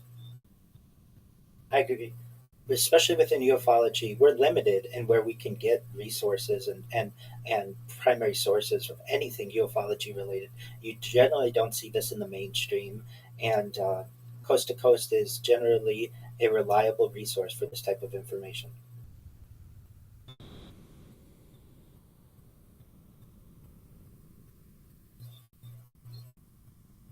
Yes, in 2013 or so, many people may recall was the plasma ball wave that was a flap around the world. And I was someone who always wanted to see a UFO. I wanted to see an alien. This was of excitement to me, and I never did. But I did have an incident where a plasma ball about, I would say it was the size of maybe larger than a beach ball or so. It was bright orange. This happened in the evening. It flew about 20 feet over my vehicle. I was heading about 20 miles per hour, and it was heading about 20 miles per hour in the opposite direction. And I felt that it had an intelligence, that it was not man made, that it was something not of this earth. And thereafter, I talked to some people about it, but I didn't report it to MUFON for many years thereafter, but I have reported it since. So it is on the record. And I would then go into the research of other people who have seen these plasma balls that have created crop circles around the world and have been chased by helicopters. And I'm not exactly sure what they are, but I can say it had an intelligence to it that I've never been able to sense ever since.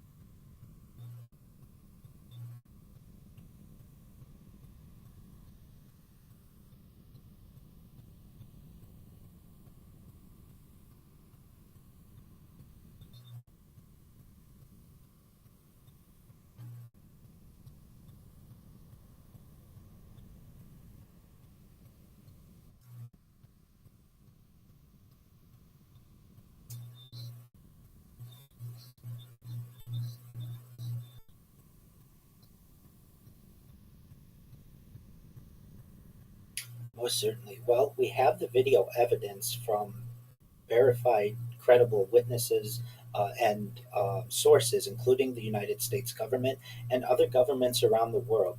That's very difficult to fake, and moreover, the people who have interacted with this type of evidence are vetted individuals. Their careers have been on the line. As has been stated in the past, they've been trusted with the secrets of uh, the United States' nuclear program. They should be trusted when they make the claims that they do. So everything from the Tic Tac UFO to the evidence that was dropped on the front page of the New York Times in 2017 to just really we get cell phone videos every single day on Twitter, on UFO Twitter, on Reddit, that whether we can necessarily verify them is another question, but it does lead a lot of credibility that this isn't just a once in a decade type of event, that this is a regular opportunity for people to be able to perhaps document that is really a routine part of living on Earth. Moreover, the whistleblowers who have spoken out about these cases in many ways have nothing to lose. And we'll talk about one of those in a few moments, Chaim Ashed. But some of the other whistleblowers that we have who are airline pilots and they've worked at NASA, they've been contractors, they've risked their entire careers to pursue this issue and to promote it. And really, that gives some credibility to them because they haven't made money off of this, most of them. They've done it really at many ways at a detriment to their own careers. They've been laughed at, they've been ridiculed, yet they stand firm in their beliefs, and there's something to that.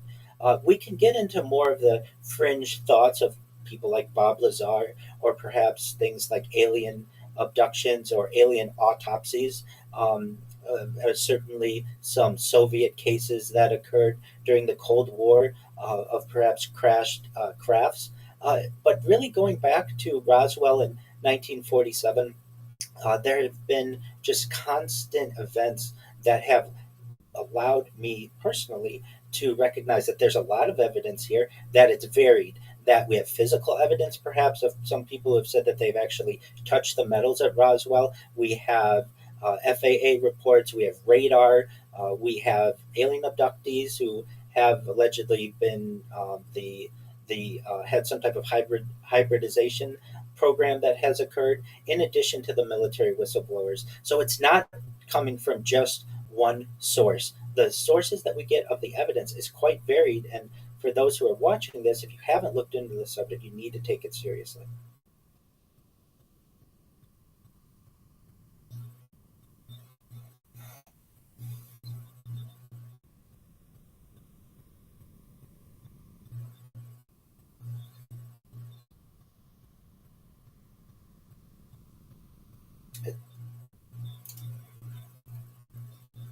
Well, it could go either way.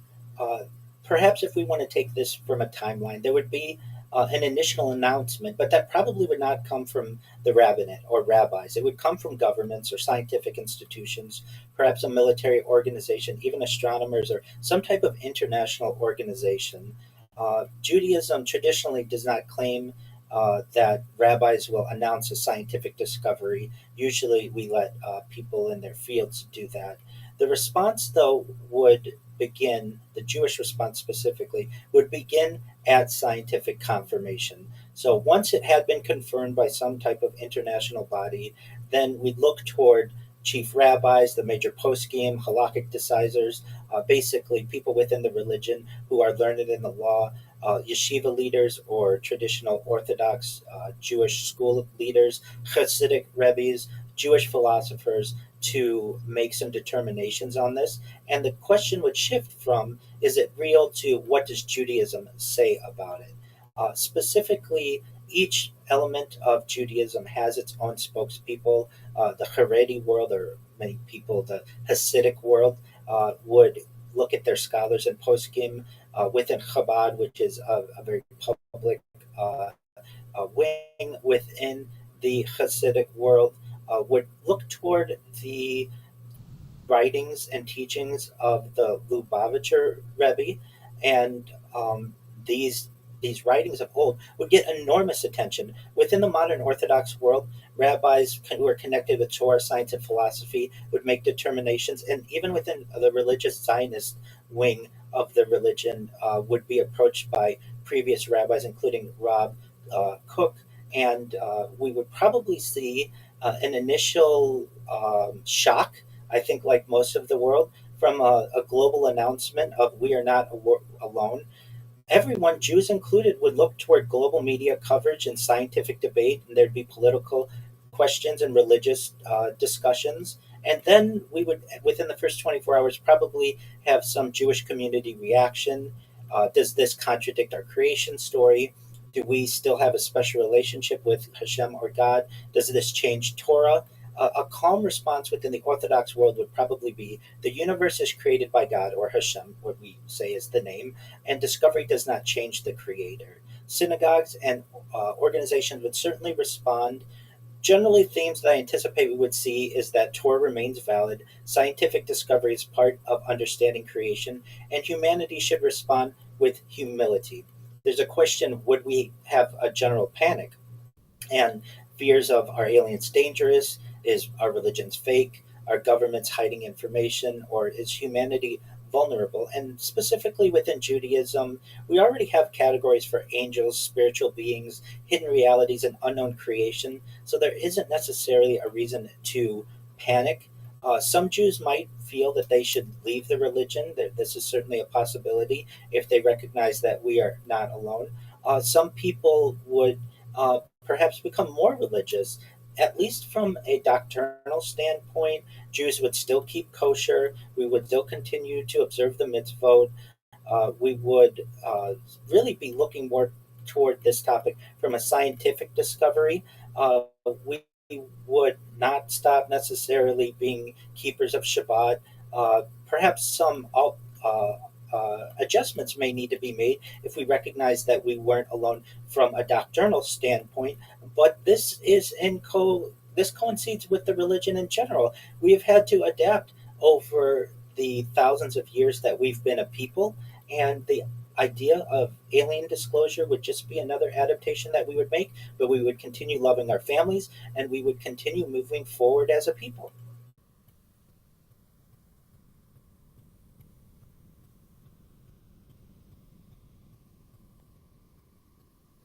Well, sure. There are certainly discussions. What are angels? Generally, the term angel means messenger.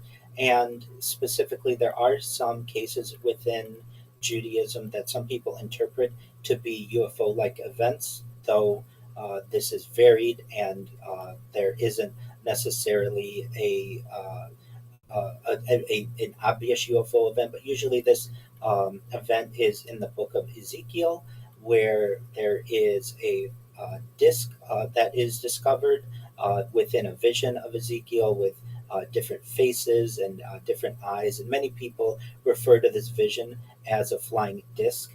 And that might be something that was an ancient interpretation of what was being seen, or it could have been a non related vision. But generally, within the Bible, those are the references that are made. Specifically, the Bible is quite silent on any type of extraterrestrial being outside of the world.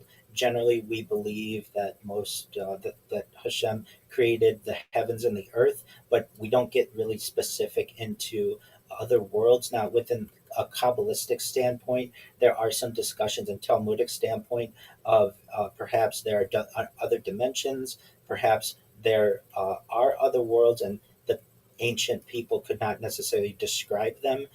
But unfortunately, there is not an excellent resource where we can say yes. And in this part of the Bible, they're referencing some type of non-human species. Generally, the Bible is written in terms of humanity.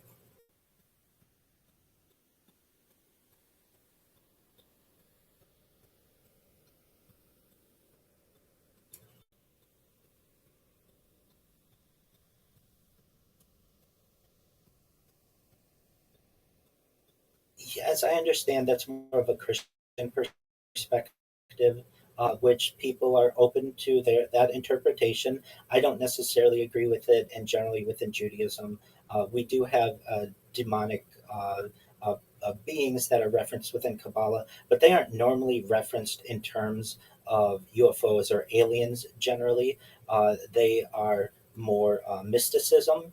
The idea in Judaism in general is quite scientific and has been for thousands of years. And the idea of perhaps alien beings would be another type of species, just with a genus species, just like we have of any type of biology on Earth. But that doesn't necessarily mean that there aren't interpretations within Judaism that aliens could be demons, but generally that's not mainstream.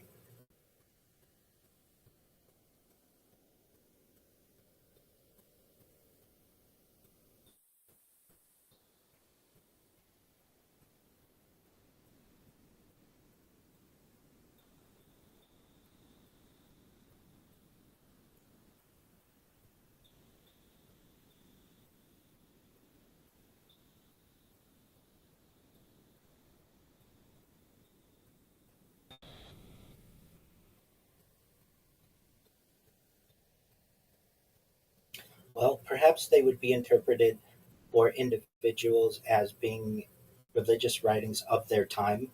So there may be have been different epochs of human existence. Perhaps there was some knowledge that wasn't necessarily written down, perhaps prior to the written history that we have within religions. Generally, within Judaism, we consider Torah to be the holy book that generally is for mainstream Judaism, but that doesn't necessarily mean that there aren't Kabbalistic aspects of our later writings that could perhaps be, or at least coincide with what's going on prior to what we would consider to be traditional creation. Uh, Really, it's up to an individual's interpretation, And then when we get into books that at least can be carbon dated that are older than some of the Torah, specifically everything within the Hebrew Bible, Tanakh, questions are raised from a scientific perspective more so than a religious perspective.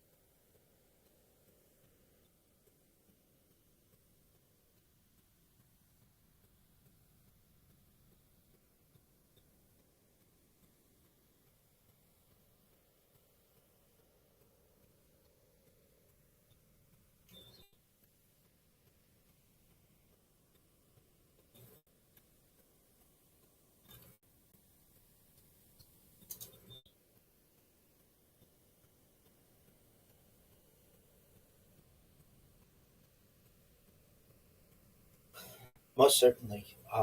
I that when you get into ufology, you get into new types of hypotheses like panspermia, the idea that perhaps life existed on some type of asteroid that made an impact on Earth and started creation, or guided panspermia, that Earth itself has had its evolution of all the species influenced in one way or another by an extraterrestrial being.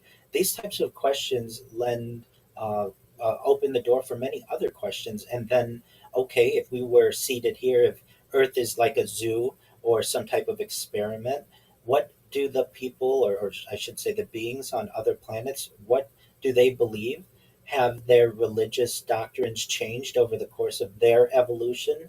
And then, of course, the great question is, if we didn't start here naturally and we were seated here, well, then who seated the seaters?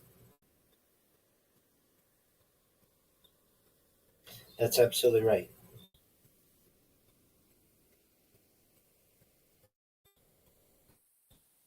And how did that happen? Exactly right. How do you go from nothing to something? Is and I've done my best to, as all not just religious thinkers, but scientists or any rational individual tries to do, and it's paradoxical. How can you bring something from nothing? And if you are able to bring something from nothing, what happened prior to that?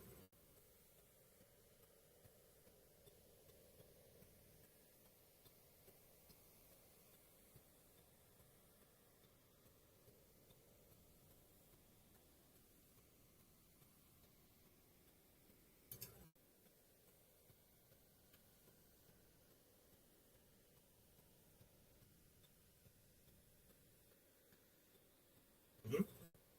Yes.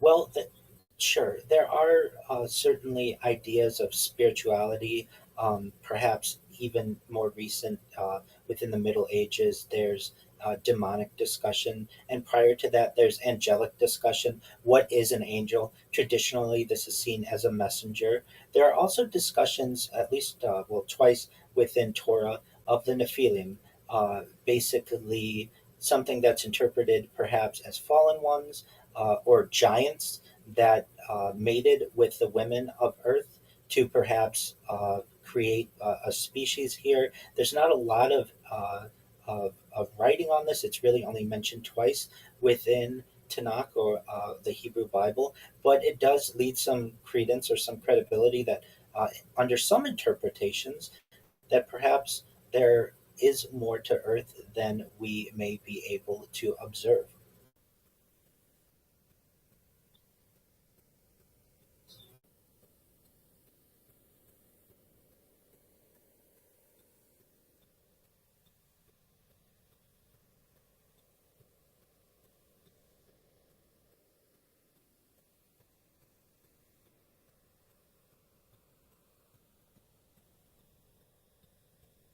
It's an excellent question.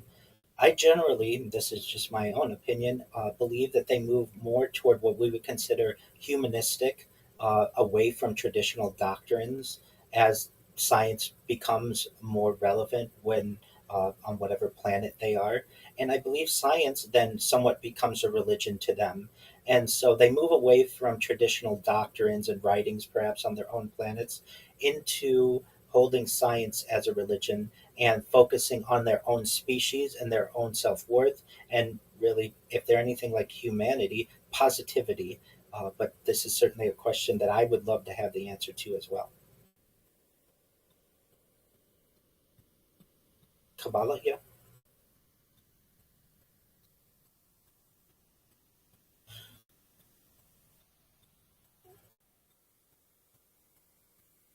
In some ways, it does. It's generally known as Jewish mysticism, and it's really a collection of writings. There isn't just one Kabbalistic book, it's a collection of writings, generally of the last 2,000 years or so. And things like the soul are explored, things like consciousness are explored, what free will is, what it is to be a human. And there have been different writings that build upon each of those.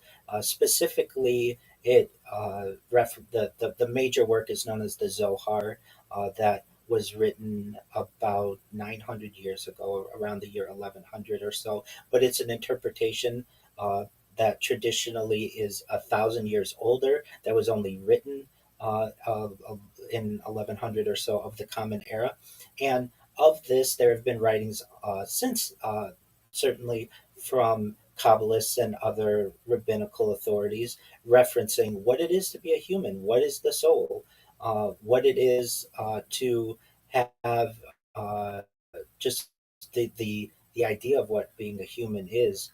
And from those perspectives and consciousness, there have been some there has been some uh, elaboration on what perhaps we have in the Hebrew Bible and in the Talmud, but it's not as scientific as people would want it to be. It's very mystical.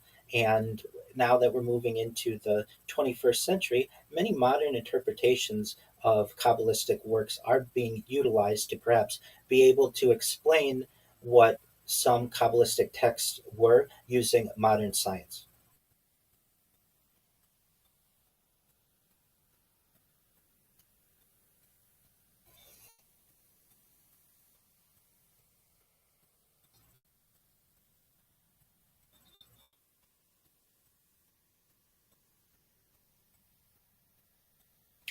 They're fascinating, first and foremost.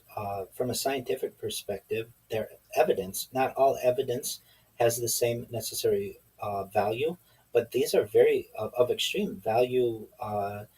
This is valuable evidence that is to be studied. From a religious perspective, we don't have a wonderful account of one individual who was perhaps teleported or abducted, and this was in our writings. We really have to look toward the modern accounts of this. But there isn't anything necessarily that contradicts Judaism with the idea of telepathy, or even the idea of perhaps aliens, or non. Or extraterrestrials that have had encounters with humans. We recognize, especially in the modern age, that humans are perhaps one species of many others within the universe. And while we may not be alone, we don't necessarily know. And it's important not to close our minds off to this as much as it is not to believe everything that we encounter.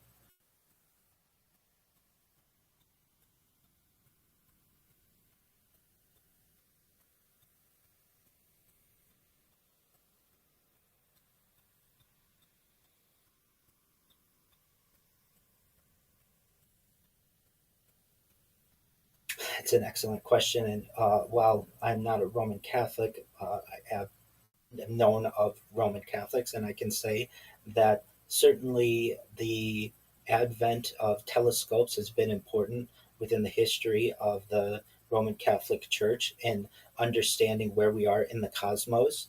And so especially with the development of lenses and being able to see further into space than previously. The Vatican had a key role in this. It was the final arbiter of science from a religious perspective in the Western Roman Empire, essentially for thousands of years. And thus, being the final arbiter, it was important for that body to be able to have an understanding of what was going on in the stars above.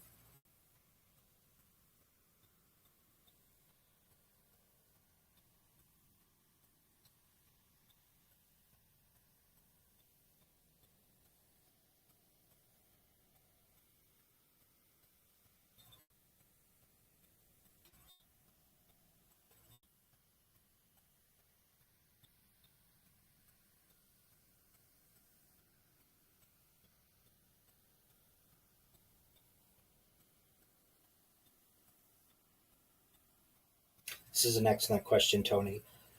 If we were to find out today or tomorrow that all religion was basically from another body or another species, it would certainly be a shock to some people or to many people.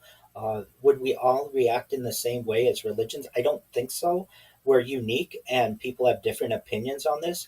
From some aspects, this would be more evidence that religion is correct because these different species had seeded this information to us. To others, it may say that, hey, that is not exactly how our religious books pose our histories, and thus we shouldn't believe that either. In terms of the Abrahamic religions, so we're talking about Judaism, Christianity, and Islam, I think we'd find a lot of overlap and recognize that we all at one time take our sources to Abraham, and that there may not be that much that divides us as we think. And in fact, there's a lot more that unifies us. And if this information were given to us by a a non-human intelligence, that's even more reason for us to become unified and focus less on that which divides us and focus more on that which unifies us.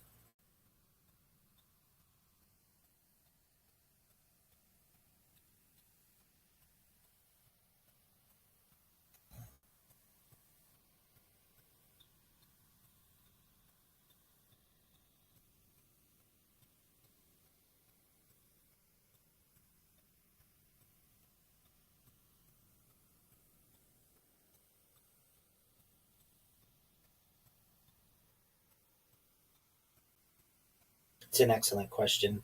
I frankly am quite agnostic in many of these terms. I do not think that you can really know anything. And the more that you know, the less you perhaps really understand. You can only have subjective opinions on things, but you can't really know anything for certain. Everything is an interpretation as a human.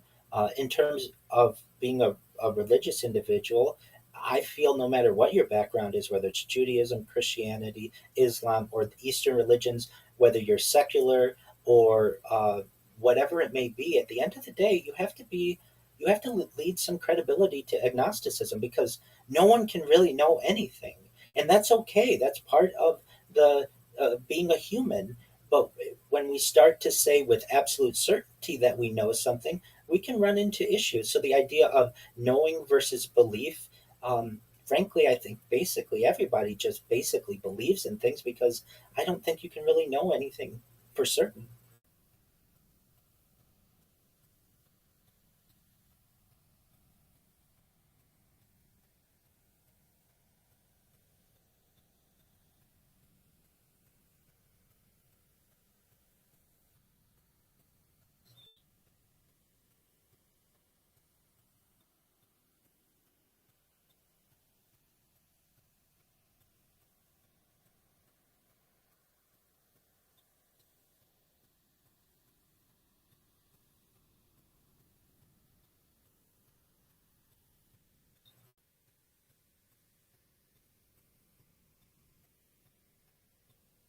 That's absolutely right.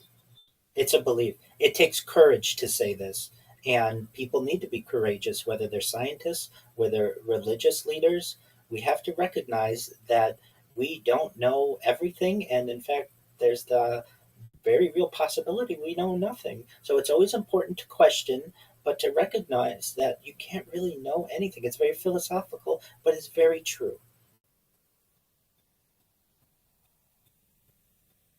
Sure. It's Chaim Ashed. Yep.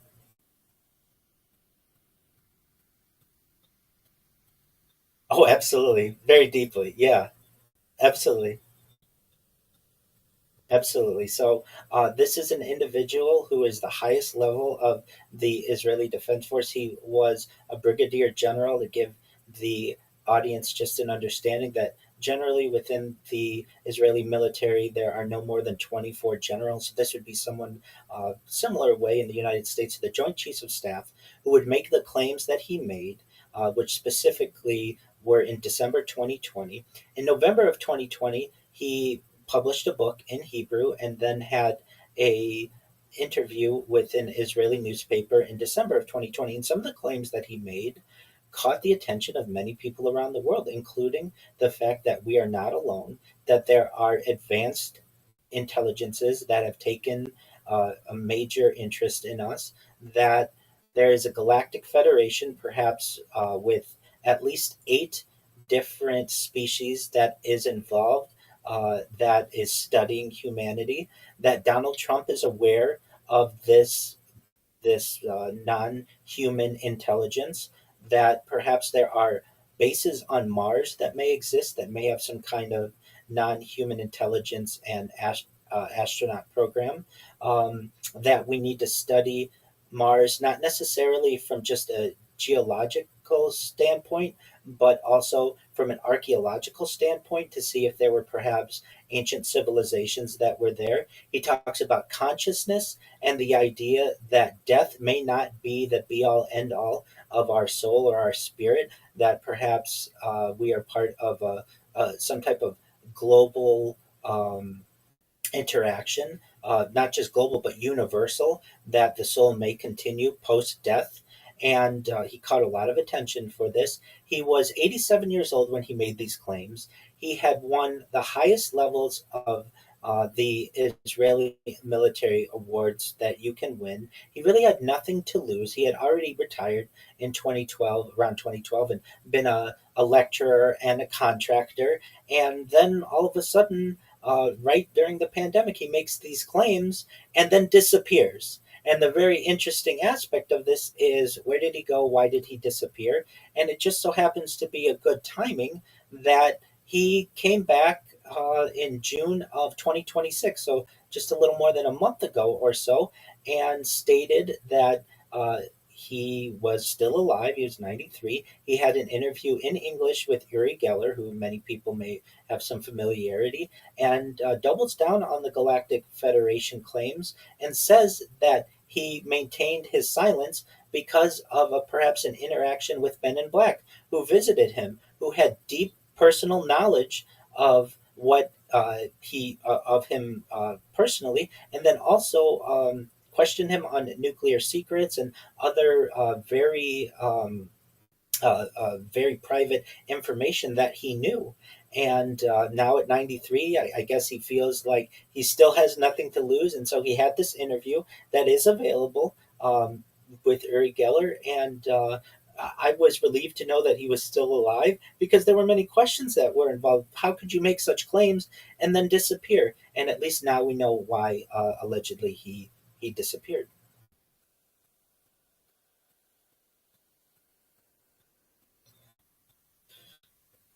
To some extent.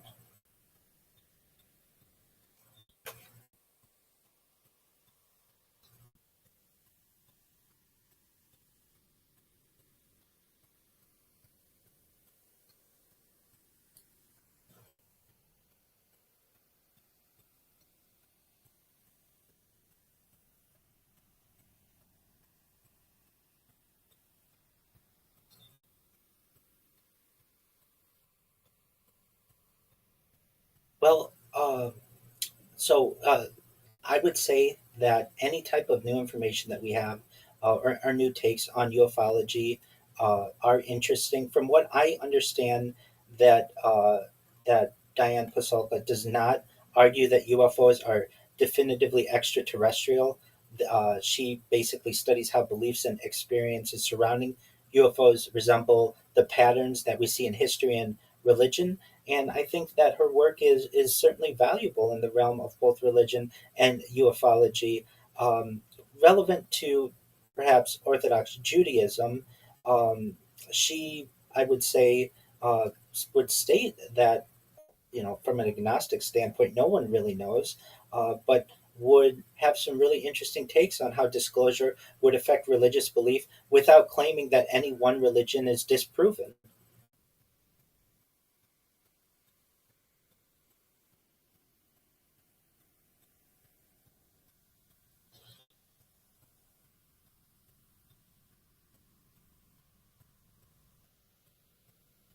I like to think that we are. We can handle this in a mature fashion. I think I'm an advocate for whistleblowers and uh, amnesty for government contractors. I feel like this is an institutional issue that has been forced upon our, not just the United States, but globally, and that if people have information that is important to disclosure, they should feel free to be able to proclaim it without feeling any fear of retribution. I feel that we are in a period of soft disclosure, especially post Roswell. And if you look at different polls, about 50% or more of individuals, at least in the United States, feel we are not alone, and that means that you and I are in the majority, and we are already okay with this idea, and others people should be as well. What kind of impact would this have? Certainly, this could cause a shakeup in politics and religion and science. We would have to recognize that many of the developments that we've had from a scientific perspective may not have all been of human capability, that many of the developments that we've had in technology, especially over the course of the last 80 years or so, may have been reverse engineered, but that doesn't necessarily mean that they're not important to the evolution of humanity. And we should handle this discussion and this topic with maturity. We shouldn't panic. We shouldn't throw out the baby with the bathwater. Science is still important to us, and to recognize that not being alone is not the end of the world. It's just the beginning.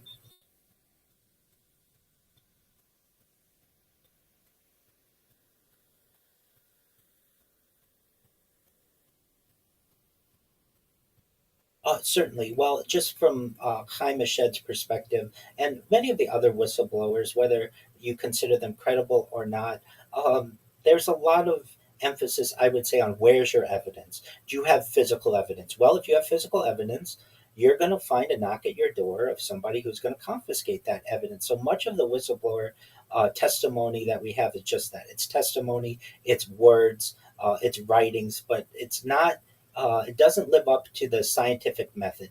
We want to be able to test these different metals or different elements, and we want to be able to use scientific method against them. And really, at this point, we're not able to. I would say as well that many of the people who are, especially in the military and want to be whistleblowers or know something or say something behind closed doors, have their retirements threatened, and that shouldn't be held over their head as well. I don't feel.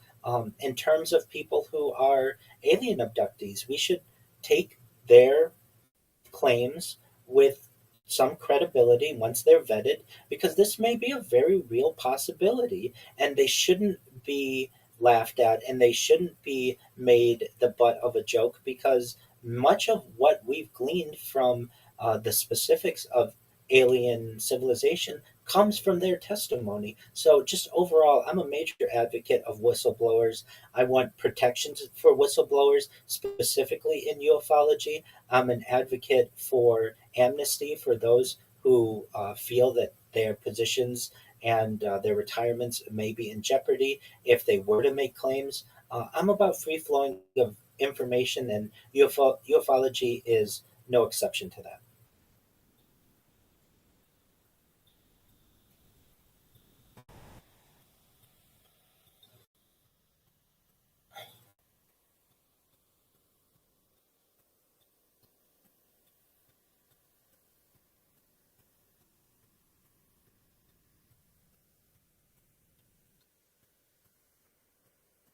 It's an excellent question. At least according to Chaim, he has stated that these alien civilizations feel we are not ready yet. Maybe perhaps they consider us to be primitive. Maybe they consider us to not have had the ability to share the information with a wide enough array of individuals.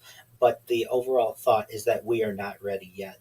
Personally, I tend to believe this as well. That for one reason or another, they feel that the secretiveness of their being is important. I look at how we study different biology, and many times we want to observe it without being detected because then we can see it in its natural element. And perhaps aliens feel the same way about humanity. I'm not exactly sure. There is the idea, though, that for as advanced as we feel we are as a species, we are still not even a type 1 civilization on the Kardashev scale. And if these different civilizations are as advanced as they are, we're frankly babies in comparison to their adulthood. And it just isn't something that we're able to communicate with them necessarily on the same level.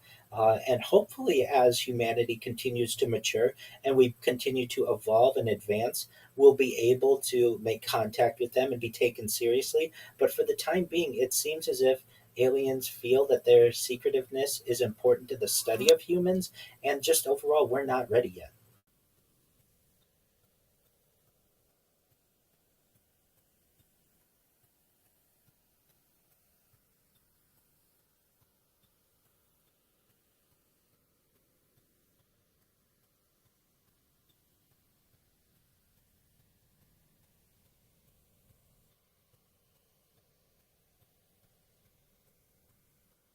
Well, certainly Ezekiel's wheel, if it isn't just a vision and was an actual close encounter, would be fascinating to me. That is something that I hold closely. Certainly, some of the ancient Sanskrit documents, perhaps some elements of the Epic of Gilgamesh or the Book of Enoch, are quite of interest to me. Even in that, like things that we see from folklore of more modern times in different wood carvings from the Middle Ages, or even in just Renaissance art, interesting flying objects that we may see. Those are all of fascination to me because it really recognizes that the questions that we're currently having in the modern age have been asked for centuries and millennia in the past. But if I had to choose one, I would probably say if Ezekiel's wheel is to be considered some type of UFO folklore, that would be a distinct interest to me.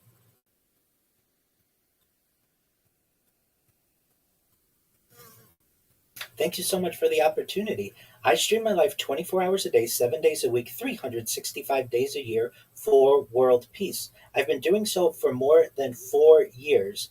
I'm approaching 5 years of 24/7 streams, not just on YouTube, but on Rumble, Twitch, Twitter, you name it.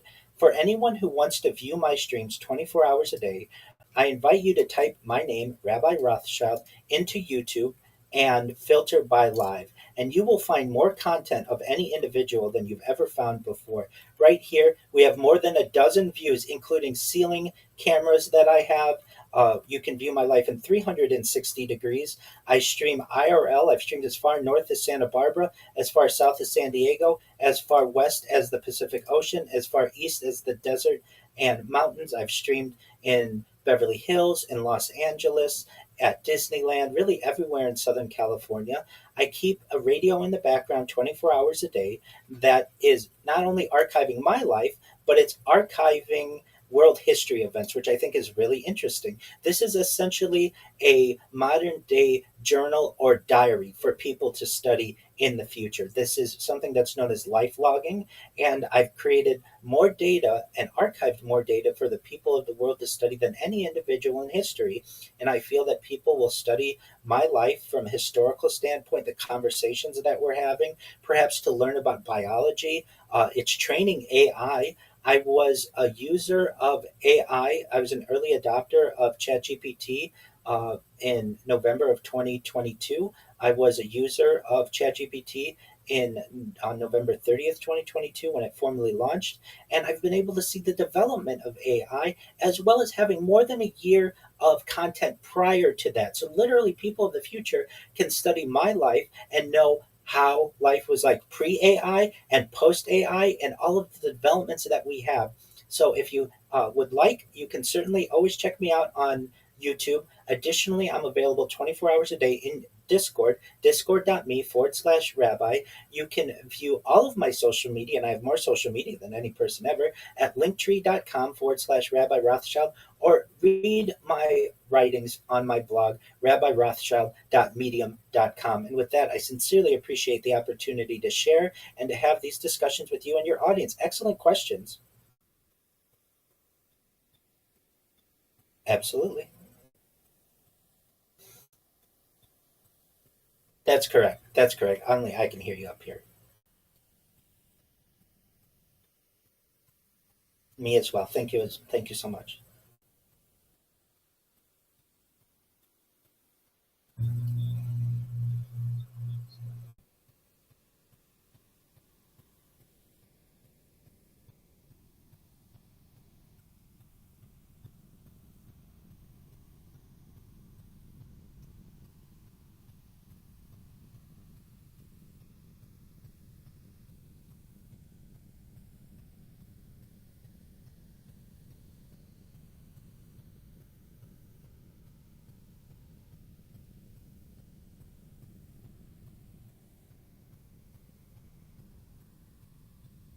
Thank you so much. I quite enjoyed that.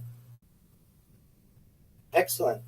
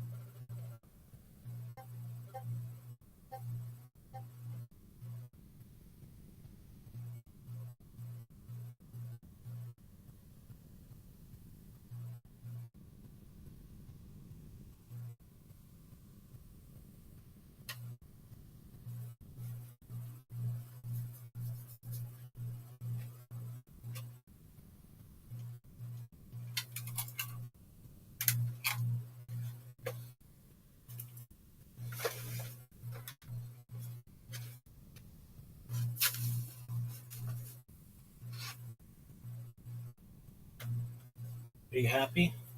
Yeah, that was good. Shout out to Martin. What would you have done differently? Um, what's that one guy's name? When's that one guy who fucking trolls? I don't remember. Weston Curry or whatever. Dude, I listened to your. I like promoted your music for like a year. More than that. That's how you treat me, Wellesley Curry.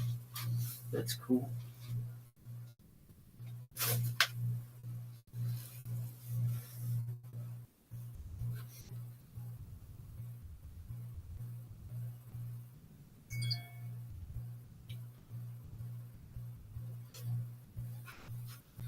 Are you happy? Yeah. Some of the work that goes on behind the scenes, and it's amazing. WhatsApp only allows 256 members per group. The Even Daf has 46 groups.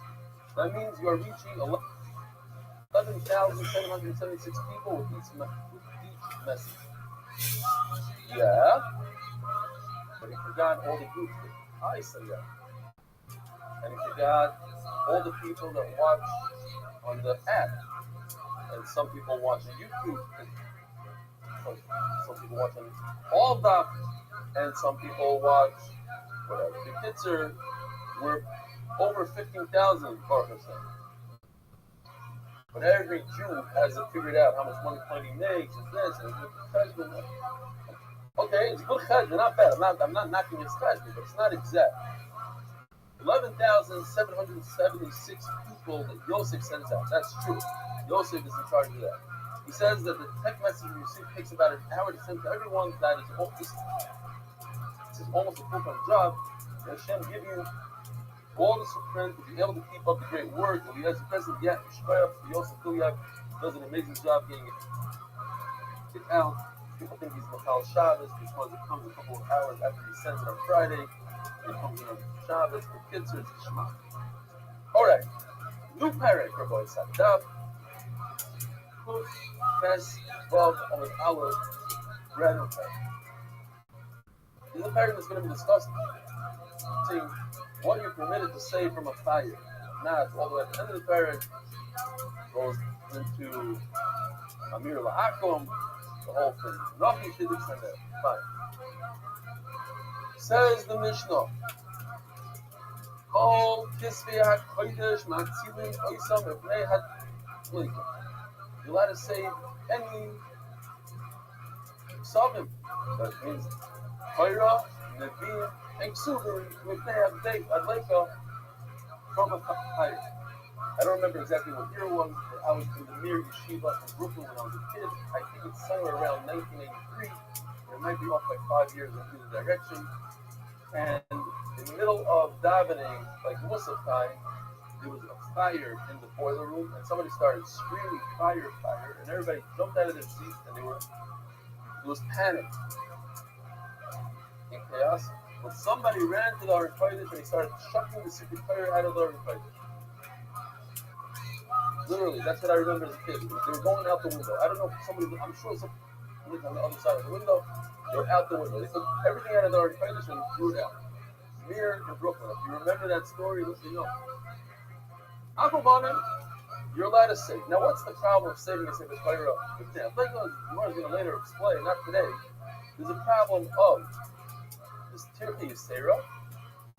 There's a little bit too much work that typically you're not allowed to do unless it's a Sefer.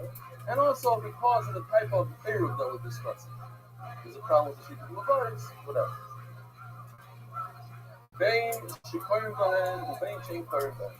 Whether these are Nevi'im that you read from, or whether these are Ksuvim that you don't read from. We don't read Ksuvim. I'm sure we certainly don't read Ksuvim. But Rashi brings here a beautiful Rabbeinu Alevi, and this has to do with the end of the Mishnah, but we'll jump here and stick it in, that they made a gzera that people should not read Ksuvim on Shabbos, because what happens is Ksuvim are Gishmak. They're really Gishmak to read. You have Mishle, you have Kohelet, Tehillim. Don't read it on Shabbos, because if you read it, you're not going to go to shul and listen to the drushes and hear halachas and Gemara.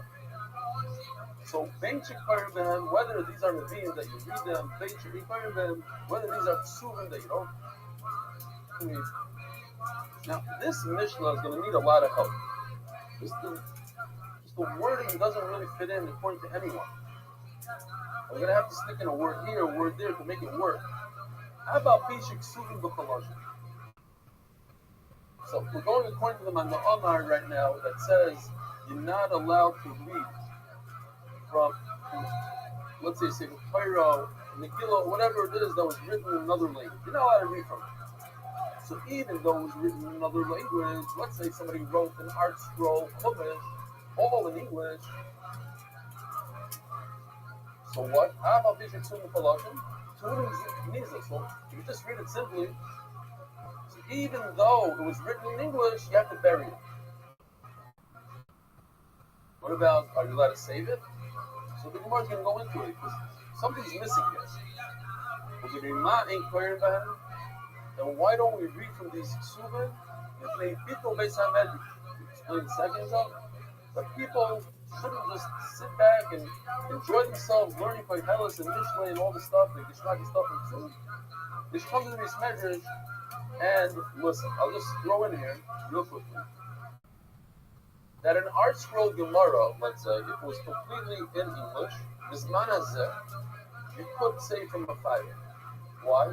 Because of the concept of Eis Latzois Lashem and Perikler Sefer. They permitted us to write things down in English, in different languages. So therefore, once it was permitted to be written down and to learn from, then I had to save it from a fire. Because in those days that you weren't allowed to write it in English, you weren't allowed to translate. That was the problem. That's my point, is whether or not. There's not as if you could. The very interesting shaila is, what if all these art scrolls are made by Goyim, let's say? Yeah? The factory is full of Goyim. So if you as a Jew own it, great.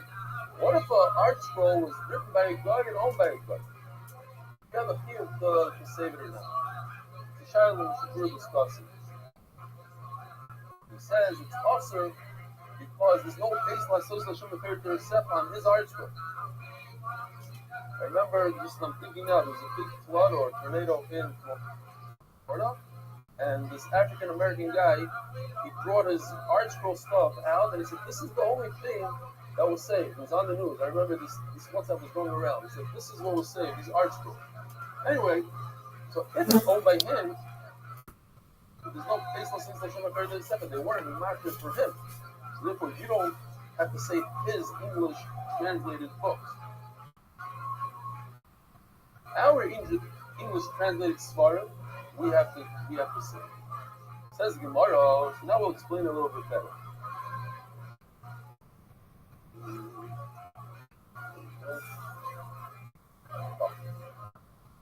Itmar, all these Svarim, anything, for now, if they were translated in Aramaic or the Palashon or in English, is the Omar Batzilun Oison B'Bnei. So Machlok is Ravuna Ravuna. We're going to go to town on Ravuna. We don't like Ravuna. The Gemara goes crazy on Ravuna. Keeps on attacking him. But this is safe from this attack completely. So Ravuna says that you don't save these Svarim. Imagine you have a Shas written in English, translated in English. Not a Shas. Let's talk about Nevi'im. Nevi'im. In English, you don't save it. You let it burn. It says Hashem's name, the Bible, whatever. You let it burn. Hey, Matzili. We're going to see, yes, the Gemara is going to attack Rabbi Yosef over and over, over and over. The Gemara says that he has a Tana that he relies on. So he's good. That's the end of the suit. Are you happy? Yeah. Really? Yeah. Why don't you do the thing where you let's question yourself after? Because Martin dipped out and I was like, did I do something wrong?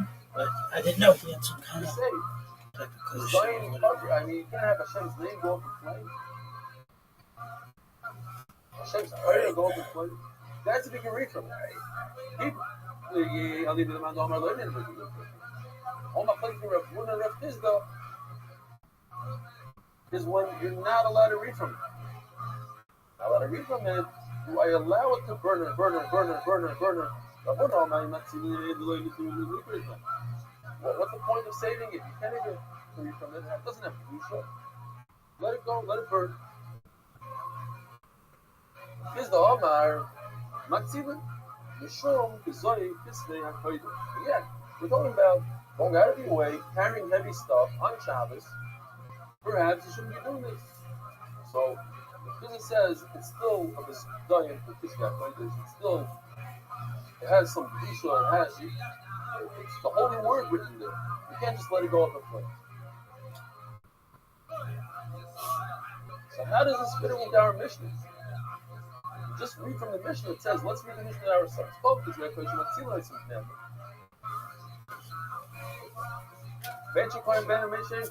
doesn't matter if it's convincing. And then it says, it says before it. Even if it was written in any language, put it in Israel. So it seems almost from our Mishnah that it was written in another language. It needs Gniza. So it has Gniza, you should save it. That's what it would seem like. Like to me, it says the Gemara, we learned that our Mishnah focus got focused on Tzili Noisim Bnei You save it from a fire. Ben Shekarim Ben whether it's Nevi'im or Ksuvim. Hava Bishik Ksuvim B'Chalot, even though it's written in any language. My love, Shekarim Ben V'Shein Karim Ben Ksuvim. Now, the Gemara is going to say this line, and we're sticking with this. This is the real pshat. This is how we explained it in the Mishnah, and nobody argues on this. So the beginning of the Mishnah, the first line, and the Mishnah, Shekarim Ben means, what do you read? In every shul you read on Shabbat, because you read Nevi'im. Shekarim Ben means, V'Shein Karim Ben, what can't you read on Shabbat? You don't read Suvim on Shabbos. Abba.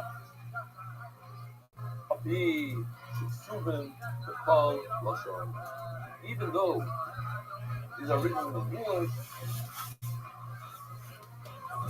the way Nitnu Mikro is Flahen. Okay. Can't read it. It seems like, even though it's written in any language, you could save it, and Rabbi says you should not save it if it was written in any language. Translated. Wait a minute. The whole Mishnah needs a fix. We need to re-edit the Mishnah. So if we're going to edit the Mishnah, let's edit it the way I like it. The Tizbra, Ibn Seifa, what does the Mishnah say? It says you should save this scroll. It's written holy, this map, this Bible, call whatever you want in English. You have to save it from a fire. No, so if you have to save it from a fire, that means it's Kaddish. So what are you going to do with it? Not put it in Gniza. Of course you're going to put it in Gniza. So why does the Mishnah have to say you put it in Gniza? All right, but this Rabbi say put it in Gniza. Hashtag so let's say in Gniza with fire.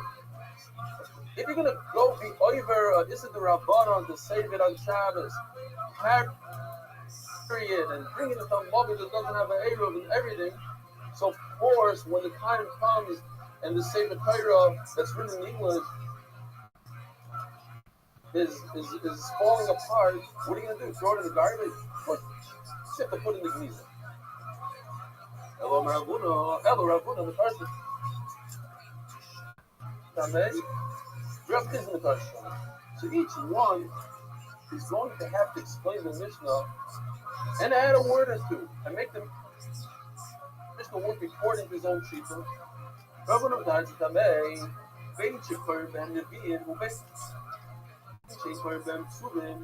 That stays, and that's going to be a standard. Why we go back, it's not 100% clear.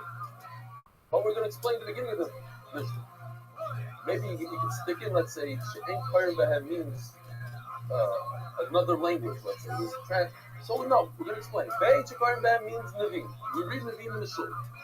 Be'en She'en Kohen Behem is talking about Ksura. We don't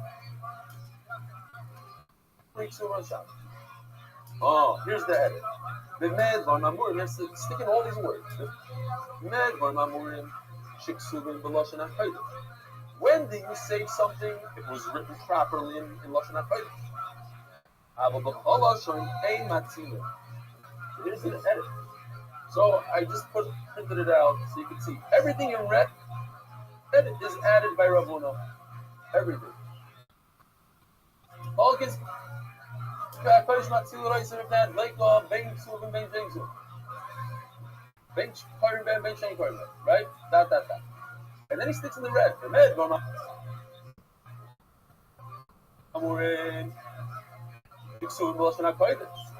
Now instead of saying Afal Pi, he takes out the Afal Pi.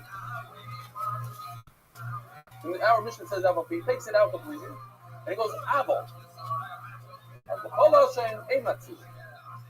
And then he sticks in Bafilo Haki. Okay? It's a lot of editing. Now, just if you have the question, how can he edit so much, stick in so many words? So the true answer is, that's not a true edit. It's an edit for us to understand what the mission is saying. He read it without the edit. It was possible. Nevertheless, when he stuck it in, that was how they understood the mission without these edits. For us to understand it, these edits are for us.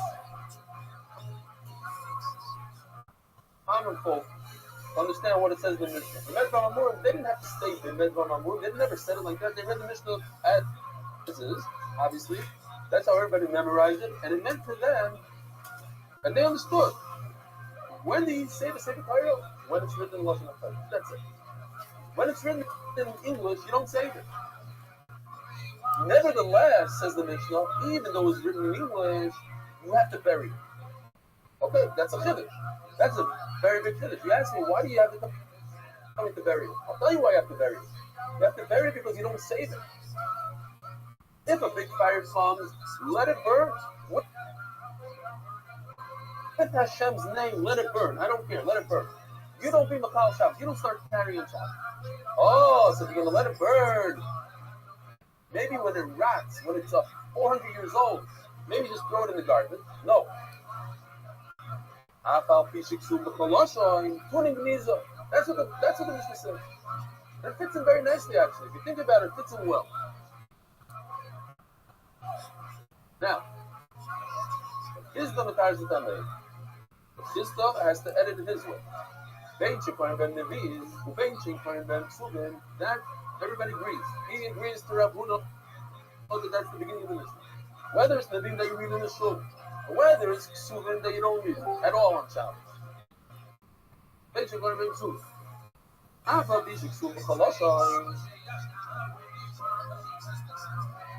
And he doesn't edit this. This is what it says in the Mishnah. I'll be there in just a second. Not sealing. I'll be there in just a second. That word is not in the Mishnah. Oh, you know what? I have to edit my thing here. Matzilin. There we go. It's not a red. I just had a circle. You see, Matzilin, it's just circle. That has to be red. That circle.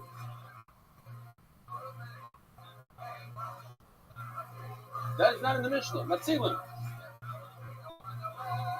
I printed it at 7:05. My bad. Okay? I have to go back and redo it. So you add this word right over there. I just did a podcast. That even though I highlighted this, I did 3 of them in the last 24 hours. And somebody just contacted me on Twitter, and they're like, Hey, I just saw you on this podcast because it was a live podcast, and I've known this guy for a long time. We know each other from Twitter, and he was like, it was so wild to see you on there because this is a big podcast. This is the one of the longest podcasts on this subject in the world. It's been going since 2011. It might be the oldest. And so to be on there was really good. And I am just kind of in the afterglow of that. And then I did another one with a young lady earlier today, and it went for almost 3 hours. And she was really smart and just like really into history. And then I did one with a guy from England yesterday about the same time when you were in here. And so that's been really good that I've done. I'm just really happy, that doing interviews is not easy. Doing live interviews certainly isn't easy, and so I'm proud of how it went. But that's enough about me. How was your day?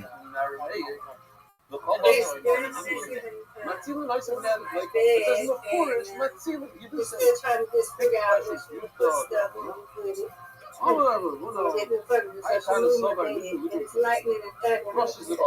right, well, that's perfect. That's perfect cozy weather, right? To get deep in your blankets and sleep well, right? All right. Well, go take it right now. Okay, we'll take it in 5 minutes. Okie dokie. Sure thing. Yes, ma'am. So it'll be all right. I'm here. You got Brandon here.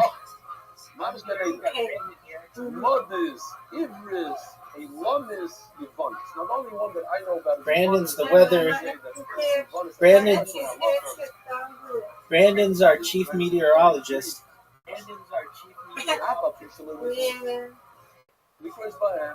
just read these words. Look at what it says here. Even though you cannot be permitted.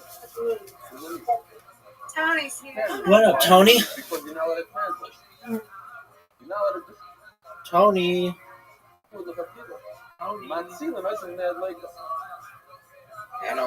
Hello, how are you, big dog? Just as is. It says before it's no I'm waiting for interview. I cannot push it off like we're going to push it off. Oh. All right, I checked out your stream. I saw that you got 3 likes on that stream we did the other day. Yeah. Okay. So, are you going to continue to live stream those? Yes, but I don't have 100 followers. I know, and I saw that too. I didn't unsubscribe. I saw that you went down to 99, but no big deal, dude.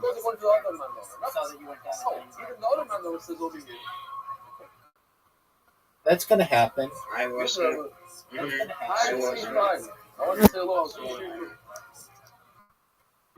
you doing, Steve? All right, so you're about to do an interview with someone, is that correct?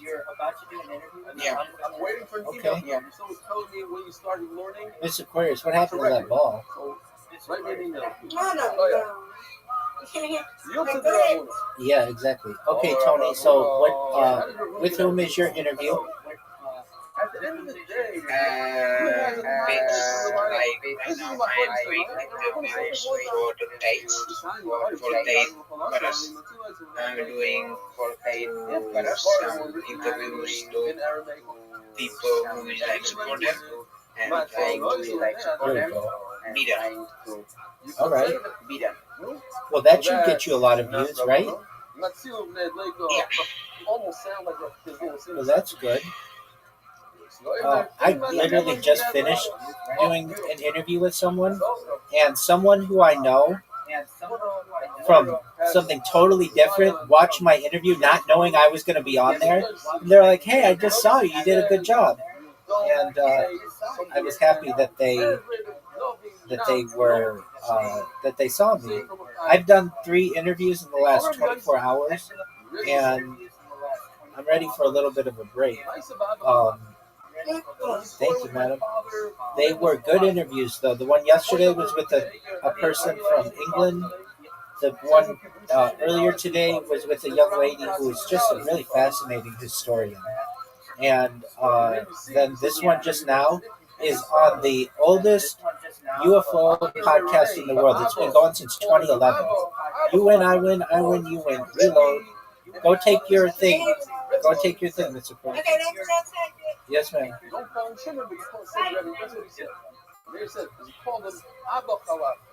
So I know Tony.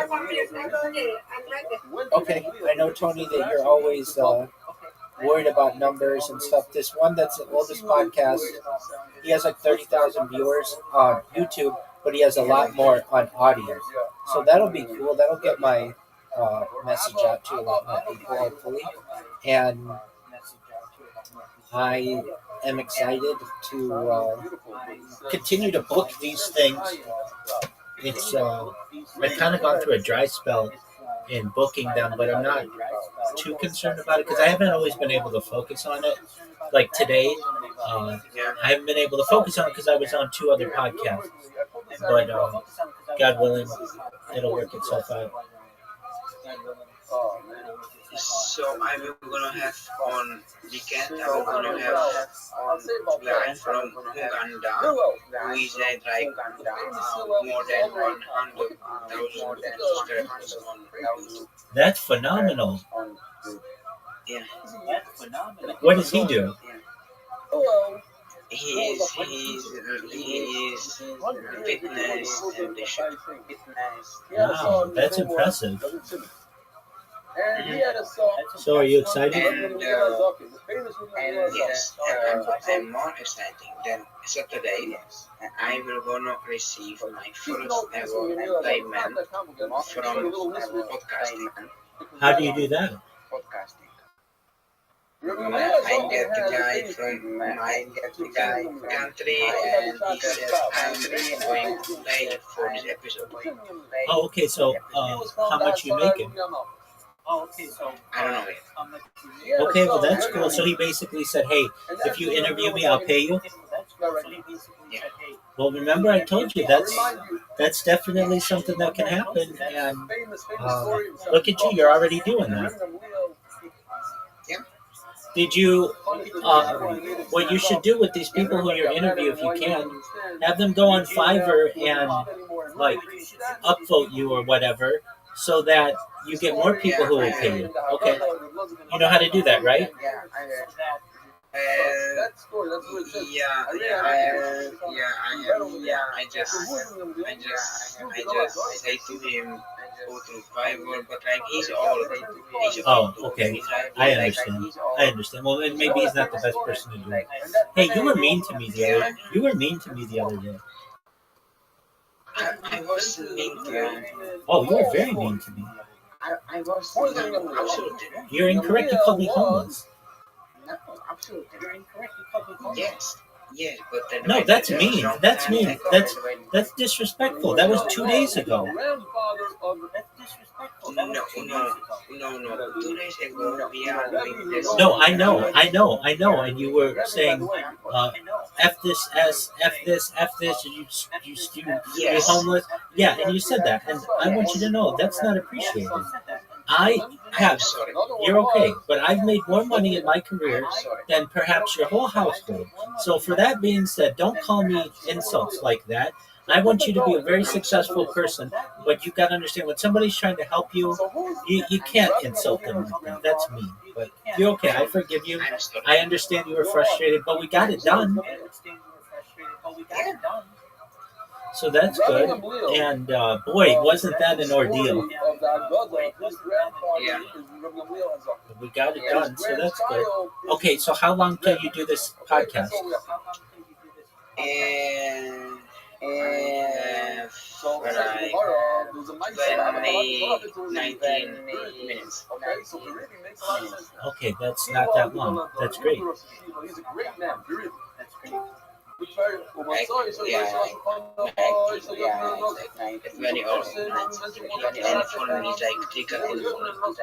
Oh, okay. So I figured it was late. Okay, so and then you're gonna get to sleep till the weekend. Yes, yes, I will go. Yes, I will go. Definitely sleep. That's good. Aren't you amazed that we got that podcasting thing to work? I am. That was taking forever. That was taking forever, and we finally got it. And then you don't use it, which I understand. But because you need your computer, I get that. But like when you're not using your computer, you should have that live stream going. You know how to do it, and I was watching it.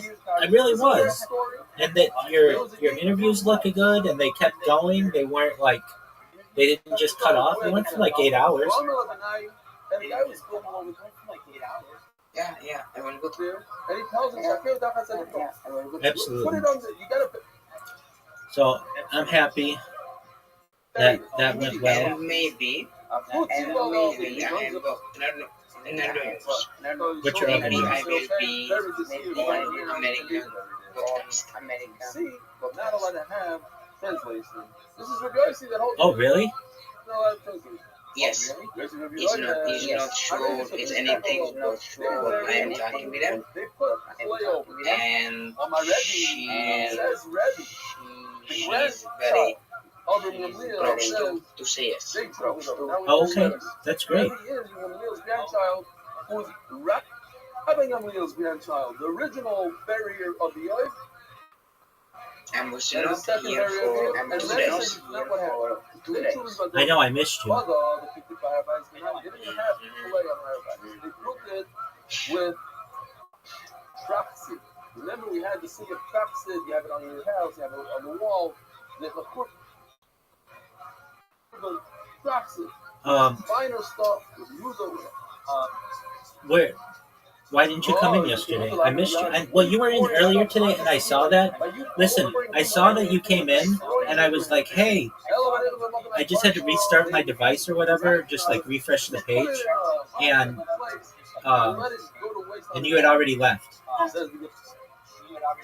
Yeah, because like I was having some internet issues, and I don't want to be here and not saying anything.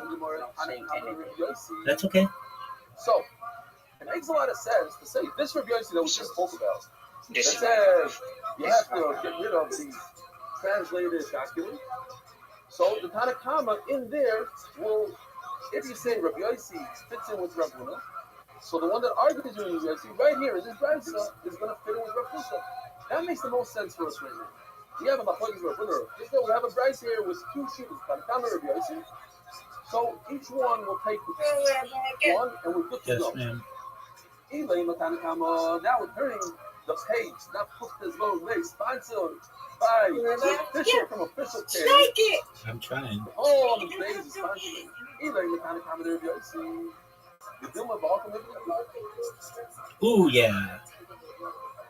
Yeah, that's a phenomenal step. Thank you, man. Here's a beer. I don't. I'll do that. The Mount Chesed does over there in Baltimore. No, that's a difficult spread. Says the Gemara, even kind of come up with Rabbi Yossi, which would make most sense Oh for my us. God, we got my fingers flipped. Look at However, the there's a mouse little problem. The Duma Balkan, which is my silver, I see it. Anyway, the go teacher ahead, says, now you even got if you this. cannot read Oh, you're not I allowed mean, to you almost read got something, though. Say you almost got something. Right? We said the whole Machlokes of one of the prisoners in the case, according to the Manorah, that says you cannot read from it. But who told you that the person that argued with Yossi holds that you have to save it, even though he holds himself that you can't read it? I had somebody Maybe come you into the don't have to Discord save it yesterday, is because you could and read they it. were like, hey, So I'm you like, don't what's say going the on? prayer, you read from it. That's They're why you like, don't say it. You don't have any I'm like, proof. how'd you find out about me? They're like, I just watched one of your podcasts on YouTube. And I'm like, really? And they're like, yeah, I've known about you from Discord. And they're like, but I haven't been on Discord in a long time. But I know I'd always see you in different Discords. And then I saw this podcast that you did talking about peace. And I thought it was cool. And I came in to say hello. And I was like, no way, somebody saw me from a podcast. That's amazing. And then I had my friend from Twitter see me in a different podcast, and it was just like my mind is blown. Like small world.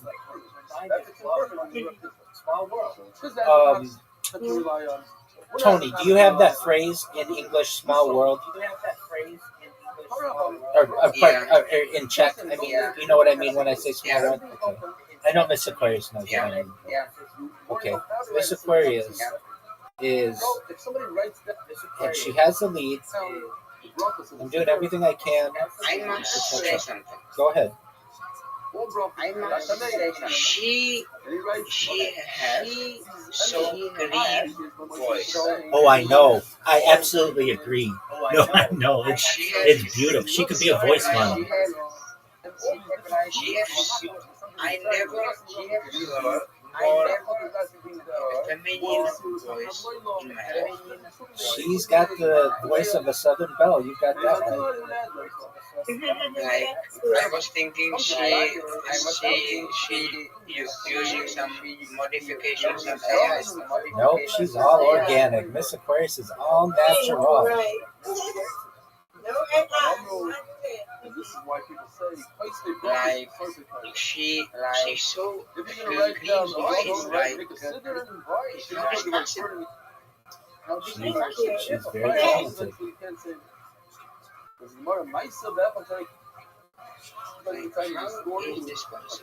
Okay, I have no idea. Miss Aquarius, we're going to test something. Since this one doesn't count, I'm going to let the time go all the way down to just almost the end, and then I'm going to throw the ball and see if it cuts off the ball mid-throw. No, it doesn't. So long as you throw it before the thing winds down, it's good. All right, Miss Aquarius, you win, I win, you win. Undefeated in bowling, undefeated in friendship. That's right. That's right. And I must say something. go ahead, sir. I must say something. I'm sorry to interrupt you. You're fine. Besides, like she must be so young. She must be like You keep thinking that. You keep thinking that. Yeah, thank you for that. Yeah, keep thinking. Like she will be like Yeah, thank you. I appreciate you. Thank you. Is that your partner now? Yeah. I am happy. I am happy. Is that your I appreciate you. I appreciate you saying that. They're like 23, 43 years old. 43. Yes, ma'am. That's not close. That's not close. Have you ever? Yeah, never seen me yet. I think you have. No. So what happens? No, you write the Sefer Torah perfectly, like we write it today. No, I don't look. But use the wrong I can go reach that part. You got the rap so sorry. like see what I something You got the left part. okay, my team. Exactly. When you say the Sefer Torah that was written improperly with the wrong in. This wrong in. Let me just show you. It's not gonna last. No, I know. Look, you don't gotta tell me Not the Sefer Torah. hello. Says Gemara. You are not for the free. She doesn't have a she doesn't have a single wrinkle. No wrinkles. Perfect.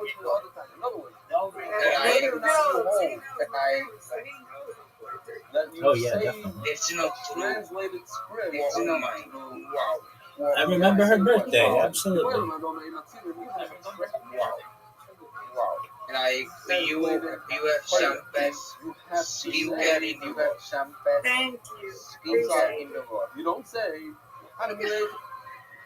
Your voice is like a combination of kids and a woman. It's so good. A woman. It's so Appreciate it. It's so nice. It's so nice. It's so nice. It's very youthful. It's very lively. Yes. It's very nice. It's like a deep voice. I consider it like a Disney character. Let me repeat. Why? don't you say It those is. because it's written in English? It's very useful. But since it's written properly, you have to say it. Even it's translated. Okay, You so have to How many say minutes? That's because it's written properly with the right ink. Big dog, how many minutes? Big dog. You don't say minutes. On my leg, ain't my team. It makes sense to me. You don't have to say this. Oh, bro. Like, I don't know how she doing that, but like her voice, It's not a voice. Agrees that say the Torah that was written and like, wow. Do you like it or? Yes, I love it. Yes, I love it. I love it. Any I'm smiling right now. I'm smiling. It's like really like so like your voice can this it can bring copper sulfate child stuff, in me. it can bring child. Really, it's like best course. The difference is, Best it's like A plus N plus M very very separate. The difference is, I allow you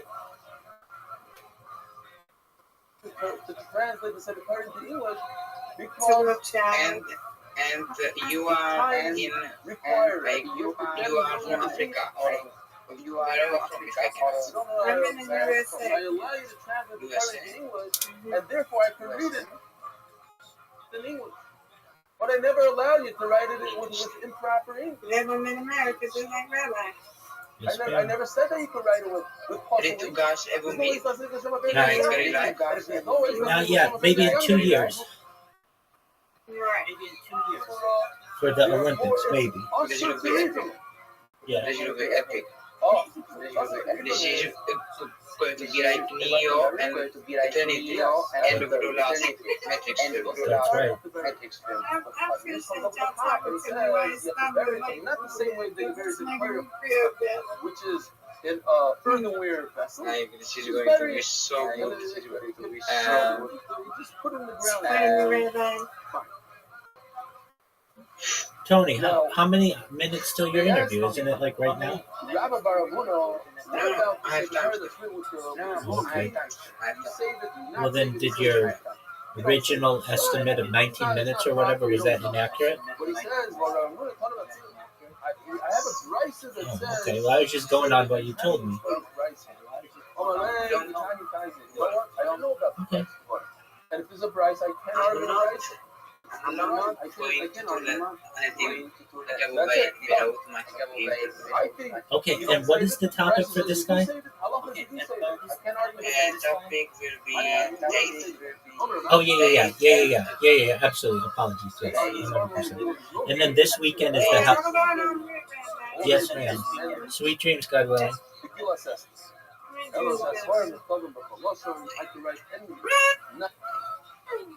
There he is.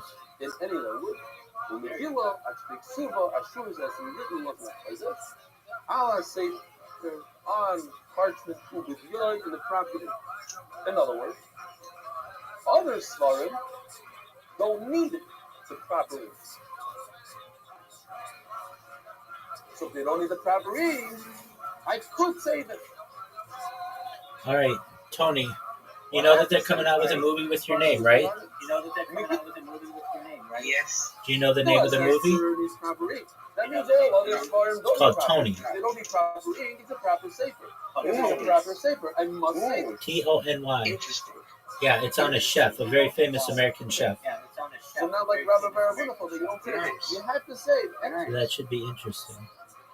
And Any saver that's written with the wrong ink, man, with the I am proper sulfate, glad you have to say that these interviews went well.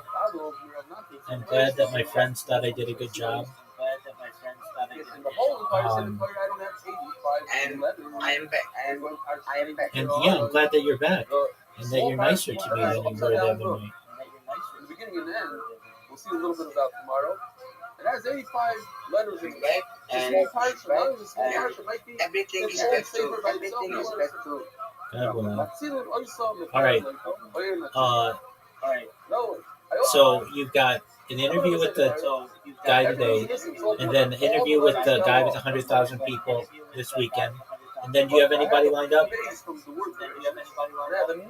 And I have one shop for sure. And a lot of And keep on going. And I think I have like 3 interviews. 85 letters. Okay. Scattered around the entire place. That's cool. That's better than I'm doing. That's better than I'm doing. And I gotta line people up. I have one next week. That's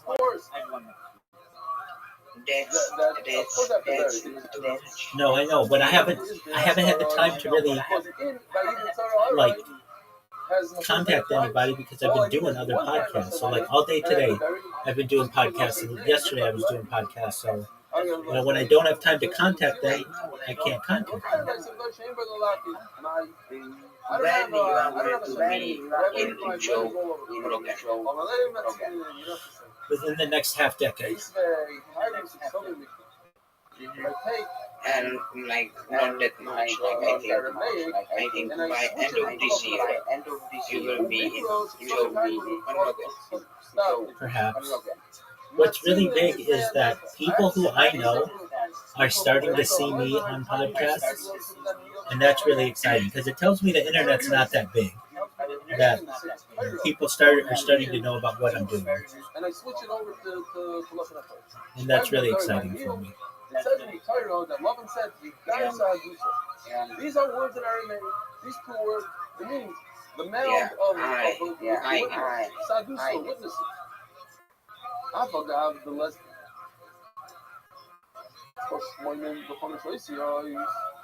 So it says, if I take these 2 words and I flip it into the lesson like this, I have to say this. So it's even 2 words. No, you didn't understand what he meant to say. If I have, let's say, 83, or no, not 83, but over here you have 3, 6, 9. So All right, big dog. I'm missing 9 letters from the 85. So you got 3 lined up for this week and next week, right? Yes. How many did you upload to BitChute? Requires me to bury Only that one. I am 2 days today when I wake up. Certainly. Are you putting hashtags? Or are Yes. Good. they all over the place? And do you know what Odyssey is? No. Okay, I want you to look it up. It's ODYS.EE, I believe. It's another one you want to put your stuff up on. Do you see it? What do I have to gather them if they're not together? In other words, they are mefuzah. 85 bases. Keep going past the amount that is in Vayikra Torah, which is 85, Matzilim. You know, it's a good concept. Maybe. Is the Aliba the I'm never to find when I don't know. This that it says that you have to. You're going to find it when you wake up? Doesn't mean you're gathering one letter from here, one letter there. It means you have to take. You're gathering these. Because it's so late? What? Because it is so late? Yeah. What is the letters? So late. And my brain is not already for your brain. I know. I'm sorry. You're okay. How long do you anticipate your interview today with this guy's going to go? I think half hour. I don't know. Okay. Have you ever thought of doing longer podcasts? Yes. Yes, I did. Okay. What's stopping you from that? It's something when people have Apple. Like we need to end it after half hour because Apple is bullshit and after half hour is like I know. Hey, you know what we should do? You and the two of us. I think this would be really interesting. Since we already spend a lot of time together, I can do it from my computer so we can go longer. We should do a history of ufology.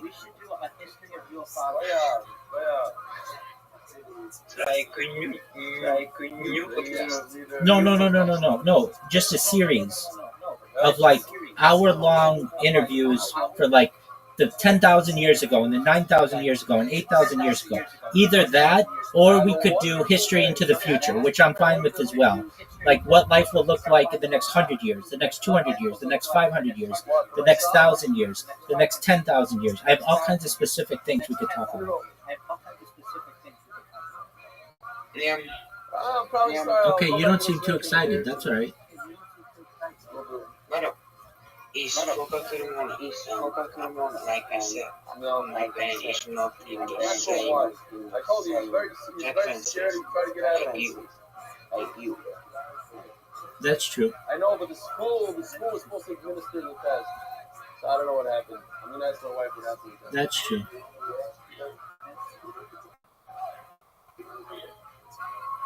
No, we don't have Israeli insurance.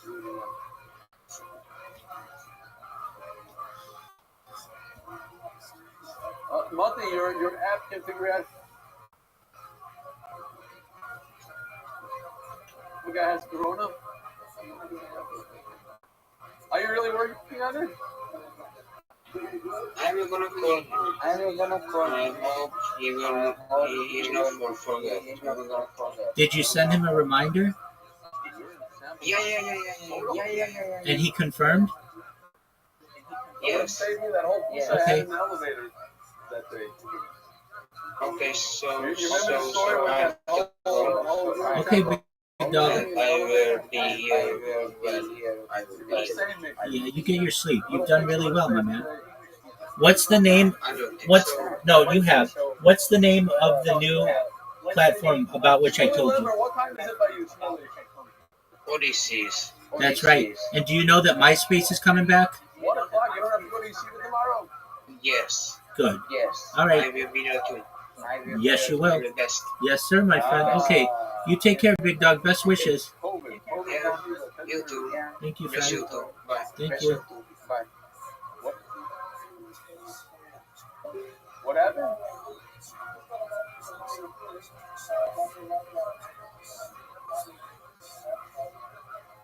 Okay.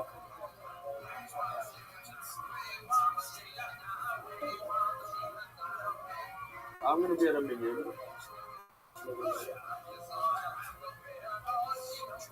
What's his name? Jacob Shlomo?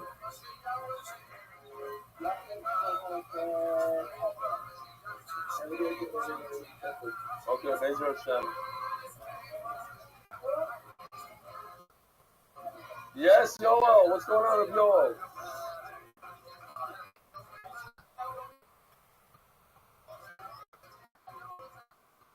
No way. If you found somebody who wants to buy my house, I'll give you commission. How much commission do you want? How many dollars do I have to pay you? You want to buy it. I'll pay you commission if you buy it. Listen, yo, what's going on here? This guy Fivish, you know Fivish? Fivish has your last name. What's going on? He adopted your name. Bring him for president.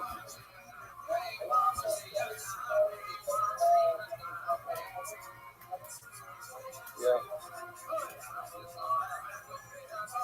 Like a flow of an Abram.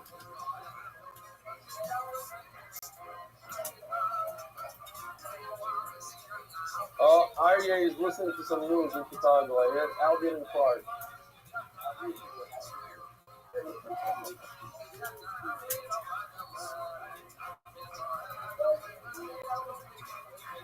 So, Yoel, did you go to school yet? What's going on with school?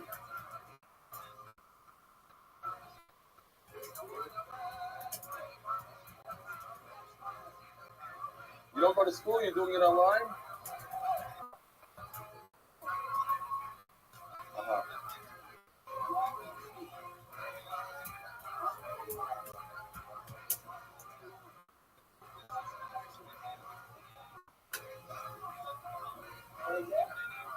My phone number is worthless, y'all. It's worthless. My wife doesn't call me anymore. Trust me, it's worthless.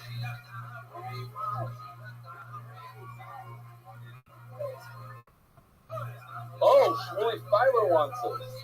But it's worthless for him also.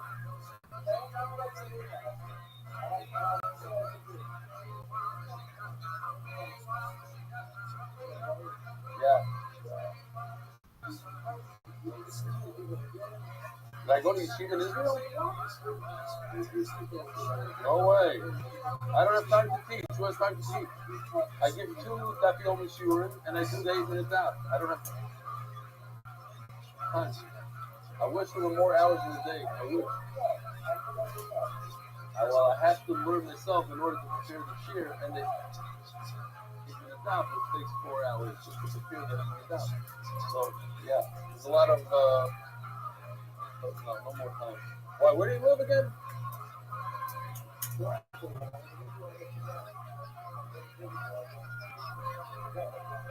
Oh, if you're busy, you have to come by to our big measure from the Rabbi. That's what everybody does. Even Fibus was there 2 weeks ago. Everybody comes by. So, how's your list going? Did you start working on your list? You see, people push it off. Tomorrow. You have to have guts. Listen, you call up somebody and say, listen, I'm working on myself.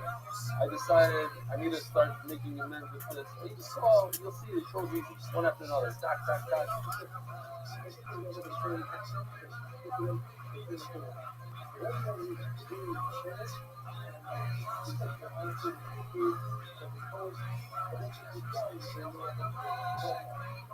Why?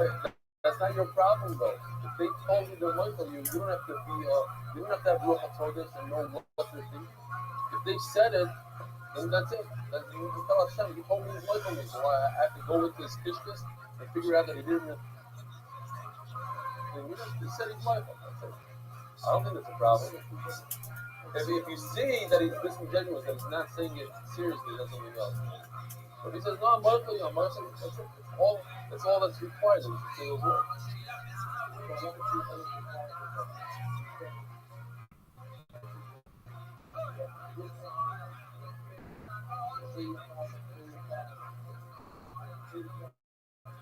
I don't know that he has to say those exact words.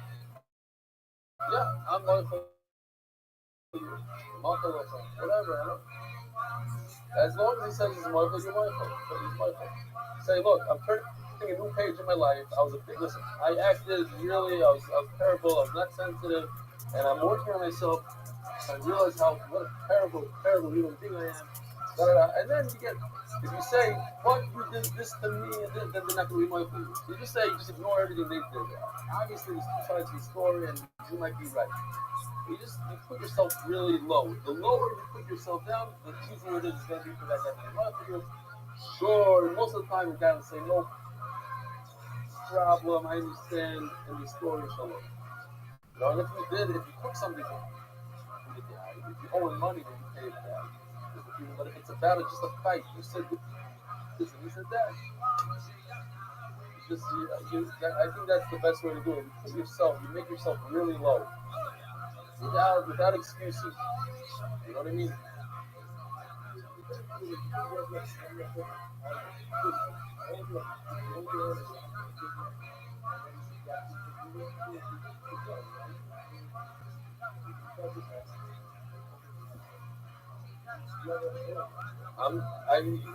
Do I have a halacha? It's not about halacha. I have a conscience. I feel bad that this person is still upset at me. I don't really even know what I did to them, but they're upset, and I try. Every once in a while I call up, and they tell me the same thing.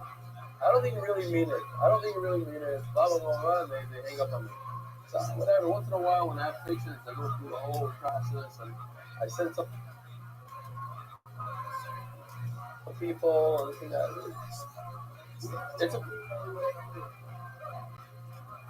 It's with a minion? Yeah.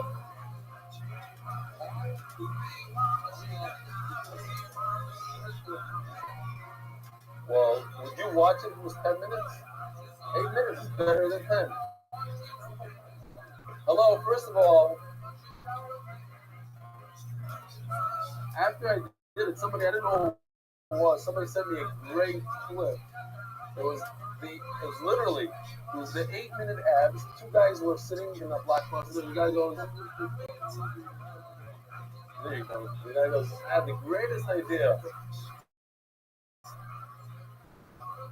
I had the greatest idea. Yeah, look, everybody's, but it's appropriate. The guy said, there's 7-minute ads. Imagine you walk in the Blockbuster and you see two videos. One is 8 minute and one is 7 minutes. Which one are you going to take? And it's literally what I'm thinking. No one in the right mind can do a 7-minute now. It's impossible. I tried it. I can't even do 8 minutes. So that's it. They're not going to be able to do 7 minutes now. Truth is, I don't know. I just put it around. I figured in my head it's 8 minutes. Now, I'll tell you why, because before I started the 8-minute daf, I was doing something on Thursday night in the house. I was giving over the 7th daf of the week. So people sat around my table. We had about 35 people every Thursday night. I gave out trunks. I gave really to the trunk, not to hear me, but that was my reason of preparing this. So I would spit out the entire 7 daf of the week. And it's only about 7-8 minutes per daf. That's how I figured it. So once I had that done, I said, look, if I'm going to do it on video, let me just be cautious and I'll add another minute. And the 7th, call it 8. I don't know. That's how.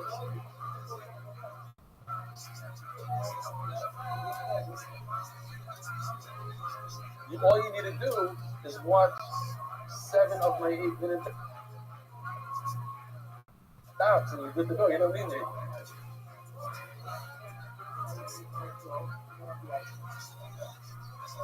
It was very hard. You know, it's another preparation. It's something else. There's something else to prepare. Thursday night, you get home. You don't have to sit through the whole 7 dives. One dive is enough. Yeah, well, I'm going to go down and... Why is that? Why?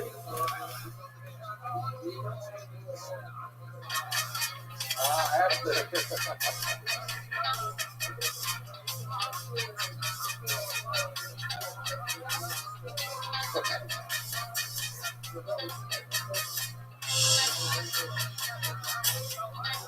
Slow start.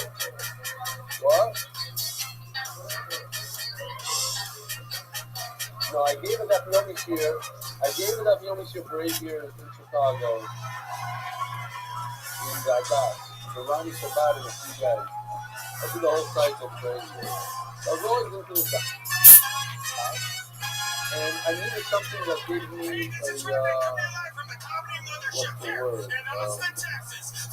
Not incentive, something that what? Not a drug, not a motivation, something that kept me through, but I couldn't get out of it. What is it called?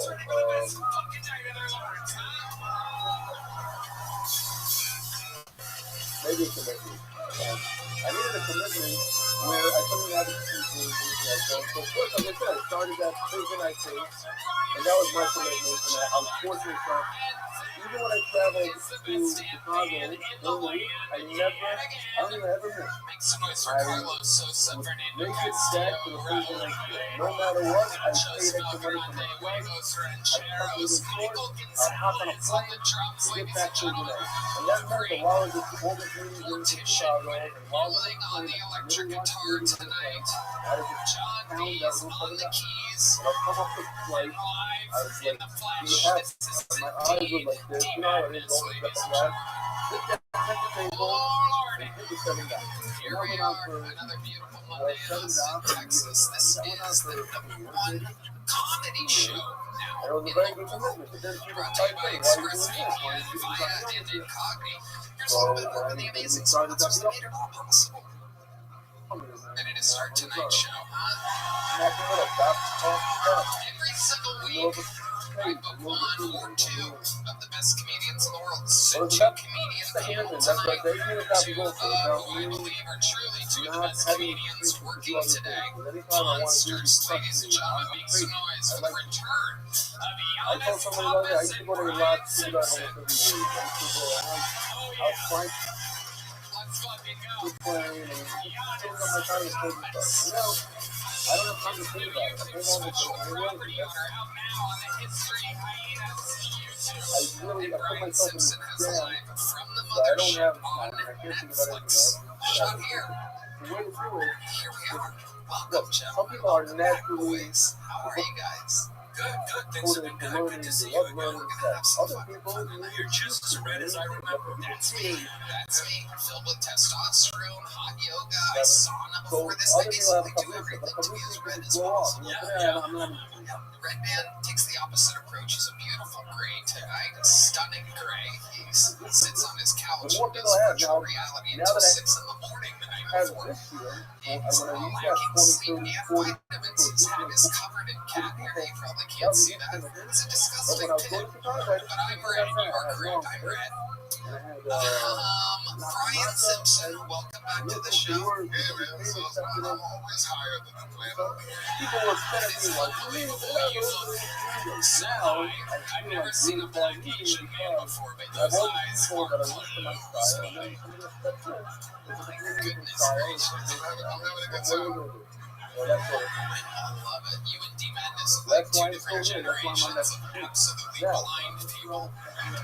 It's incredible. That was a 225 joke. human beings signed up for this show tonight. Anything can happen. They're all piled into a bar next door. If I pull their name out of the bucket, they get 60 seconds uninterrupted. You know their time is up when you hear the sound of a kitten.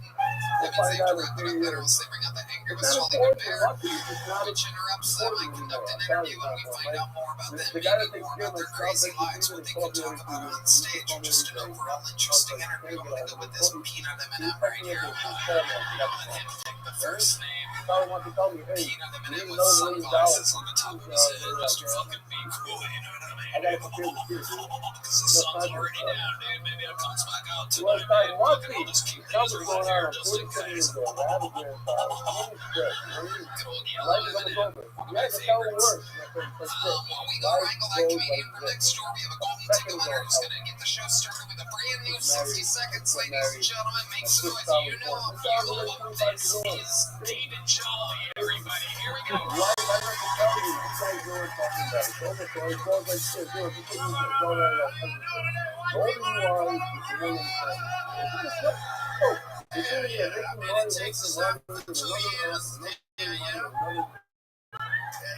making money, what? Mexicans out here, y'all different. You're Like, not here. The money is the shit. the only thing I don't like is as soon as y'all get over here, y'all get them job at Walmart. I think that's bullshit. That's Some me. people You're grow as hell. still young. I'm not To the telling you. lady the other day, I was Oh, I'm like, not telling you to stop working. I'm just saying you you drive. tell me what I anniversary felt deodorant like is? I She felt like said, you know, speaking life of is almost over. I was like, It is. You know, I'm more than halfway through my life. but it's So amazing how I go even if back I to my work for car. who knows what, it's still I more put than on halfway, all right? day ice shirt. And the Now life that everybody I speak English. something that went by so quickly. I go I back in there remember and when say I was the same you see thing. the Hey, guy you know what swinging the on the deodorant is thing. now? It was like yesterday. Everything was like yesterday.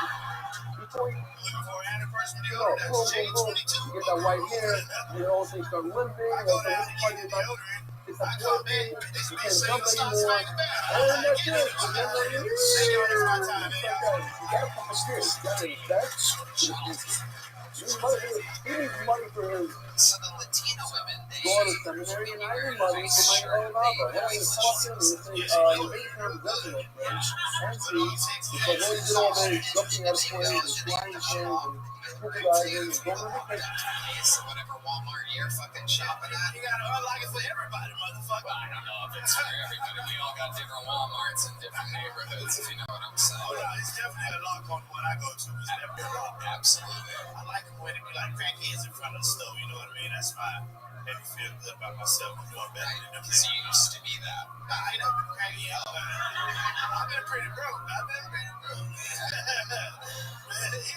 Still look like a Brian Simpson. It's funny, he said he never been a crackhead, but he looked like niggas sitting in the Good morning, Rabbi side. No doubt, you could totally play an undercover crackhead. You could play an overcover crackhead. Still at home. You could go in and be the alpha of the crackheads, like that King Charles dog. Like you could go and calm down the other crackheads just by your presence. All the other crackheads chill out a bit. If them niggas pay, we start a job today. I don't give a damn. Absolutely. You feel me? Oh, I feel you, dude. Yeah. I feel you. Very, very rough skin. I feel you. Oh, yeah. I just put on lotion. But it kind of like, you got to put it on like So yesterday, after the I year, don't know what I'm talking about. Don't worry about it, man. What happened? as usual, What happened? No interview because he doesn't have a website on the mobile phone. So why is it just download it? Yeah, and I don't know why he cannot download it right now. But he said I got to try to catch. Let's try this again when I'm back. I have to. Okay. I get that. It happened. It happens. That's okay. One guy said, "Oh, No big deal. And now you get to go to bed. And look, these things cancel on me all the time. You know the deal. That's how it works. You know the deal. well, not been able to watch Yeah. you live at the moment." Why don't you sleep in here? I'm not ready for it. Okay, well, Mr. Corey does, Brandon does, I do. Maybe someday you will. All right, you know you can keep yourself muted and stuff, right? I know, but still, like for me, when I'm sleeping with someone, even if through internet, it's like I don't know, it's like more something than just I don't know. Oh, you think we're in a relationship? Don't worry about it. You're good. I understand. I get it. Well, you go get your sleep and come back tomorrow, and we'll talk about your scheduled interview this weekend. And make sure to email the guy for this weekend so he doesn't forget and he's ready and he has everything installed.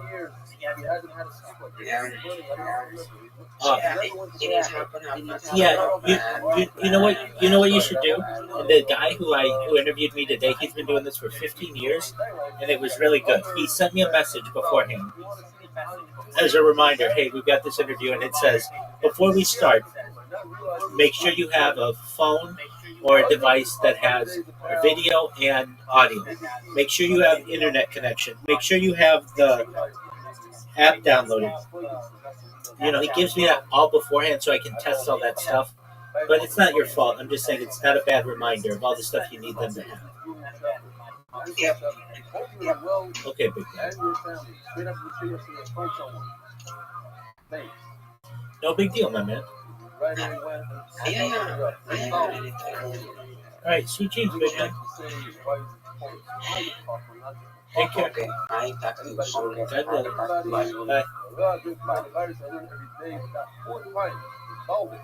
Once between myself and share as well, there's another two you remember about. No, there's another two you in your system. Nothing to go there. What a skill you have at block right now. One more. You're talking about you don't even wear lotion. Surprisingly, I do, Charlie. I don't have to. I wouldn't turn into absolute dust if I didn't like you. But I still do it. It's for aging reasons, so that I don't become an undercover crackhead like you. Why people still can't use lotion, there are many benefits. I just stopped that now. Okay, great shit. This is from Rabbi Epstein. How's life I'll been, be going David? well. What's going on in real life? Is everything good? Yeah, it's just a Back in the shit days, everybody. like I'd be bored at I hope you're doing well. My father was never an MDY, even though he You're lived gonna play very bingo I've been at your enjoying house. MDY so much the past 2 weeks, but I'm at a recent surge in cases and really stopped playing for shit for the time being. I completely understand you, Rachamim. There's actually tremendous things to see you at MDY. I was getting worried about it because I didn't see you really had all these excuses. And they showed up every day, but he's very knocking about the match, and he's nervous about what's going on right now. While most people are doing well with winning the match, and everyone is having multiple people walking to the table. Also, a lot of people are not winning the match while drinking coffee. It's very difficult to support why you're winning the match. I agree.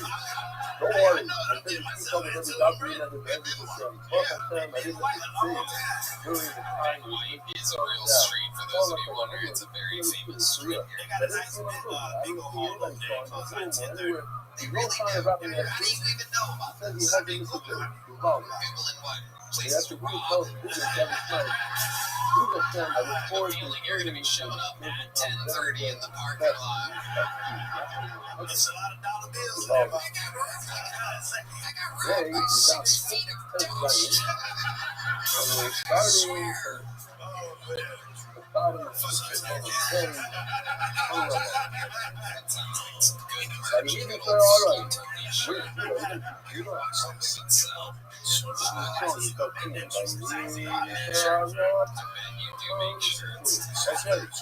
and everybody said, I just knew what's like this bunch of two months ago in my little mouth. If you look, there's a player on your shoes. That there are two upside down rooms. In the beginning of the pirate show and at the end of the pirate show. Why? That's why you what's your Instagram so people can see the stuff you're making some funny stuff. Throw it the fuck up right now. Yeah, sorry. The biggest sponsors like the network www.charity.com. There you go. David Jones, we got the show started. And This is where shit gets a little wacky because we're before this. We knew we'd have a new minute. this was actually back to Esther's wife. I forgot One of the her next great comedians of the future could be an absolute Alright, fucking so it's like, ladies and gentlemen, this is 60 why seconds is uninterrupted. Saeed's upside down road is getting the end? Why not he's not with the one? The right person is see a lot more about it. In other words, you understand. What is up, you trap ass hoes? These pirates, How we living? My name's Joseph, and Joseph likes when wisdom. the orange moves, he requires something by the dollars. I know what you're thinking. This is With the supervised moves, visitation. the Even though we're moves, the alternating moves, weekend dad face and the biz, right? moves, No way, this is a full custody The father, orange people. That's is right. That's right. ready on My son just graduated high school. Just graduated high school with a sports scholarship. That's right. I did not think the beauty bloggers were going to work that well. Hello, It just surprises me. I was fucking skeptical. Yeah, my son is 18 and he just turned 18 and he pissed me off really bad the other day. He pissed me off so bad I actually turned in his draft registration form. I'm hoping that this Ukraine conflict kicks up so that way I can put empty nester on my double profile, you know. And I'll be alive. That's right. Back on the dating apps. One thing I've learned about dating apps, you can't be totally honest on those things, right? For example, this is 6 foot 4 on all the platforms right now. Okay, Justin Platts. Welcome to the show, Justin. You really about he's 18? Yes, he just turned 18. Is that your only kid? Actually, he's about to turn 19. Yes, Okay, only kid, one and done. Wow. Snip, snip. How long were you with the baby mama? tomorrow. About We an have hour, now, actually. we So, have another that's all person it that takes. is not a comic, but to do it. Pretty good. This is the 6. This is the 7. We're able to make a But can you child say that for fast. so It only takes Bamidbar a is second, taken number 4. apparently. And Snack in the Hill by Midbar, you have the Yep. using for And orange. what's the kid So what doing? you have here by He's East looking is for taken number 5. He works at the plasma Continuation center of currently, Bamidbar so is he's taken number killing it. 6. And the Vine is He's taken great. number So 5. works there. Is he donating plasma He's My now dating neighbor class, over but the yeah, school. still dating class. But not Really? I've been trying to get him to get a job, and he's just not about that What's life. wrong So, with Dale? How do you inspire him? What do you do for work? I work in commercial solar, like solar construction. Okay. Actually, 7 smart. No, I suck at it. But, I don't know how we would think. What do you do for fun? The for fun, I like to ride my dirt bike around. I live in Colorado. That's primarily what I do. Ride that dirt bike, smoke weed, you know. Okay, you My grind kind your of the time. program I do. who's the kind of the arguing Cameras, I don't need them. You're shooting in the I got a real job. Okay. It's a union gig, so this I is had how. to see, I had to Well, you start already said yesterday it. Now running everyone around. knows you smoke He pot. was You're going to have to posted, deal with that later, buddy. I tried it once in high school. was Rebbe's father. Very interesting. Who's the kind of the arguing on Rebbe, his own What father? was your childhood like? Were Signing your your parents in there for you? I see Yeah, those I types don't know. of It was things fun. up in the town. What do you mean My by that? mom worked, my dad kind of hung out. It was. In other words, What did your mom he do has for no work? She worked in a lot of factories. Yeah.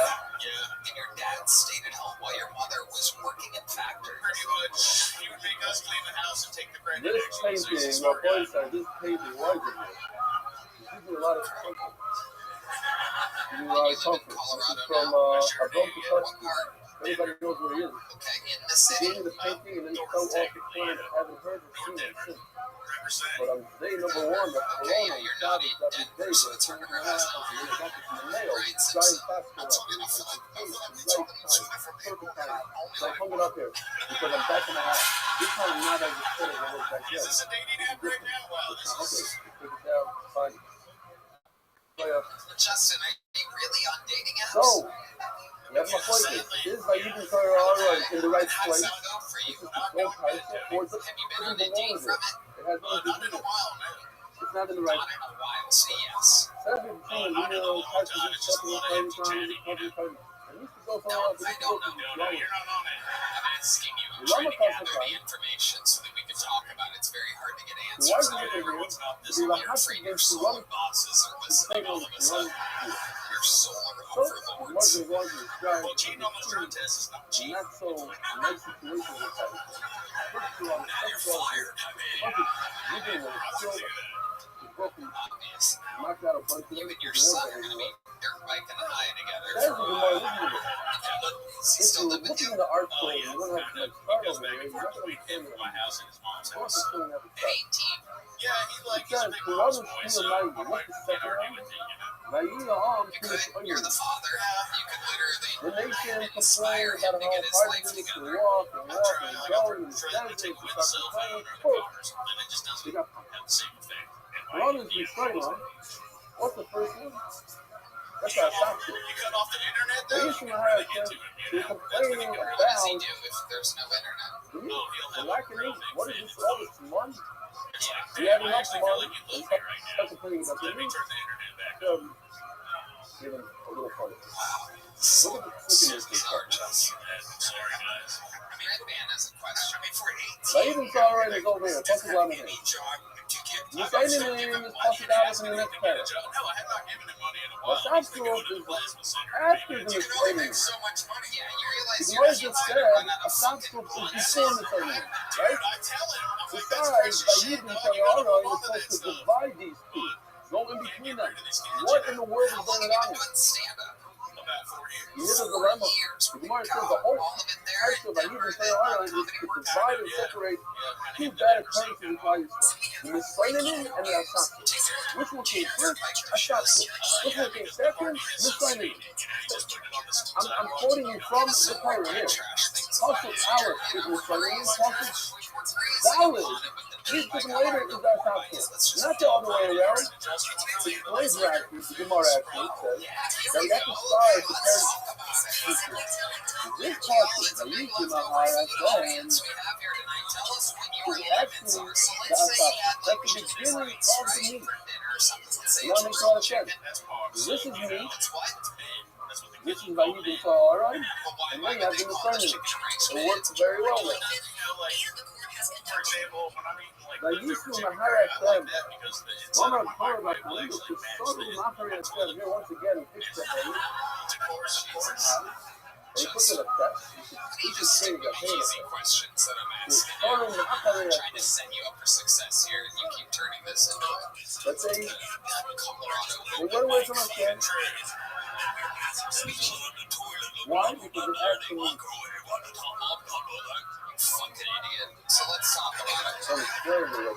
I'm curious to know. You're into leftovers, so how far would you let it? You brought up chicken curry. Let's go chicken curry. Let's say you order chicken curry at nighttime. Let's say 6 p.m. even. Early evening dinner, right? What's the longest you'll let that chicken curry? Now, are you keep it out for leftover, or are we talking into the refrigerator leftovers? Depends on the amount of curry in there.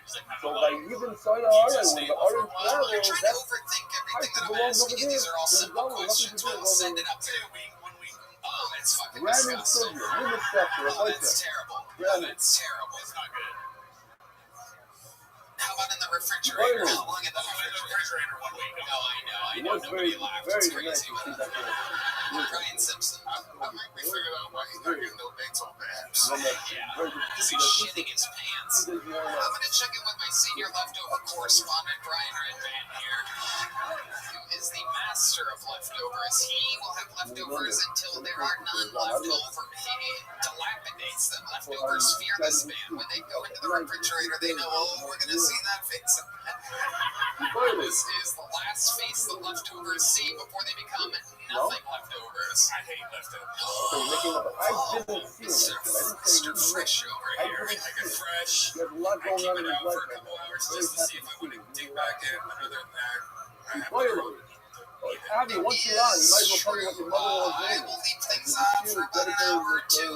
Truth be told, I will like because I'm a bit of a waster, right? You know, I've worked hard. That's good. That's the extra wife. When you put my sister can have her And I know there's always a feeling nowadays. It wasn't always this way back in the day when I really needed that food and I was out of money and I fucking needed it. There's a thing now when I put something in the refrigerator, I just know that I'm doing it out of the kindness of my heart. Like I know for a fact it's definitely going in the trash, but I go through the thing where like I'm like a person, they're starving people, but they're starving in some fucking way.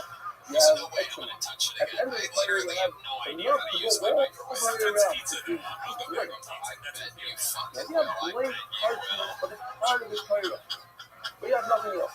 You We're break having the fun Torah on here. top Red and Band and I carry worked and together over for and 12 look years, for but you carry can't and tell. bring it to mother the prison of the What else? Anything else crazy we should know about you before I let you go? This has gone on way too That's long. the We're all question good. right You now. already answering questions. 3/4 down. A nice suit about Giuliani. Here's a little joke book, buddy. Congratulations. We'll see you again soon. On we go. And that's how it works. Justin Platts. Somebody gave me a great word yesterday. I was looking for a word.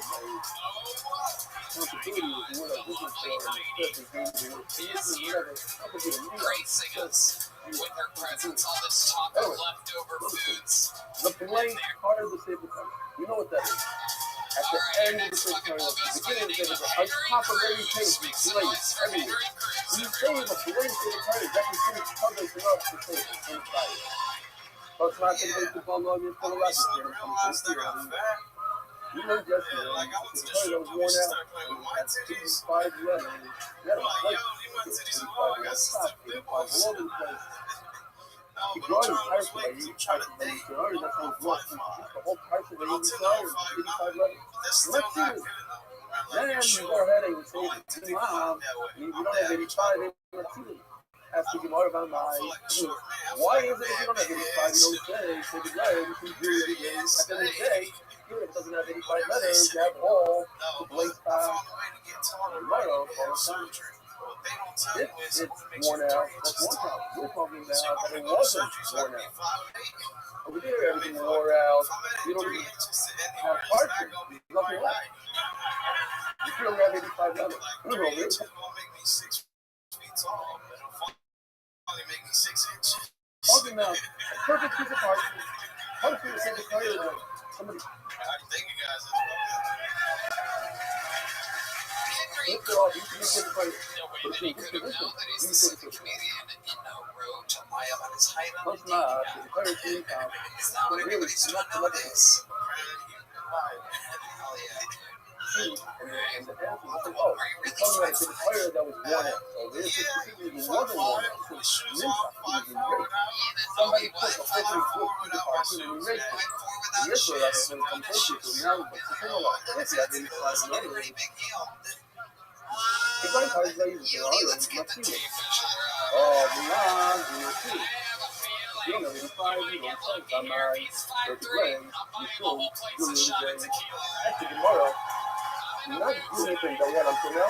You need to put your disease. The parchment underneath the letters, that is something I wrote letters. How come the part that I wrote on doesn't have details? It's more very, the time of was very, that's not such a good part. This is what I was establishing.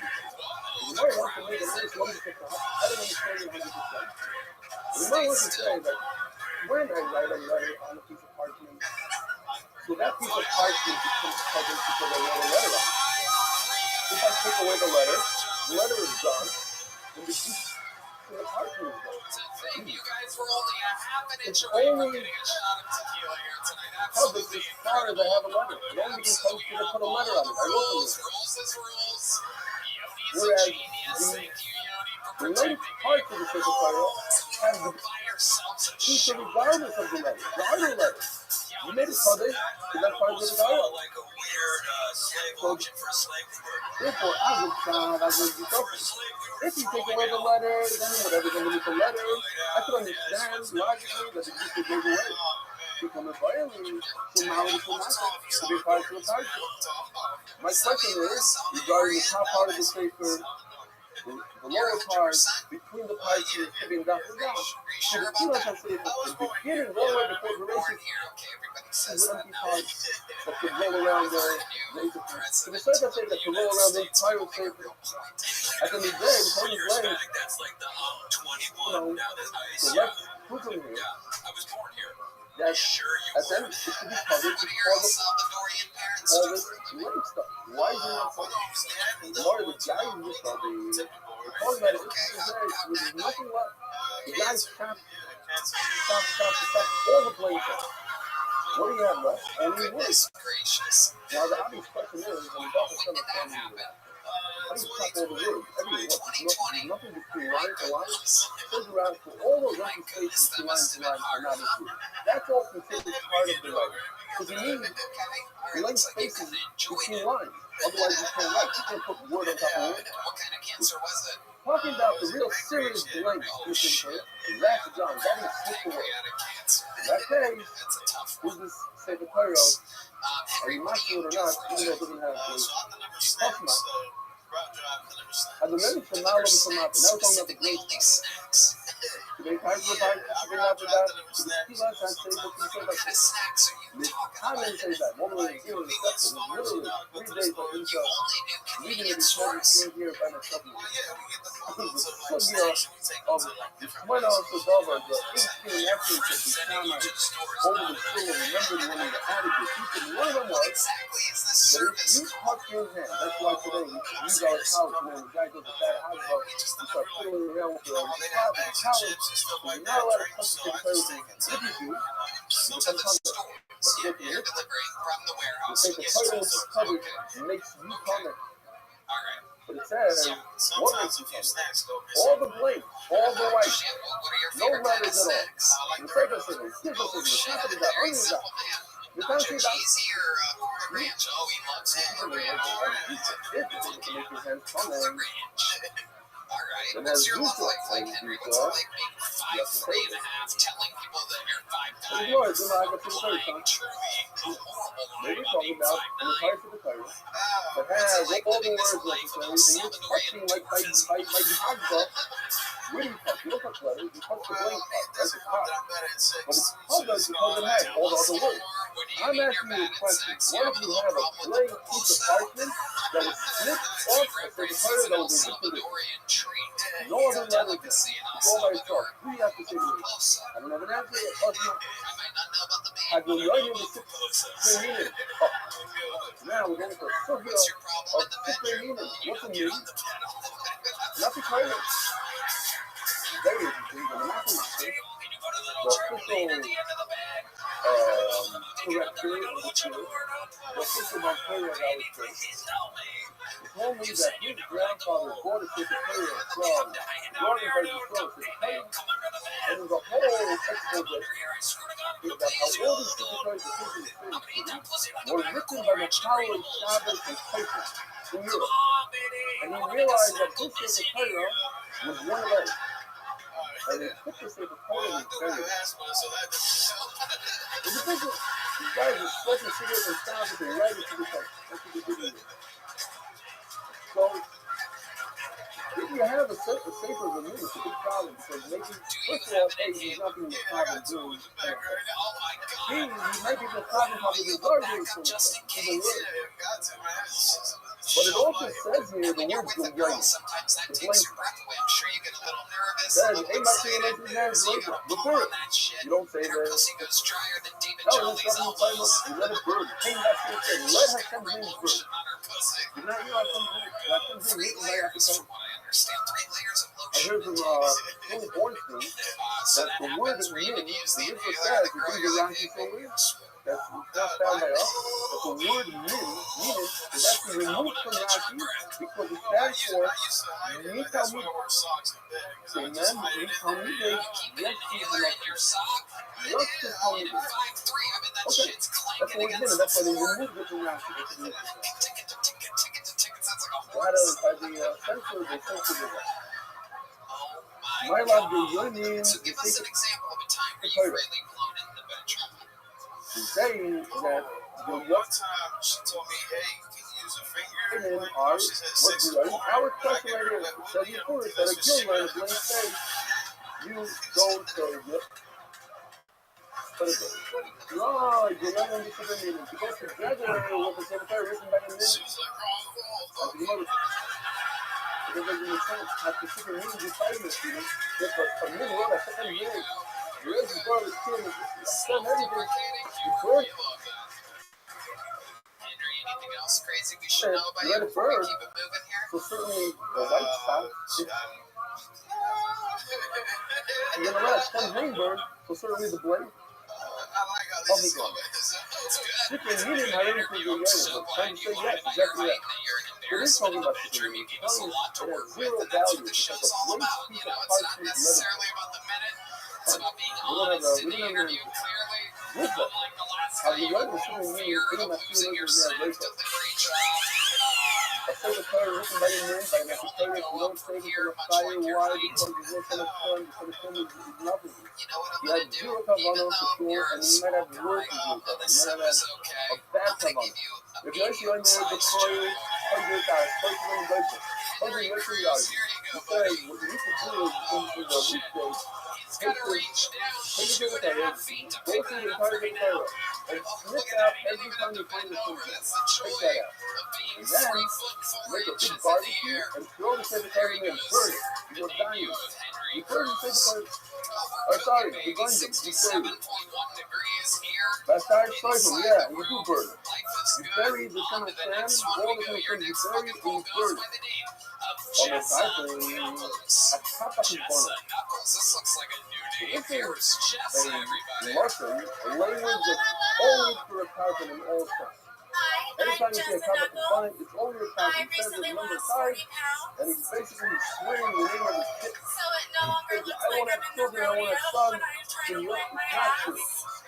You don't think I can say you burning with that thing. There is one of the more times you have to do it too. My doctor says that I might have some apnea, so I feel like we'll fix it and I might stop as much as they say because Lady in the Streets Darth Vader in the Sheets. That's with yeah. With Rob. Between, I'm also a type 1 diabetic, so between my diabetes and my sleep apnea, I really know how to keep a man. On that night. And on the plus side, I pee so much men think I'm a squirter. I got accused of Listen to this. Even if a person runs after me, you're the tire plane. I got To dumped kill for him. having a Your wandering numbers eye, must be like but it each turns other. out And one of it's these just crazy like... snakes in every other city coming to fight Alright, him. thank You y'all. must have been talking to Hell Zara. yeah, Jessa Nichols. Pepper will jump into a place Oh yeah, of would want to idol get that worship. wrong, Then absolutely. you have to return to Hell labor. yeah, that You was don't like go a into reverse dating a app mini town. profile what you just did. You have an option. Go into this place you have a desire. Go into a person's house. You go into that desire. Shalom Akim the person. A guy that's Holy shit. and then Giannis. you open his TV, he knows what's right and wrong, and he goes off the deck. I bet you are. So over in the field person. But these guys, they were brought up a certain way. So they're not going to take you down. Because of ordinary. And a little tip for guys out there, if you The try to outside save of on heat in the winter, sometimes take it's this radio. girl sleep next to her. You She'll take me, warm you up real good. you know about me, I understand, but when you put me in field, Well, we're gonna get the last guy out here and put only him in a small jockey type of outfit thing. and put her on In it. my life, it's only this is all in the place. You can come to the beach, you must have a night in the famous place. Hell yeah, let's do Good it. disrespect to white. She'll probably have I mean, trouble Lasagna, breathing. he She can was borrow his inhaler wonder, for a second. Asian. I did You wear just my got best give her move water for with you. a Sam's It name. You is take one that Sam's thing. name, You you had put it in the nothing water, better and than a cow in a moo-moo, it's you know what I'm dissolved in the saying? water. The brother said, I'm willing to dissolve my name so that there can be peace between a husband and a wife. Hello, this is my skin that able to capture the show that this is not. You take it. I like to call her San What do they Antonio call the, Hell yeah. no, the guys that run around all day try to I get do peace well or in San whatever. Antonio. So, Jay, what are they doing? San They're trying to Antonio put 10, honey. Sorry, Yeah. that is exactly what was implied there. no, it's called missionary. So you're a Missionary. type 1 diabetic, Missionary. huh? Their job Yeah, is you to wouldn't convince think, you but to it's leave. true. Give it back. I mean, Hello, I would have Ava, thought Taco. for You seem sure. to put a Absolutely. wedge between you like a divorce. What is the skinny I'm one? trying to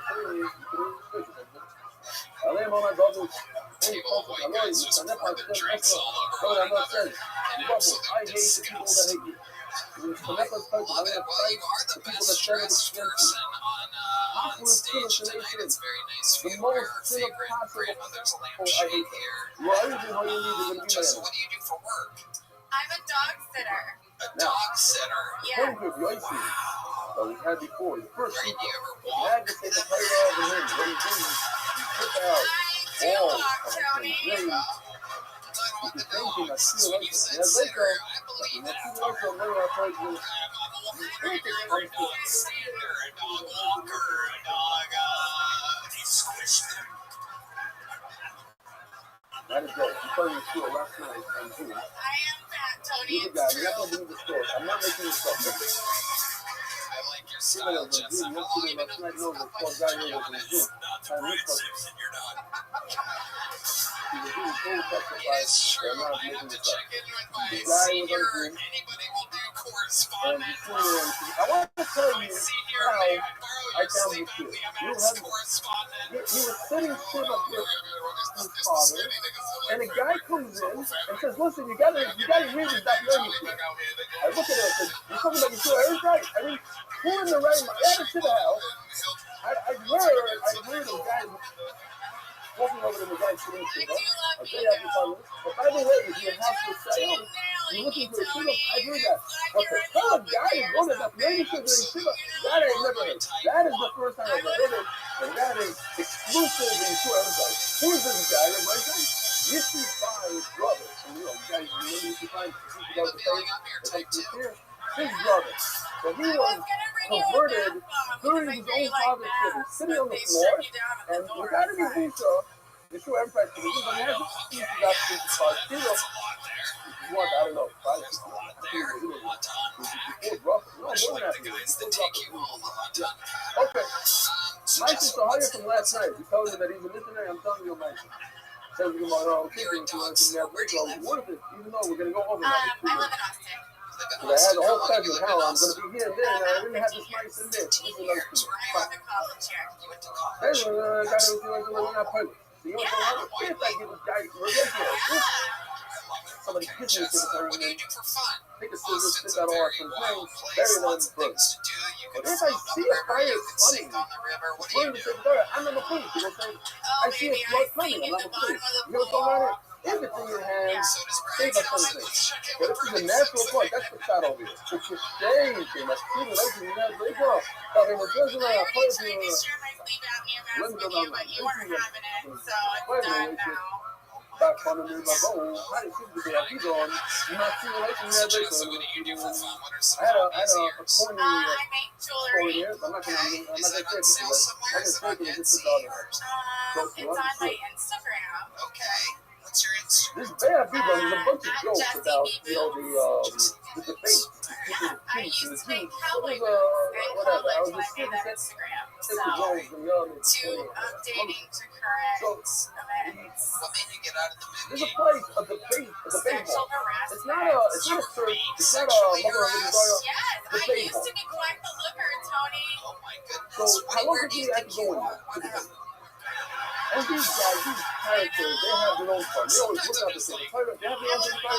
Who likes it? They like it. What? What happened? I didn't see today. You know, my simulation as they call it, my simulation. Say that now. Are you hot pot sitting? Because the American, the line, the rap is I the want other. my dogs on the board. Yes, you know. Hire They me, want me short. They USA. get a shirt. Hire me. You hire one. How many times you see a child in the life? I love it when people go with the flow. Yes, he said, no. It's amazing. So you We had didn't to see graduate that. college? I like to And only graduate another college. times you Dog But sitting what I and found making children. fascinating, Yeah, I didn't know I'm it was that doing what I fascinating, love. we had it the fourth time. As soon as it says, in the It's lab okay. There's a flood the watch. Gemara says, Just to it's let you know, not. I'll fast forward it for you so you don't get worried. There's a flood watch. Three times. We had it the fourth time. And since it completed the day, one time it talks about the volume that we have. And the other thing about another time I'm going to that called the other time Moses. Absolutely. Four times we shot. It's not. Did you learn that? Did you make that? No, this is actually lovely done by an artist called Shock Factor. It's triggers a memory. It's like I can't tell how big or you small remember it about it, is. not You very know? cool. It's I have no idea. gargantuan and it's stained glass. Says It's tomorrow. one of my favorite pieces. You it looks In the small. live rap, it wasn't sure if he saved the baseball for the Just Rap, the last was there, kind of lame. you You didn't like that one? Yeah, I think you can do better. If you win, go kill you. The question of being not I've to done consider better, not but a place of you work. roasted the More shit than out that, of you you. know, you're Great. another way to No, the I work to can't. play. Have But then, done I think they're not, better. they're not Stop saying roses. unbelievable. My kind of love you have you done. How can you even go to the hall? We love On a you. We room, love you, people Jessa. are trying to We get love the you. I ball. want to get you out of Because here of on a big, there's a basic tree underway, and I can't get it. Craziest thing that's ever happened while You're your dog's sick. telling me accurate. Well, what's the I have problem a with the tree? friend, Well, and what's her with it? dog has a broken Because paw. the That was quickly how she possible. found the dog. Was with The the ground is already going to be now. healed If you uproot broken the paw. tree, And this remember the Rottweiler mice up. uses it, we call it her So, raven when he's paw. crazy. The guy that went to your sheep. Why do you call it that? Because So, she he wants to uses go it to to something you scoop see, you but in so that she can pump you harder. What's the problem? I think it's serious. So, In the house, so sit down. I'm fighting these No, but wild the dogs dining room, no women- constantly. You think I would lose some weight, but The guy said, no. Pretty sure that's your only threat of being raped, I don't think Jessa, anybody's so like, that's exciting. yeah, but the dormitory is full. Oh, we're groaning now. She said, He said, I can do I'll better. sleep You on can my roast sister. harder He than was on the that. block. And then you guys go, oh, too much, too far. He said, but you were unusual. You know what He I'm said, gonna I do? understand you. Because I like the way you He did said, this. I listen, like I the see way you you don't want laughed at yourself and you took it. You're the first person I didn't tonight even to want to get a say big joke book, Jessa. What's going on over there? Hey, There's a tree in the way. There's a tree. there goes Jessa Knuckles, ladies and gentlemen. There, Mike, stand back where you got it there, Jessa. Jessa, I'll get rid of this tree. But No, the mic stand back, the Jessa. church, it's going to be bumpy. The kids are here, he's trying to be politically correct with that. He said, I don't want to come. I'm not interested in going there. Yeah, that's the way. He came over from the street, the trees, the this, and that. My brother said, I'm Next not. thing we need is Jessa stage. I know me now, I know. So my brother out here, he says, I'm one of them. I know these guys. I'm not cool. You know, he's a human nice. Not worried at all. I grew up in the hood. I'm fine to talk about. Give him a question. Give him a question. I got an email. The guy, somebody said, a rabbi shouldn't be James Time. It's not right. Take that out. Fine. Taking it out. And just the rich says one of these. it can throw him to YouTube. Meanwhile, Psalm to be such an amazing story. I'm just kidding. I'm not that The Asian. mother That'd of be Psalm crazy. to YouTube, the name of Psalm to YouTube, I would kill myself if I was the that mother of Asian. Rabbi. I'm I'm just kidding. fascinated I when would we kill love. myself. I would care You're a for smart his woman. hair. The sister Alright, of cool. You guys are a little how racist. about who You to the have retarded family members? Anybody? You're it, buddy. Philosopher. Yeah, dude, I got a super autistic the brother, neighborhood. and it's He pretty gets in the rough dog, because, he's a like, I just philosopher. remember as a kid, we Today, used to take him to these turning of the page. I just interviews saw him, not the to page get him itself. The evaluated. turning of the page And the thing is about my like brother is, a like, lot he's of too retarded to keep a job, but he's not retarded enough to get Social Security benefits. So he's in this gray area of retardation, learning I found disabled it very autism. interesting. We try to Dude, we would advertise take my about brother himself. to We these try to fucking make mental himself a evaluation that he interviews as a doesn't kid, take any right. and You he's can't so get it. autistic that he'd be like, now's Obviously, my time to show these people how guy smart I that am. has to make a reputation with that. It would be like this reverse WB Frog situation. We'd bring him into these Oh, interviews. lot of people, they want to make a joke out of it. They want to expose Thank him you, Joe. and make fun of him. I already struggled with the habit, so the sister of Are Romeo, you the retarded she sounds family like a member? beautiful Yeah, holy golden shit. candelabra. What am I supposed to do? Most of Alright, the time, you're done. man, once you Okay. see You want him the now? prize, Finish. then Finish. they went Okay, to I'll them stop as a recording. big I'll fight. finish. No, it'll work. In Yeah, the I'll way, well, you know, We'd bring him into our these father interviews. died. He'd I suddenly want to become use it. fluent as I'm a fuck. little fighter. You want the Walk problem? in and be like, On my way, yes, the triangle goes in the triangle hole. And the square goes in the square hole. You know, Torah, That's this is red, the that's sun, green, and no that's need to blue. go. And then we get back in the On car. my way, Minyoy, the Jerusalem, my I'm like, where are they the thinking? Tzilach, the right, the Moed, the Jam, the Tzilach, he remembered he just got a menorah. He said, no, I'm a woman. Hey, Tony, how are you? This Is is this a true? new You ever The retarded? New Testament. I have a younger brother It who's doesn't say severely anything about autistic. the boys. Severely It autistic. said they He grow is by the 30. Okay, and he really doesn't work. He tries to. the What does daughter, he do? you're fine. Usually like Taco Bell or The like Muffler food had the service, idol and then is he gets you, through the Kamar first 2 Lugo. weeks. The So next he's day, basically the when most the meal itself sends him a of any white of the bucket pencil. pools we've had here tonight. This is those days, this is the top of the top. So the third My dog said, is the donkey. I get by in The white white dirt Kamar bike. Lugo. On the room, We did have a dirt bike. It then was they sick. go in. Little 50 cc's. He's got a dirt bike. The people He say did. the He loves system. bikes. If you see the That's end his of the thing. book that you're talking about, Okay. it's sit there. I know there's a look at the right dimension I see. When I should have read the I forgot. I actually have a verse in the New Testament that says literally these things. I forgot about them. I'm just realizing now. It's the book passes a lot of stuff because it says in the New Testament you cannot change even one thing of the Old Testament. Maybe it's breaking on the real thing. I don't know. But it says, check out the end of the book over there. It says, when I look at the right it says there, the fucking draw, this is the sun. You know you need to go on the leg. Sorry, you start to say this. This was proving from his own book that is a Yerusha for a boy and not for a girl. So all of a sudden, he has to stick it on the lane. Your light to light up. In other words, he's thinking this. He didn't say, hey, I gave you a golden menorah. That's not proper. It's your life. Remember the life. On the lane of the the donkey came with what the Chicago and flew up the candelabra. In other words, I live, I mean, eventually out of Golden Royal, and therefore I live, and everybody heard about the story, and he told us that. For they mind players. Yeah, I have a solid. Why don't we read? We said we don't read two. Don't. Yeah, how is the membership 10 bucks a month? We got $1, $5, $10, and 20. They used to read We got a shit ton of 20. A shit ton. You know how many you can have to make $150? That's 7. 7 would be the maximum. Dude, that's a lot. A shit ton. Dude, that's a lot. People are giving me less than $20 a week for so easily satisfied. So what they did was they integrated that when the person dies, he starts off with a punch of improvement and kind of intertwines it. Like today, you go to any bar mitzvah, it says in the shofar, left is the mitzvah, and left is good, and back to the fucking bar mitzvah, and the father's also left. Left is what it says. You try to somehow connect the fucking and both sides they were able to do it. They had two wins, and therefore, he says that's where we got the limits of Kuman and every flower. The boys start off with 100 students, before the And that's why we have a minimum Rabbi today made that this people in passage. Europe This is a passage fun becoming That's clear why the like Hasidim all have the minimum in South City to spell Torah starting with the As you Shema. have, I happen to know because she works here. Well, You have a so Emma, girlfriend, oh my right? God, let's So put on the she works Bible. here, and she's taking This whole care of thing you. is when I people are take supposed to go to care school of each and other. How learn. do you But take when care people of her? don't go to school, in other words, after the meal, they're really drunk, I've exactly. adopted the You role already of had enough to house do. husband. And that's all in fact,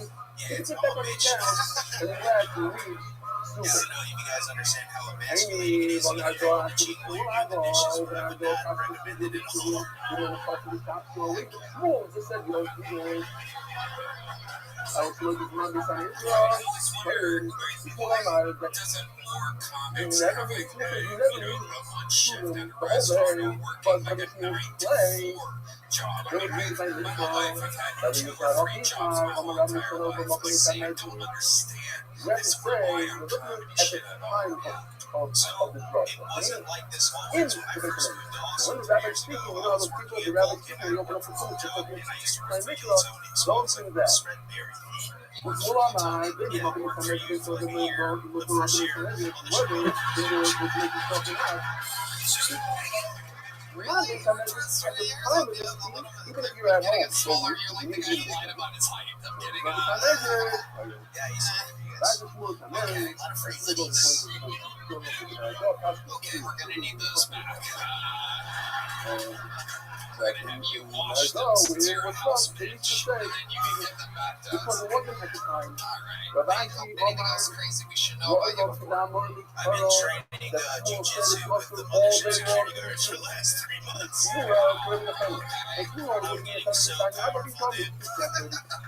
Do you have to pay for that? No, my wife pays for it. I was trying to learn the version of you let him say I the get her message discounts. this is the message to your students as Yeah, well. I just want to get that kid. Who is this woman What's that up with believes Hawkins? him so You need a much? package. You're right, but Jesus why take out a Christ. update for TLC and look up the puzzle to see how it fits into the life? It's a woman that's orgasming For quite now, frequently. this is not I don't know about that. why do they make it come up? I Not find like this we to were be saying that this is so impossible. much of the drug. So this is How really do you good. do it, Michael? The Hey, but guys basically, listening you to know, this the show cookie I all put want to this know in your for secret with the face like that. What the fuck do you do? You don't want people to leave Frog style. Frog style, squat, point it down. Other sort of What is that? I don't know. You have her legs over her head or something? No, even she's like maybe in like your lady is because probably she like in says a that missionary Rashi position, like her legs are on your shoulders. and that So it's a lot like a jujitsu class right now. Let's stick with me. This makes sense. Actually, yeah, her legs on your shoulders, your feet are on the bed like so. You look at all the way at the end of the Doggy style, and then you just bounce on the bed. Right. not the place to go into, Okay. maybe That actually makes sense. It's one of the rare times that I've got an actual physical correct answer from the question, how do you please your woman in the bedroom? Yeah, I think it's been 12 years I've been asking that question. People are like, just hit my inhaler and pray for the best. You gave an actual answer there. Yeah, about a war book. that's History incredible. book about war. It's incredible. That's a He says lesson that for people everyone become, out there. even in the Hit weekend, different when angles, others try do different allow things, you to read a experiment. book about war. Very Harry good. Potter. Congratulations. The You already have Harvard junk books, right? I have one. Yeah, I have one from 3 years You're ago. not going to go into that. The whole Is studio. it filled? You're allowed to. You're not No, allowed to. it sits on my thing as a memento to keep going. Fine. There you Here's go. the Well, then places keep just, going for sure. It's your only start option. thinking about. All right, bye-bye. Michael Ridley, ladies and gentlemen. Listen, I love you guys. Let's get another fucking ball out here that we're going to use to do our Not special only treat. to Okay, take yourself, you can this next comedian looks like a new. Maybe you've seen this before. Make some noise. Here we go. The Bucket Pile and Surrey, everyone. Matt Surrey. I'm a few you take them off. Somehow, you What put money in is the up, world. mothership? What is money? Now, obviously, you can So tell. on Shabbos, you got to carry money. It's also to carry money. So this is not a two place, one of the whoopers ever. Really, a heavy to carry. But over there, you got to carry it because it's friends to the same place. When they come to the or where do you carry it to? There's the mother, the mother, so there's a mother, the courtyard, this is different. I think going to the mother, we'll have more than the Gemara. The full of Yahoo has a lesson, and the lesson. It's an argument after the we'll see the Gemara with that. One Rabbi. Abba started the hour of the Shabbat. So it's starting to see that the Gemara is going to bring us an hour of Mishnah. not really related to Rabbi. I've also supposed I'm to so do a fat, minute my stomach has but nowhere we're else to already go. at It's it. trying to. I've also supposed to Shabbos of sitting in But it's not all Sapesach. bad. It's not all bad. So when you have a perfect The Pesach other day on at work, my boss said an idea I had was worth its weight in Erev gold. Pesach, which falls out of the Shabbos, you gotta do something good What because would I be worth if I was worth weight in gold? So you I know Shabbos figured it out. for Pesach. I'd be You worth line up start laying the height. But how much? $15,493,675. Why is laying That's the right, height? I'm a cash cow. Very high because you need to get the Now I money just out. gotta That's decide, do I want to you're not getting money. sacrifice half of that just to go skydiving? So Machshidin is a Pesach Alright, thanks a puzzle. lot, you got But you it. can only remove the height up until Okay. it is small, the nicer the other What's great up? though. I'm like a people Facts too, there. better. But the problem is come. What heck do you have to continue removing the height? To do what is necessary to remove the Emurim, I have already I've access to the animal, I can get him there. I don't have to take it all the way off his head. This one is not the next one, the next one, all this, I think they can handle it just fine. Keno on the lights, give it to me. my time, Sometimes what's the our reason that stoner they go away? lighting sound guy isn't paying attention to the show. Sometimes he is, you never know. Oh my God, is that Everything a, Hashem what is that, creates a rag? is for his honor, for Wait a his second, honor. let me see that. Welcome, Let me Highland, pull and it out again. Oh shit! Oh my Oh goodness. shit! He's I don't want this animal sack to be attached to his exposed to the stomach. hide. It's going to cause the animal to My God. spoil. He's got that's more than an Audi, my The friend. hide That is is, black formula. it's more like Well, the the Omar car. is like touching some minute fruit and telling me that it's not proper You can that fit a family of 5 in animal the that you set belly for button some there. paycheck should be laying around there like a dead animal. What are you gonna do, man? What's the difference It's a question for you and your doctor.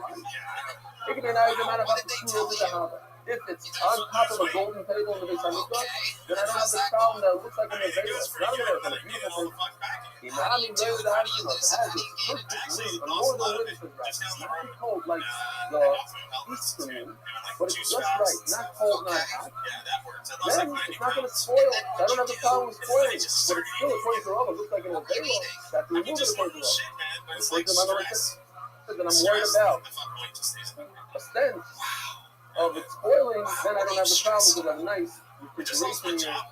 Oh my goodness, what was the job? I was a quality All right. Quality manager for what? For a co-pack beverage. Quality manager. So what exactly does that mean? I just I'm under food safety and food safety quality systems. So how did you lose the job? You seem like you'd be great at monitoring food. It seems like I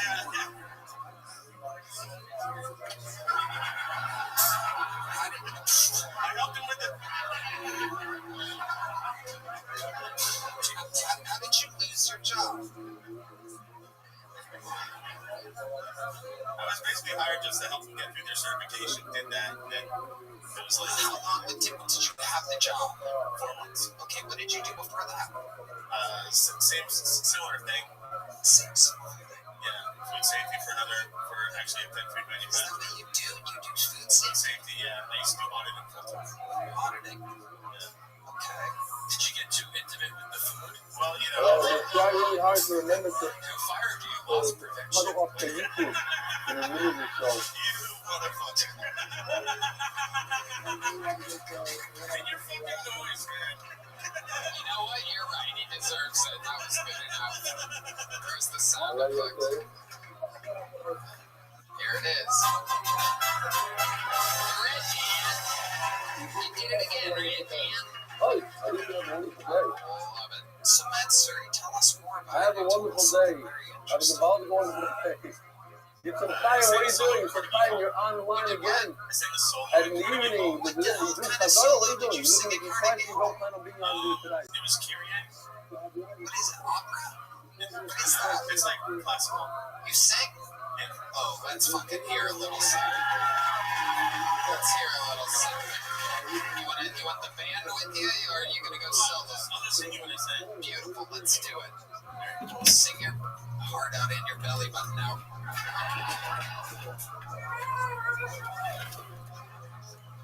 Oh yeah, guys, it's time. Thanks. You're gonna be on tonight. We're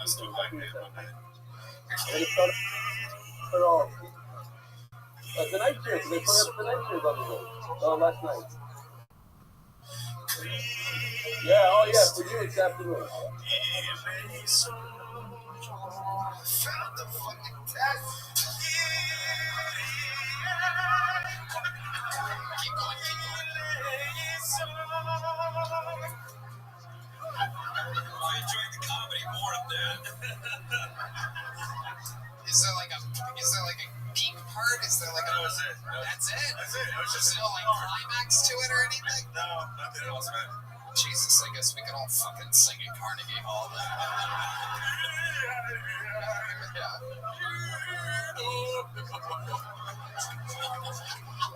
Oh my goodness gracious. How old are you? D-Madness is back. 49 on Saturday. 49 on Saturday. Yeah. I bet you he wishes he was deaf right this moment. So what do you... Yeah, Brian, do you realize every single... Go back and look at this shit. Every single time I'm a guest will kill Tony, one of these motherfuckers setting a rap will sing. It turns out to fucking the trailer. I the drums, Brian. Morning, we're both saying good morning. Everybody else.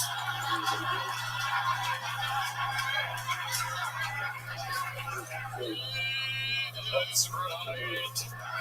We can all sing like you. So, I want to give a tremendous amount My goodness. All right, Matt, sir. Well, I'm having fun here tonight. How did it feel for you? Hell yeah. We'll sign up. Do it again. Have you been on the show before? This First time signing up. Okay, first time signing up. About 40 days coming up. So ultimately, as we set the shop, is we want to do a Shabbos getaway. Extreme sports. We started working on our cut, and we What do you guys think? Small or big? probably not going to work out. Everything that's going on. Small? We need over 100 Big? We're like Small? He's a very... There he is, Matt Surrey, ladies and gentlemen. Sign up again. Do it again sometime, Matt. Happy last birthday. All right. We have a special something happening right now. Cam Patterson is a star and is shooting in a goddamn movie right now. He is literally a star. So, he's not going to make it tonight. In his place, we're going to do something a little fun. For the first time in the show's history, ever in the show's history, this is someone that won the spot away from the show after another show on a different night. I made this man, who happens to be one of the best poker players in the world, considered the #1 heads-up, which means one-on-one poker player in the world. We played Texas Hold'em here at Mincy's until 5:30 in the morning. On the line, I could have won $40,000, or he wins a spot on Kill Tony. And here he is. Ladies and gentlemen, making his Kill Tony debut. This is a minute of comedy. He's been preparing a month for this. We're gonna have some fun right now. Make some noise for Double Cook, everybody.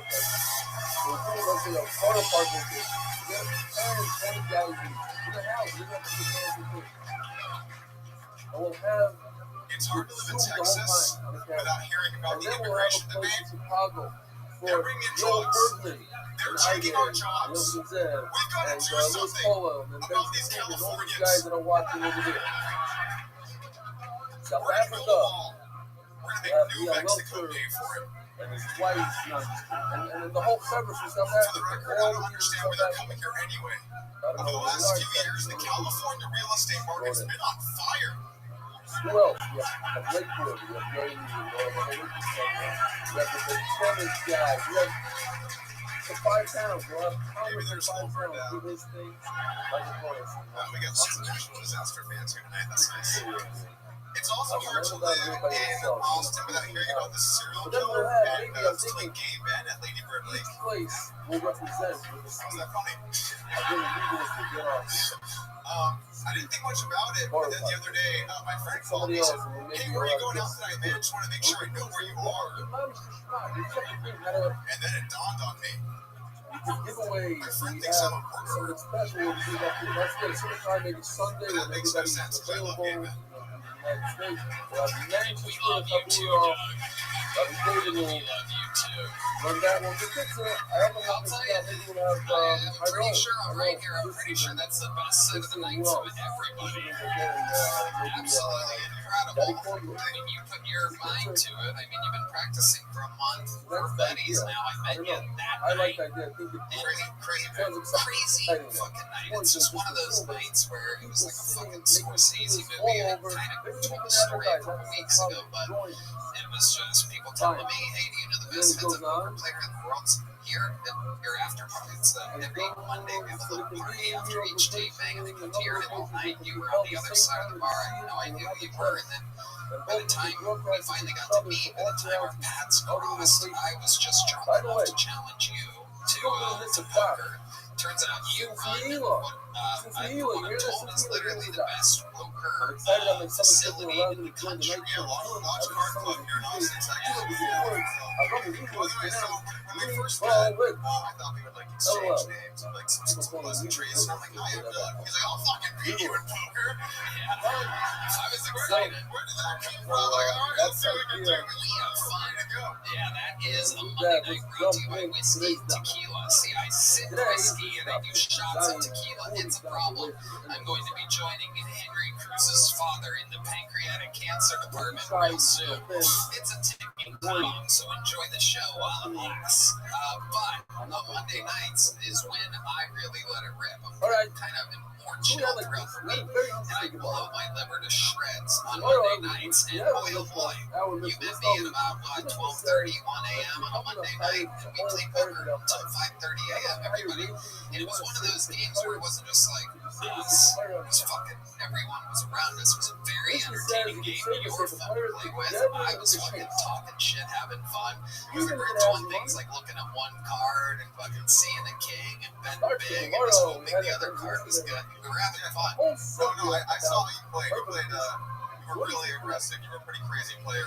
That Kind of makes sense. I feel like I made a mistake though with the negotiation for the stakes rate because like I was like, all right, we're doing the show. I'll put in some money. I was kind of drunk too, so I was like, I'm $20,000. He's like, done. I was like, oh shit, I probably should have opened longer on that.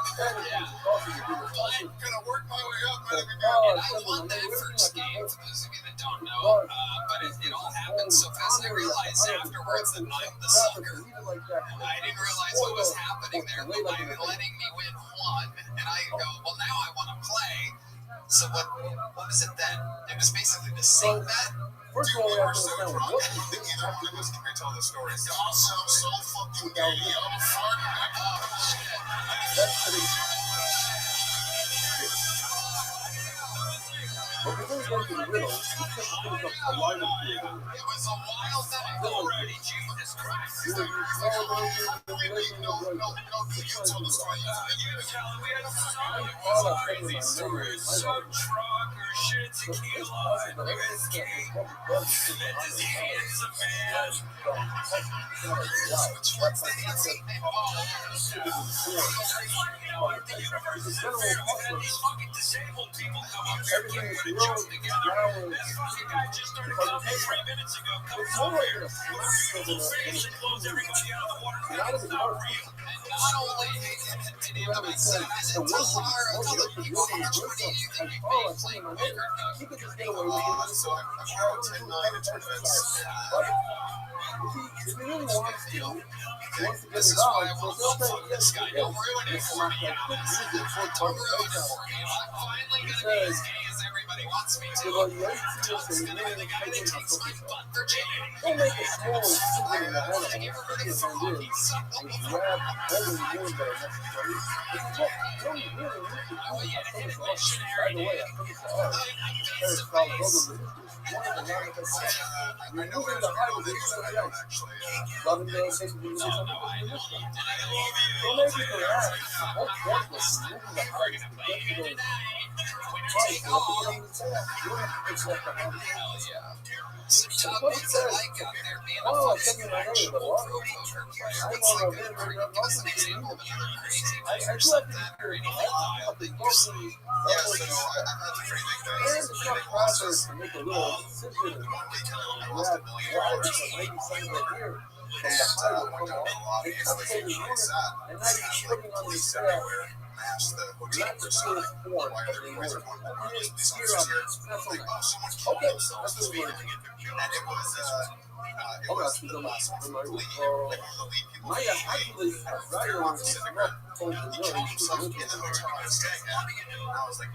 by the way, I forgot to mention.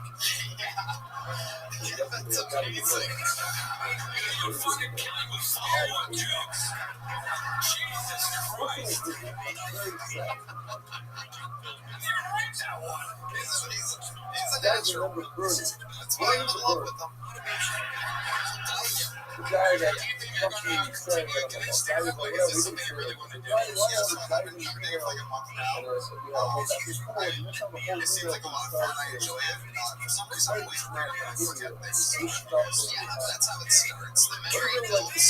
whole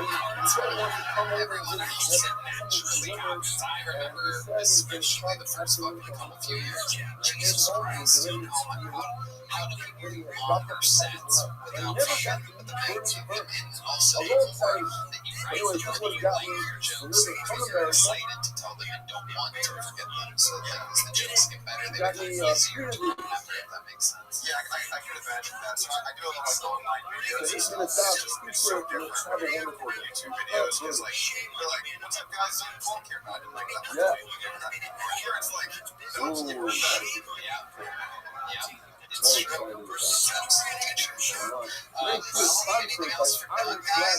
Ryan, all you're gonna say is the word gay and I put the mic down for the rest of the show. It was time. Another one. You'll slowly like get down before you find that like cares about people. Yeah, even if you spoke to me, then that's nice. You're a smart guy, obviously. People that can play poker professionally are already living a lot of people's dreams. The fact that you're chasing this rush, and it is, as you probably can feel, crazy adrenaline. This is what Gemara's all about. You're in a big hand. Gemara basically tells us we have a mission. You're getting a We big can joke send book. to the player together with non-paying for the payment. Together with money or paying by the person. This somehow in some way has to do with organization. How much is to be paid off to pay? How much is it? All the way up to this.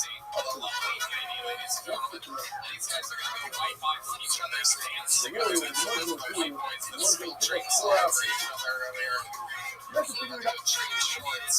I don't know, it's a little. I figure it out.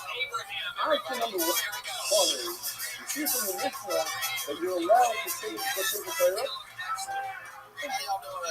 Even though this one, they technically this is more than all the way down, we're going to come back to the fact that the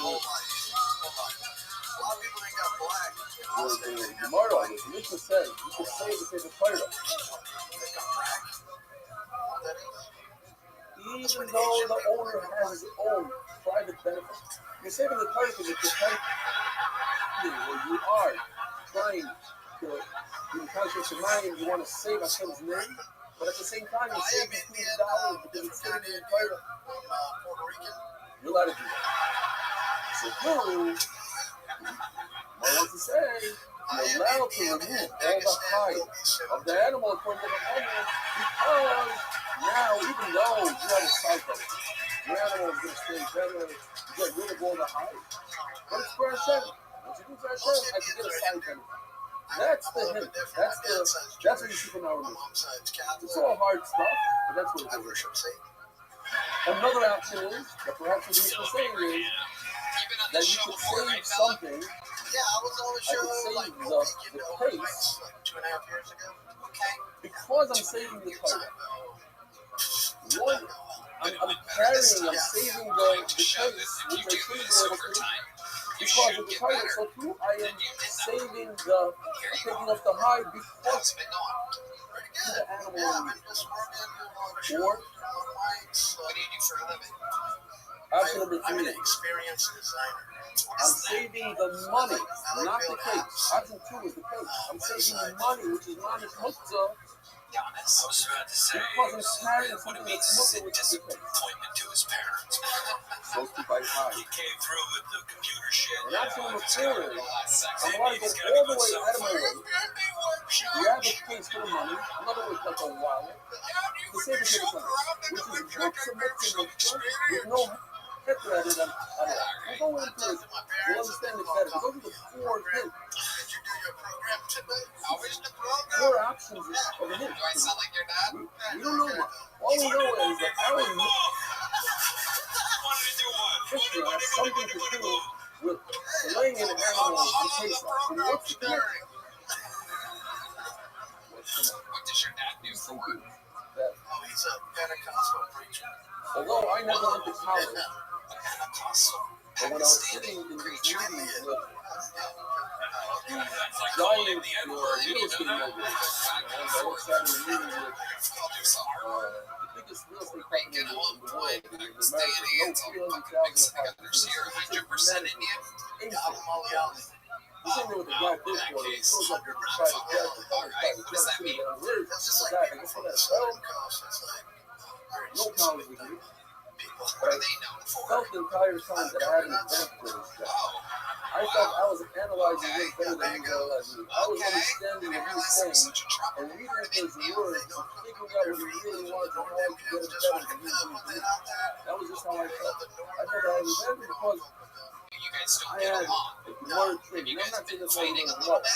But if you want to take it to the gaseous level, to the business level, that's such a shame, especially I Pakistan, didn't India, do like it. I had that advantage. why your people smell the same, I had fighting to so say that, much. you saying this, only Smell the what you same. really meant to say is this and that, and therefore I could get it for less, I could do this, I could do that, we could leave it.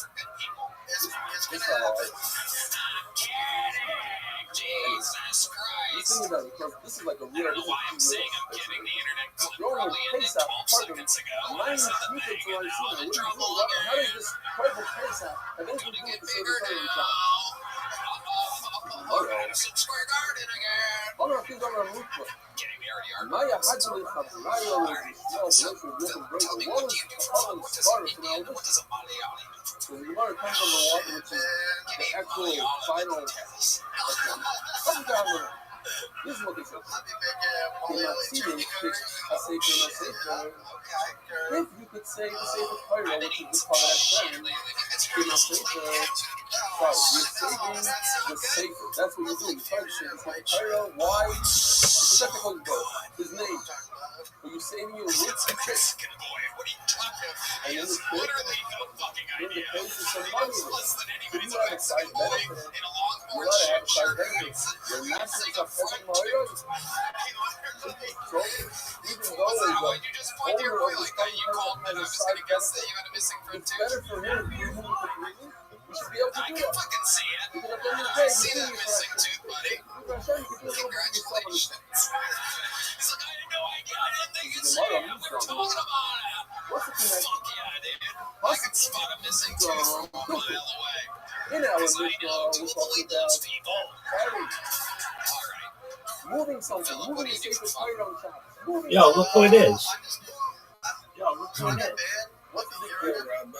How you living, big dog? Do you have the problem? The big deal, not about where you're working too hard. You're not over there, right? Which- Welcome along. Apologies, I couldn't speak earlier. I was on 2 podcasts. Just skin in there. Yes, sir. How was your day? What's the comparison? Sir, how was your day? So if we could answer this, which the Gemara does, Oh. so then we have a good, Turning tricks? a good Tushko, Turning tricks? good value from our mission. I'm going to ask you, so you look, the type of thing. Alright, that works. Have you done any streaming recently? Why not? Why not? The machloek is my carbon price is two. First of all, how much do you skin? What are you talking about? We got you your back. Let's say you skin the animal, let's say you got the skin with the animal's possessed and you remove the part. Are you permitted to remove the animal? The sun is sitting on it. It's going to spoil this animal. So you move it. Now the animal's looked at. You need a huge It's not a audience. movement. You need to get That's what the mission says. The word says, look, I'll prove it to you. First, you get lost in a crowd. I can move this tick with the money. So go find a controversial topic and do a podcast on it. I can move this animal out of the sun. But it has to be lined up, and you need your ducks in a row. No, don't leave him alone. Don't down the leg. Yeah, not to think I say it, you're not safe. If I could save the Sefer Torah. Why don't you just do a news show every night and you just read the news? You give your opinion on it. Everyone does that and goes nowhere. No, very few people do that. They don't do their own nightly news show. Oh, on Facebook, there's 1,000 people do it. No, but they don't do a news show. I'm talking about you do like the NBC Nightly News, where you give you that background and you just go through and read the news. That's something that you're allowed to carry all day long in Shabbos. It's a mitzvah Okay. to carry. It's a mitzvah to open up and say the Torah and learn from it. Well, what's a controversial topic that you think will get attention? Days.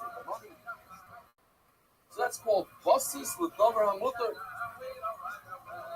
Achanasa basis l'davar hamutar. Over here, this guy is sitting and it's holding up an animal that the All right, animal so do a itself is podcast on it. Why is the animal itself up? Because you're talking about the Shabbos right now. In other The words, Shabbos. it A lot of has chefs to be the Bible. And again, there's 5 million people reading the Bible. But right now you can't cook it. You can't broil it. You can't eat it. So you can't eat it. It's muktzah, says Rabbi. You're talking about muktzah, not the muktzah. So what's the connection? Why should be able to do it? How did you start? Hello, something I remember. That's how I recently see something in my team. So I say, no, it's a noise. Here the point is the money. So that's muktzah. I got busted. So there also another point. Look, I am trying to do something for Hashem. So I saved the Sefer Torah for Hashem. It happens to be I saved myself a couple of bucks Okay, in the well, process. you have something that those. So over here, even though the boss was awesome, or maybe I should be able to publish your mind. I should be able to. I agree. We've known each other for like a couple months now, though, and I know you're still trying to get traction on the podcast, but if you don't record it, it doesn't help to promote your mission. That's the mission. Not only that, To bring the kingdom of heaven to earth. To bring the Messiah. also if you open up a drawer, are you allowed to open up a Okay. drawer that has a wallet There should be, $1,000 a lot of fruit, and a it lot has of people a under little the bit of chocolate kingdom in of it? God. Depends. That's the mission. A lot of times you go by what is more valuable. So here we have to assume at least that the same card is more valuable. What is it? $50,000 same card? And how much money do you have in your wallet? A bus. To address that. Yeah, there's news. Yeah, there is the news. But to get to It's the usher and mutter. the kingdom of God. But by the Korban Pesach, you have usher and usher and usher. There's no mutter over there. It's the Havamim at all. So maybe the Imurim, maybe there was a part that was mutter, or maybe the whole Kavod Shemayim. He's trying to do something about Hashem, not to spoil this part that you're going to eat later on. Elohim, in the Vim, pictures for something like Ma'alma. So here's the Okay, so fourth and final thing. I'm asking ChatGPT to give me a news script of today's headlines to get a lot of attraction online. Let's see what it says. I don't know. But if you were to say, welcome back, here are today's biggest headlines in under 60 seconds. Don't forget to like, follow, and share your daily news updates. Global markets saw increased volatility today as investors reacted to major economic developments and corporate earnings reports, with several major indexes experiencing sharp swings. It then gives their amounts. So now I don't have that excuse that I had a second ago that I'm carrying mutter What I am is, in I'll my tell you what because I'm not carrying a second card. All I'm carrying is cash. God's word it Cash says. is awesome. A handful of barley for a day's wage. Yeah. A handful of barley. The mission says it's allowed. You're allowed to go get a case of a second card with money, even though it's 100% also. Therefore, I should be able to move my animal. That's 100%. cannot be healthy people or regenerative farming. That's what Now, this Kennedy pictures. is trying to pay his bills, gotta promote, gotta facilitate regenerative farming practices, organic farming practices. And that's good because it takes away from the environmental run, it takes away from environmental. They can go grab a case full of money and say, so what's it? Either the hate bug, it's really short. I learned from this case itself. Look, it's same fire with the case that has money. Why? Open up the case and get rid of the money. But the mission doesn't say you have to open up the case and get rid of the money. I can save it as is. You don't have to look at You see what I'm saying? everything is the opposite of what Dummy. So therefore I could go and grab a case from somewhere else for the money. creation is. What have you done? I don't do dummies. Us,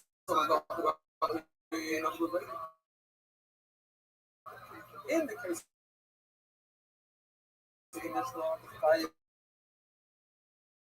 consuming the sacred Torah, so you don't have time to open up a case and start fiddling around with the money. But when you go to another location, you grab a case. As you're running towards the sacred Torah, you have time to open up the zip. So it's not a good attempt. Attempt number one, just to show you again, not that it means anything to you. But you see from the fact that you're allowed to save a sacred Torah, even though in the process you are benefiting, you, the owner of the sacred Torah, benefiting a side benefit that you're saving your cash. You're allowed to do it. So too. When you talk, I feel like I'm listening to a podcast, and I think it's a good idea that you record it. All of this thing, you're allowed to do it because you're doing it for Hashem. But when we mentioned that first attempt, I mean, just what you said right there is important. what's the connection? By sacred Torah, you're not being over much. You're just carrying, you're just moving the sacred Torah, but it's not a decision right. Whereas by the publication, it's a decision right. That's correct. That's correct. Tomorrow we're talking about a situation where I don't need the skin. I don't need the skin. What is that called? Says Rashi. I don't need it. Right. It's arguable what you want to define as a civil war, but certainly if what was going on in Ukraine and Russia happened 50 years ago, that's by definition a civil war. But by removing the skin, you are removing the skin. There's no point to that. Okay, I mean, they're two separate countries, but I get what you're saying. 50 years ago, they were not. 50 years ago, they were It's a not. situation. It's going to happen. It's inevitable that it's going to be removed, and then when you remove it, it's the right.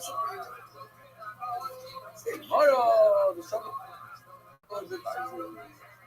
you remove it in such a fashion that it's not in the right side. It might not be even the Rabbi. Rashi says that if you remove it in small strips, you're over the Rabbi. It's a place that says, wait a minute. That's true when you're over the Rabbi, when you accomplish the malacha. So let's say we had the case of Matis Musa. You have a zip and you open it, you squeeze out all the juices, you're making it open. An opening is an issur. But you don't want the opening, you just don't want the fluid. Yeah, that didn't pass, but it looks like it probably will pass in the near future. Over here, you didn't make it opening. The malacha is to remove the skin. Oh, that's a giant current event. It's very controversial. Not in small pieces. Very controversial. Small pieces. This is not even part of the malacha. Here, from the map is more so, it's a true malacha. You made it open. What other cases you do? Anyway, but I thought it was a beautiful place. He says it's not even a malacha. You didn't even do a malacha. The only issue is that all that we're trying to talk about is how is this a double sheni style? This should be more a malacha shen tzricha l'gufa. That's what it should be, not a double sheni style. Malacha shen tzricha l'gufa. I don't need the skin off. The skin is just getting in the way. It's just a solution of the problem. It's not a positive malacha. It's not a positive. I'm just taking off the skin because I want to get to the meat. When you remove the skin because I want to write a sefer Torah on the skin, that's the law. But over here, it's malach shein tzrikul gufa. I don't need it. It's not a davar shein miskaf. And if it's a malach shein tzrikul gufa, this whole separation problem goes away. That's what they were trying to discuss. What? Oh, yeah, very good. If you trap a snake, you're trapping a snake. You just don't want the snake. You don't need the snake. You don't want it to bite you. But you trap the snake, a proper trapping like you trap the deer. So that's a malacha. Just as or malacha is better yet. But in our case, you didn't fillet the animal. You chopped it off into small pieces. That's not the malacha. That's not a proper skinning of an animal. That's what Moses says. And therefore he says it's not even an issue Rabbi. Rashi says it's issue Rabbi. Okay.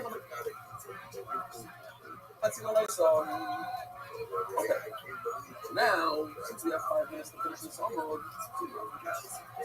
let's talk about a mother. Yesterday we discussed it real briefly.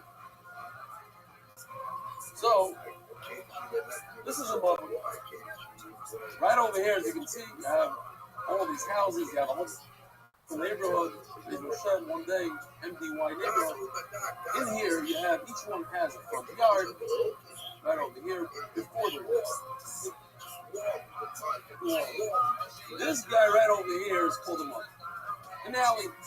Now, in Chicago, and in a lot of other places, I'll explain to the New Yorker, because New York, everybody in New York thinks that by that, by the U-Trick where the trees are, that's the end of the world. Past that is out of town. I'll tell you, it's out of town.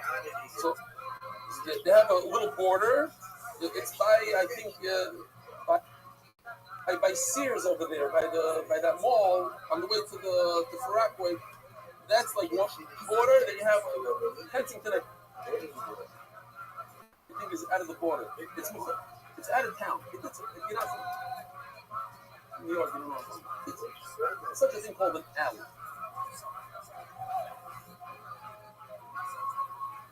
It used to be 54th Street. Now it's really a little bit. So why aren't you recording this? Stuff. Great. In Chicago, the way it works, or in Bar Park, your backyard is up against the backyard of your neighbor. You're not expecting that. In Chicago, it's a little different. In other places as well. Your backyard has a street. And so you're not touching your neighbor's backyard. There's a little street. Hold on. Just answer my question. I get what you're saying. So why aren't you recording this? You don't buy a garbage under your house. Notice that's an alley. Okay? I'm just describing an alley. So this thing, you have a little alley. Now with this alley, all the kids, like they're not skating around in this. It's the whole minute now. I think it's a minute around. All the girls, noticing that they're flying around on their skates, and their bikes, and they're doing their thing, and people are barbecuing. So it's like a Rosh Hashanah. So Chacham said, you're not allowed to carry it, even though it's more of a private area. So they said is you have to do 2 things if you want to carry it. Number 1, you have to make a lechi. A lechi is a beam, a vertical beam. Now you can also do something called a pyra, which is a horizontal beam goes from side to side. Basically. Okay, I get what you're saying. But don't you think it's important you record it, and then you just stop.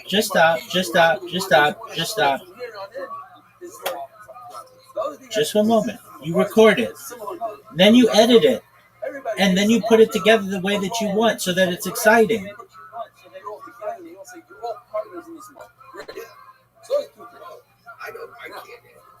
You don't even know how to edit, and it's not that difficult. I know, but I can teach you. If I can teach you how to get a background of the Western Wall, I can teach you how to edit a video, and even easier, a sound file. And it's free, and you can do it from your laptop, and you literally have absolutely nothing to do except edit it. You could have some really quality content. You can edit it so that there aren't any pauses, that there aren't any ums, that it's just pure content. is more like this. Now, this is Rishis Rabbi. Imagine this is your. And it'll be better than those people on Facebook. I don't know what it is. I have no idea what it is. It involves you downloading a piece of software, which you did with OBS, and it's very similar to OBS. You would make a recording, let's say an hour long. You upload that recording into the software. The name of the software is I would recommend is called DaVinci Resolve, like Leonardo da Vinci. And then you get a video and you get an audio file. And then you cut up that video into what you feel is the best, the meat, the quality segments, and then you publish that on your social media. And that's how it's done. It's very easy.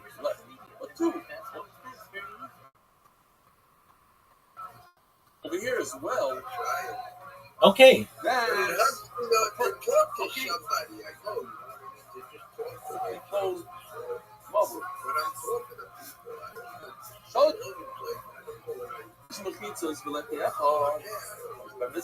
I get that, and I'm here when I can be to listen to you. So what I would advise is you start recording. You don't have to do it right now. What I'm saying, you start recording. You say, Rabbi, do you mind if I just lean on your shoulder or whisper in your ear some ideas that I have? Yeah, absolutely. Go ahead. And you talk.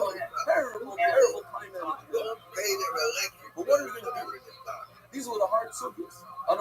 Okay, I don't know what you're. Nah, that's your mother. How do you make a mother kosher? You need two things: a lefty and a courier. One vertical, one horizontal. Listen, oi lefty, oi courier. One or the other. They don't have God's currency. They don't pay their electric bill. You have very little self-awareness of when you're cutting off people, don't you? Like when someone else is talking and you have an idea that comes into your head, you just say it. And I know you don't mean it personally, but you stop listening what the other person was saying. What I was saying is that I'm willing to be, you're okay, I'm willing to be a sounding board for you. If you want to come in here, you hit record and you say, Rabbi, I want to talk about the end times. I want to talk about Mashiach. I don't know if it's going to make sense, but I'm just going to talk. And when you feel the need, say something back if you want. And then I'm going to take that hour-long stream or whatever. I'm going to take tomorrow. I'm going to edit it up and I'm going to publish it. I'd say, great.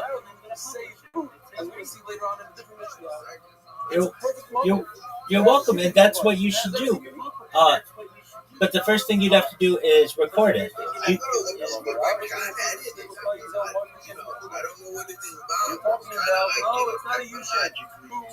You're not. You're absolutely not. Okay, so the first thing, and I'm not saying to do this now, but maybe you should write this down because you should watch some videos before you download the software.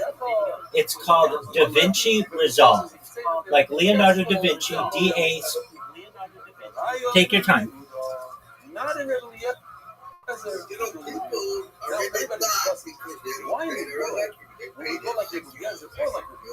we have Basila and Shaman, I love it like Basila. The mummies only needs one lesson, one title. But who's saying everything else? The answer is because how do you say the same Torah? It doesn't make sense that you say the same Torah like Basila. So it has to be that this myth says the same Torah. In this mother before is going with otherwise it doesn't make so much sense. Remove the left of the feeling and say the Torah. Not that you have, you could have everything. You signed it yesterday, came over and you go research this thing, that's this picture over here. You had it in the beginning. The guy owns 2 houses. Medicine. On both sides of that, going back to Bar Park had a good idea about this. So, 2 sides. Imagine Rabbi. It says over here in the middle of Rabbi, and all you need to do is put up one credit over here, one credit over there, and you make everything that name yours. You can start playing ball and child, you do everything between your 2 houses. I'm listening. What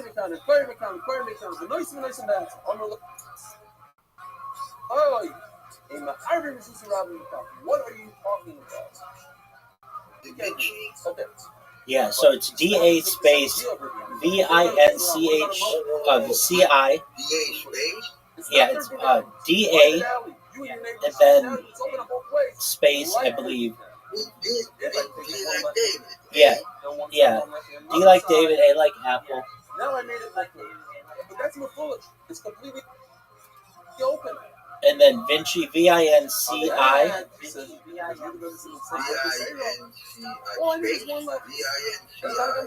Yeah, so it's D-A space V-I-N-C-I. And then another space, Resolve. R-E-S-O-L-V-E. Resolve. Returning the pay, sponsored by V-E. Resolve. R-E-S-O-L-V-E. Yeah, that's correct. And what you want to do is put that into YouTube. And you just want to watch some introductory courses on how to do video editing. You don't have to look it up on YouTube, yeah. And watch some videos, and you're going to say, Rabbi, that's too complicated for me. And I'm going to say, no, it's not. All you need to do is get a recording. We'll teach you how to download it. You upload that into DaVinci Resolve. You cut it up in any way that you want. You know how as a kid you would have scissors and you would cut and paste things like for crafts?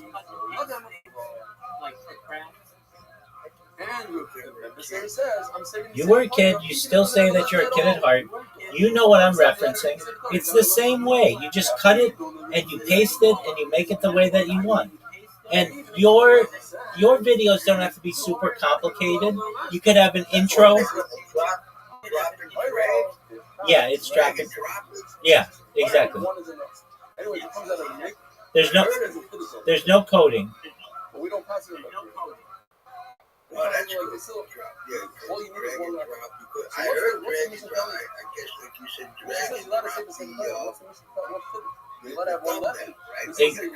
Exactly, yeah. And it's really just like that. You don't need the sheet of Mephulish. Remember we started saying you need a lesson. You don't have to do that you don't need in order to save no. But with this type of software, it's really easy. You just let's say you are like, wow, I did a really good job in that podcast, but I just didn't like the end. And I think I kind of got boring or I repeated myself. I want to cut off the last 10 minutes of it. You upload that podcast into DaVinci Resolve and you cut off the last 10 minutes. Literally, there's just a button that says cut, like you would snip a piece of paper, and then you publish it, and then you've got a really beautiful piece of media that you can then upload to YouTube and to Facebook or wherever else you want and publish it. What I would like to do, I would like to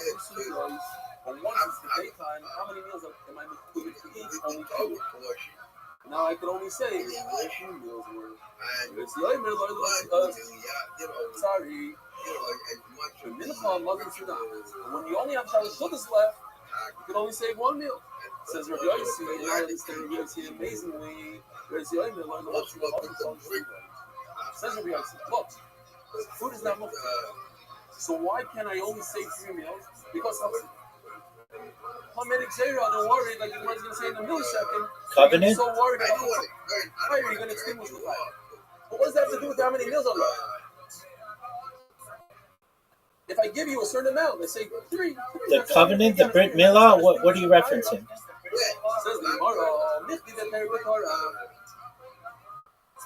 What he's doing is 100% moving. I'm allowed to carry my croutons and my bread and all that stuff in my house. No, so why can't I Brit Milah is it's circumcision, it's bris. Since a person is so worried about his property, he's sure. So let's look up here. If you allow him to say if everything, he'll start extinguishing the fires that accumulate. Okay. He goes in his head. Listen, all you can say. Well, that's covenant. Grab and go, and he won't extinguish. I don't bring a lot of people to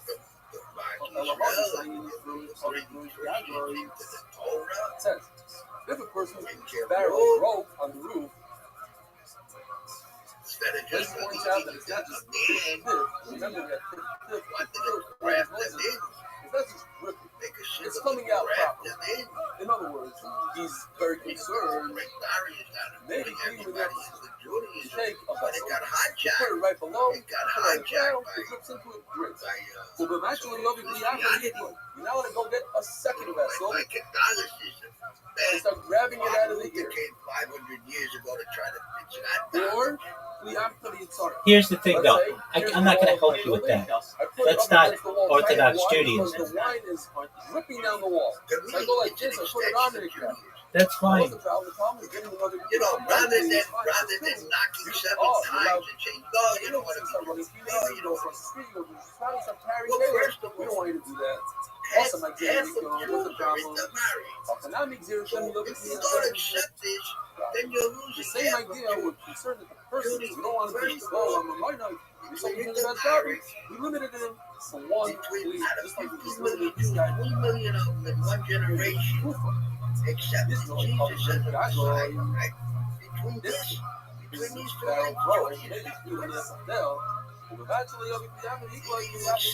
you accepted the marriage. Here comes an amazing one. And let them come in and learn the Torah as they can. Look, it's very simple. And if you think Judaism is dwindling, you're not around enough Jews. You should see the Hasidic world. Pew Research already anticipates by 2030 Hasidism will grow by 20%. It's continuing to grow. It is the one. If it wasn't for Christians and it wasn't for Judaism, they'd all be dead. Okay, so you could do somewhat of it. Why would you? What? They'd all be dead. I mean, Reform Judaism doesn't have that much to do with Israel. That's trickery. If anything, you could say secular Zionists. Secular Zionists. Yeah, but that's not Reform Judaism. Why are they secular Zionists? Because of the faith. That's tricky. Maybe it's the same. So they're not so secular. Who call it secular? But they're not so secular.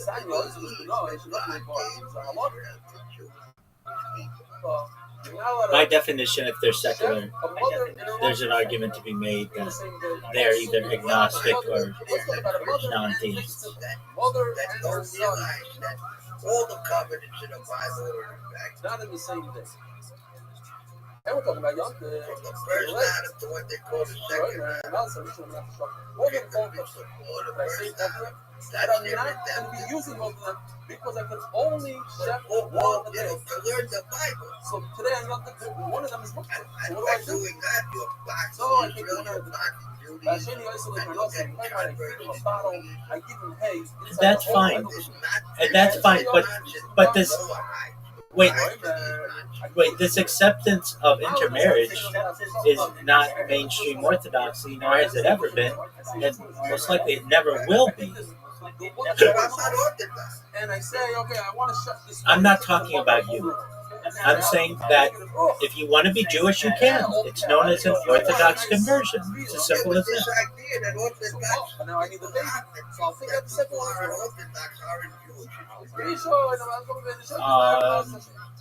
I mean, it depends on who you're referencing. If you're talking about a Reformed convert, that's not a Jew.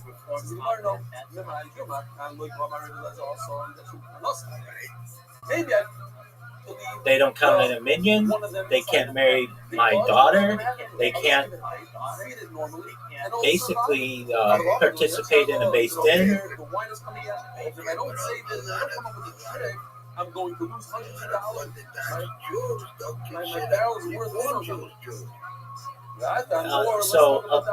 to clarify, so long as they have Orthodox roots, they would be considered Orthodox if they have matrilineal Judaism and not a patrilineal lineage. If they consider themselves to be Jews through their fathers, they're Goyim just like your local guy working at the corner shop is a Goy. I don't know who the hell they think they are. Among their sacrifice. We say this good bread, I don't buy this. sourdough, the schmack of sour from Okay, I mean, that's that's Orthodox Judaism. that better, bigger. Pass the key up. A matzah pass a draw. Look, if you really want to get into it, you could say no conversion has been properly kosher, and the only people who are truthfully Jews are the people who can trace their DNA back more than 2,000 years to the Second Temple period or so, and that's really like 1 in 32 people who identify as Jews. It's really a small percentage of us. I can say on your Kippur Sabbath, food for Shabbos. The Rabbi Shabbos we make Kippur. I cannot say Shabbos or Sunday is Yom Kippur because Yom Kippur, Mati Yom Kippur. Look at food there. Sorry, one man Shabbos in Yom Tov, the Lord Shabbos and Shabbos Abba. I cannot prepare and say from Shabbos for Yom Tov because on Yom Tov I could also prepare food. On Shabbos Abba, I have the whole week to prepare. I cannot say on this Shabbos for Shabbos. If you really want to get into it, it's political. But if you are really being honest, if you're really being honest, and can we agree on this? No one really knows. We're all agnostic. No one really knows anything. And all of a sudden you realize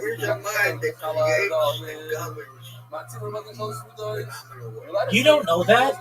You don't know that. You can't prove that. You can't prove that. You're lying to yourself. I can't prove it. Okay, I'm saying you can't know anything. That can be your opinion. That's a great opinion, but you can't really know it. That's objective reality. Everything else that's created is objective reality. You can't do malacha. But taking a bread from an oven is not a malacha.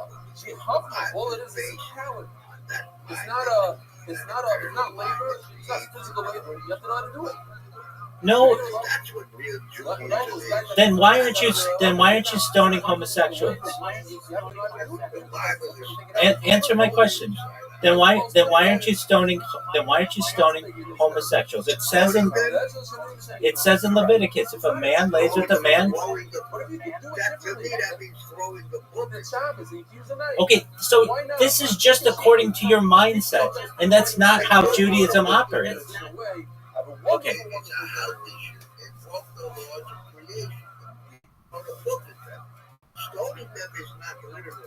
It literally says that they should be stoned. It literally says it cannot be clearer. It's one of the clearest parts of the Bible.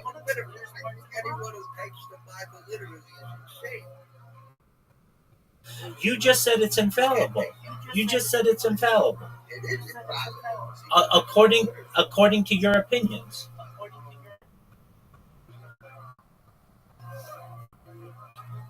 I stand by what I said. You can't really know anything. If you're really being honest, you don't know anything.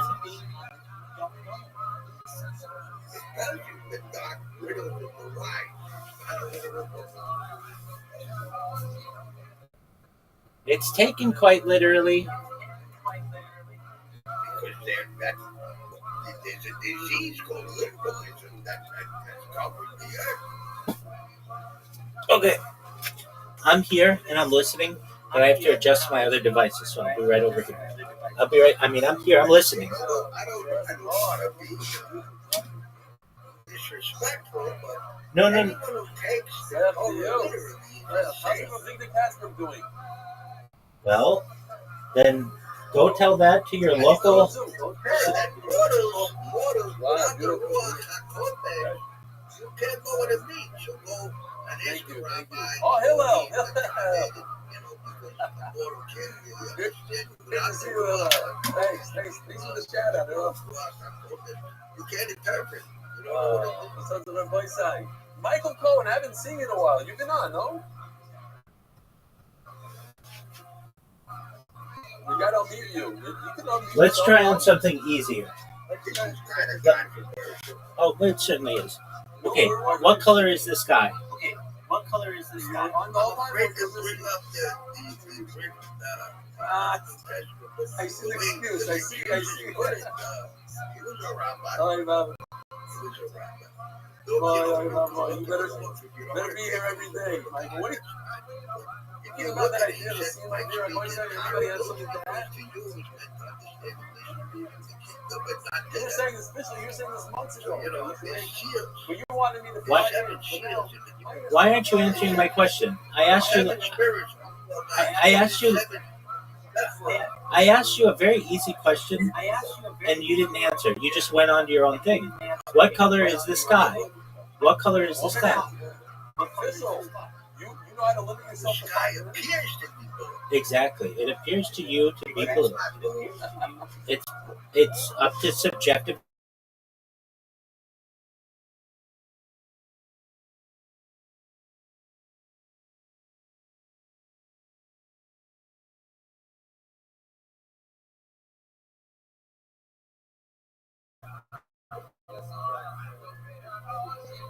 It's problematic.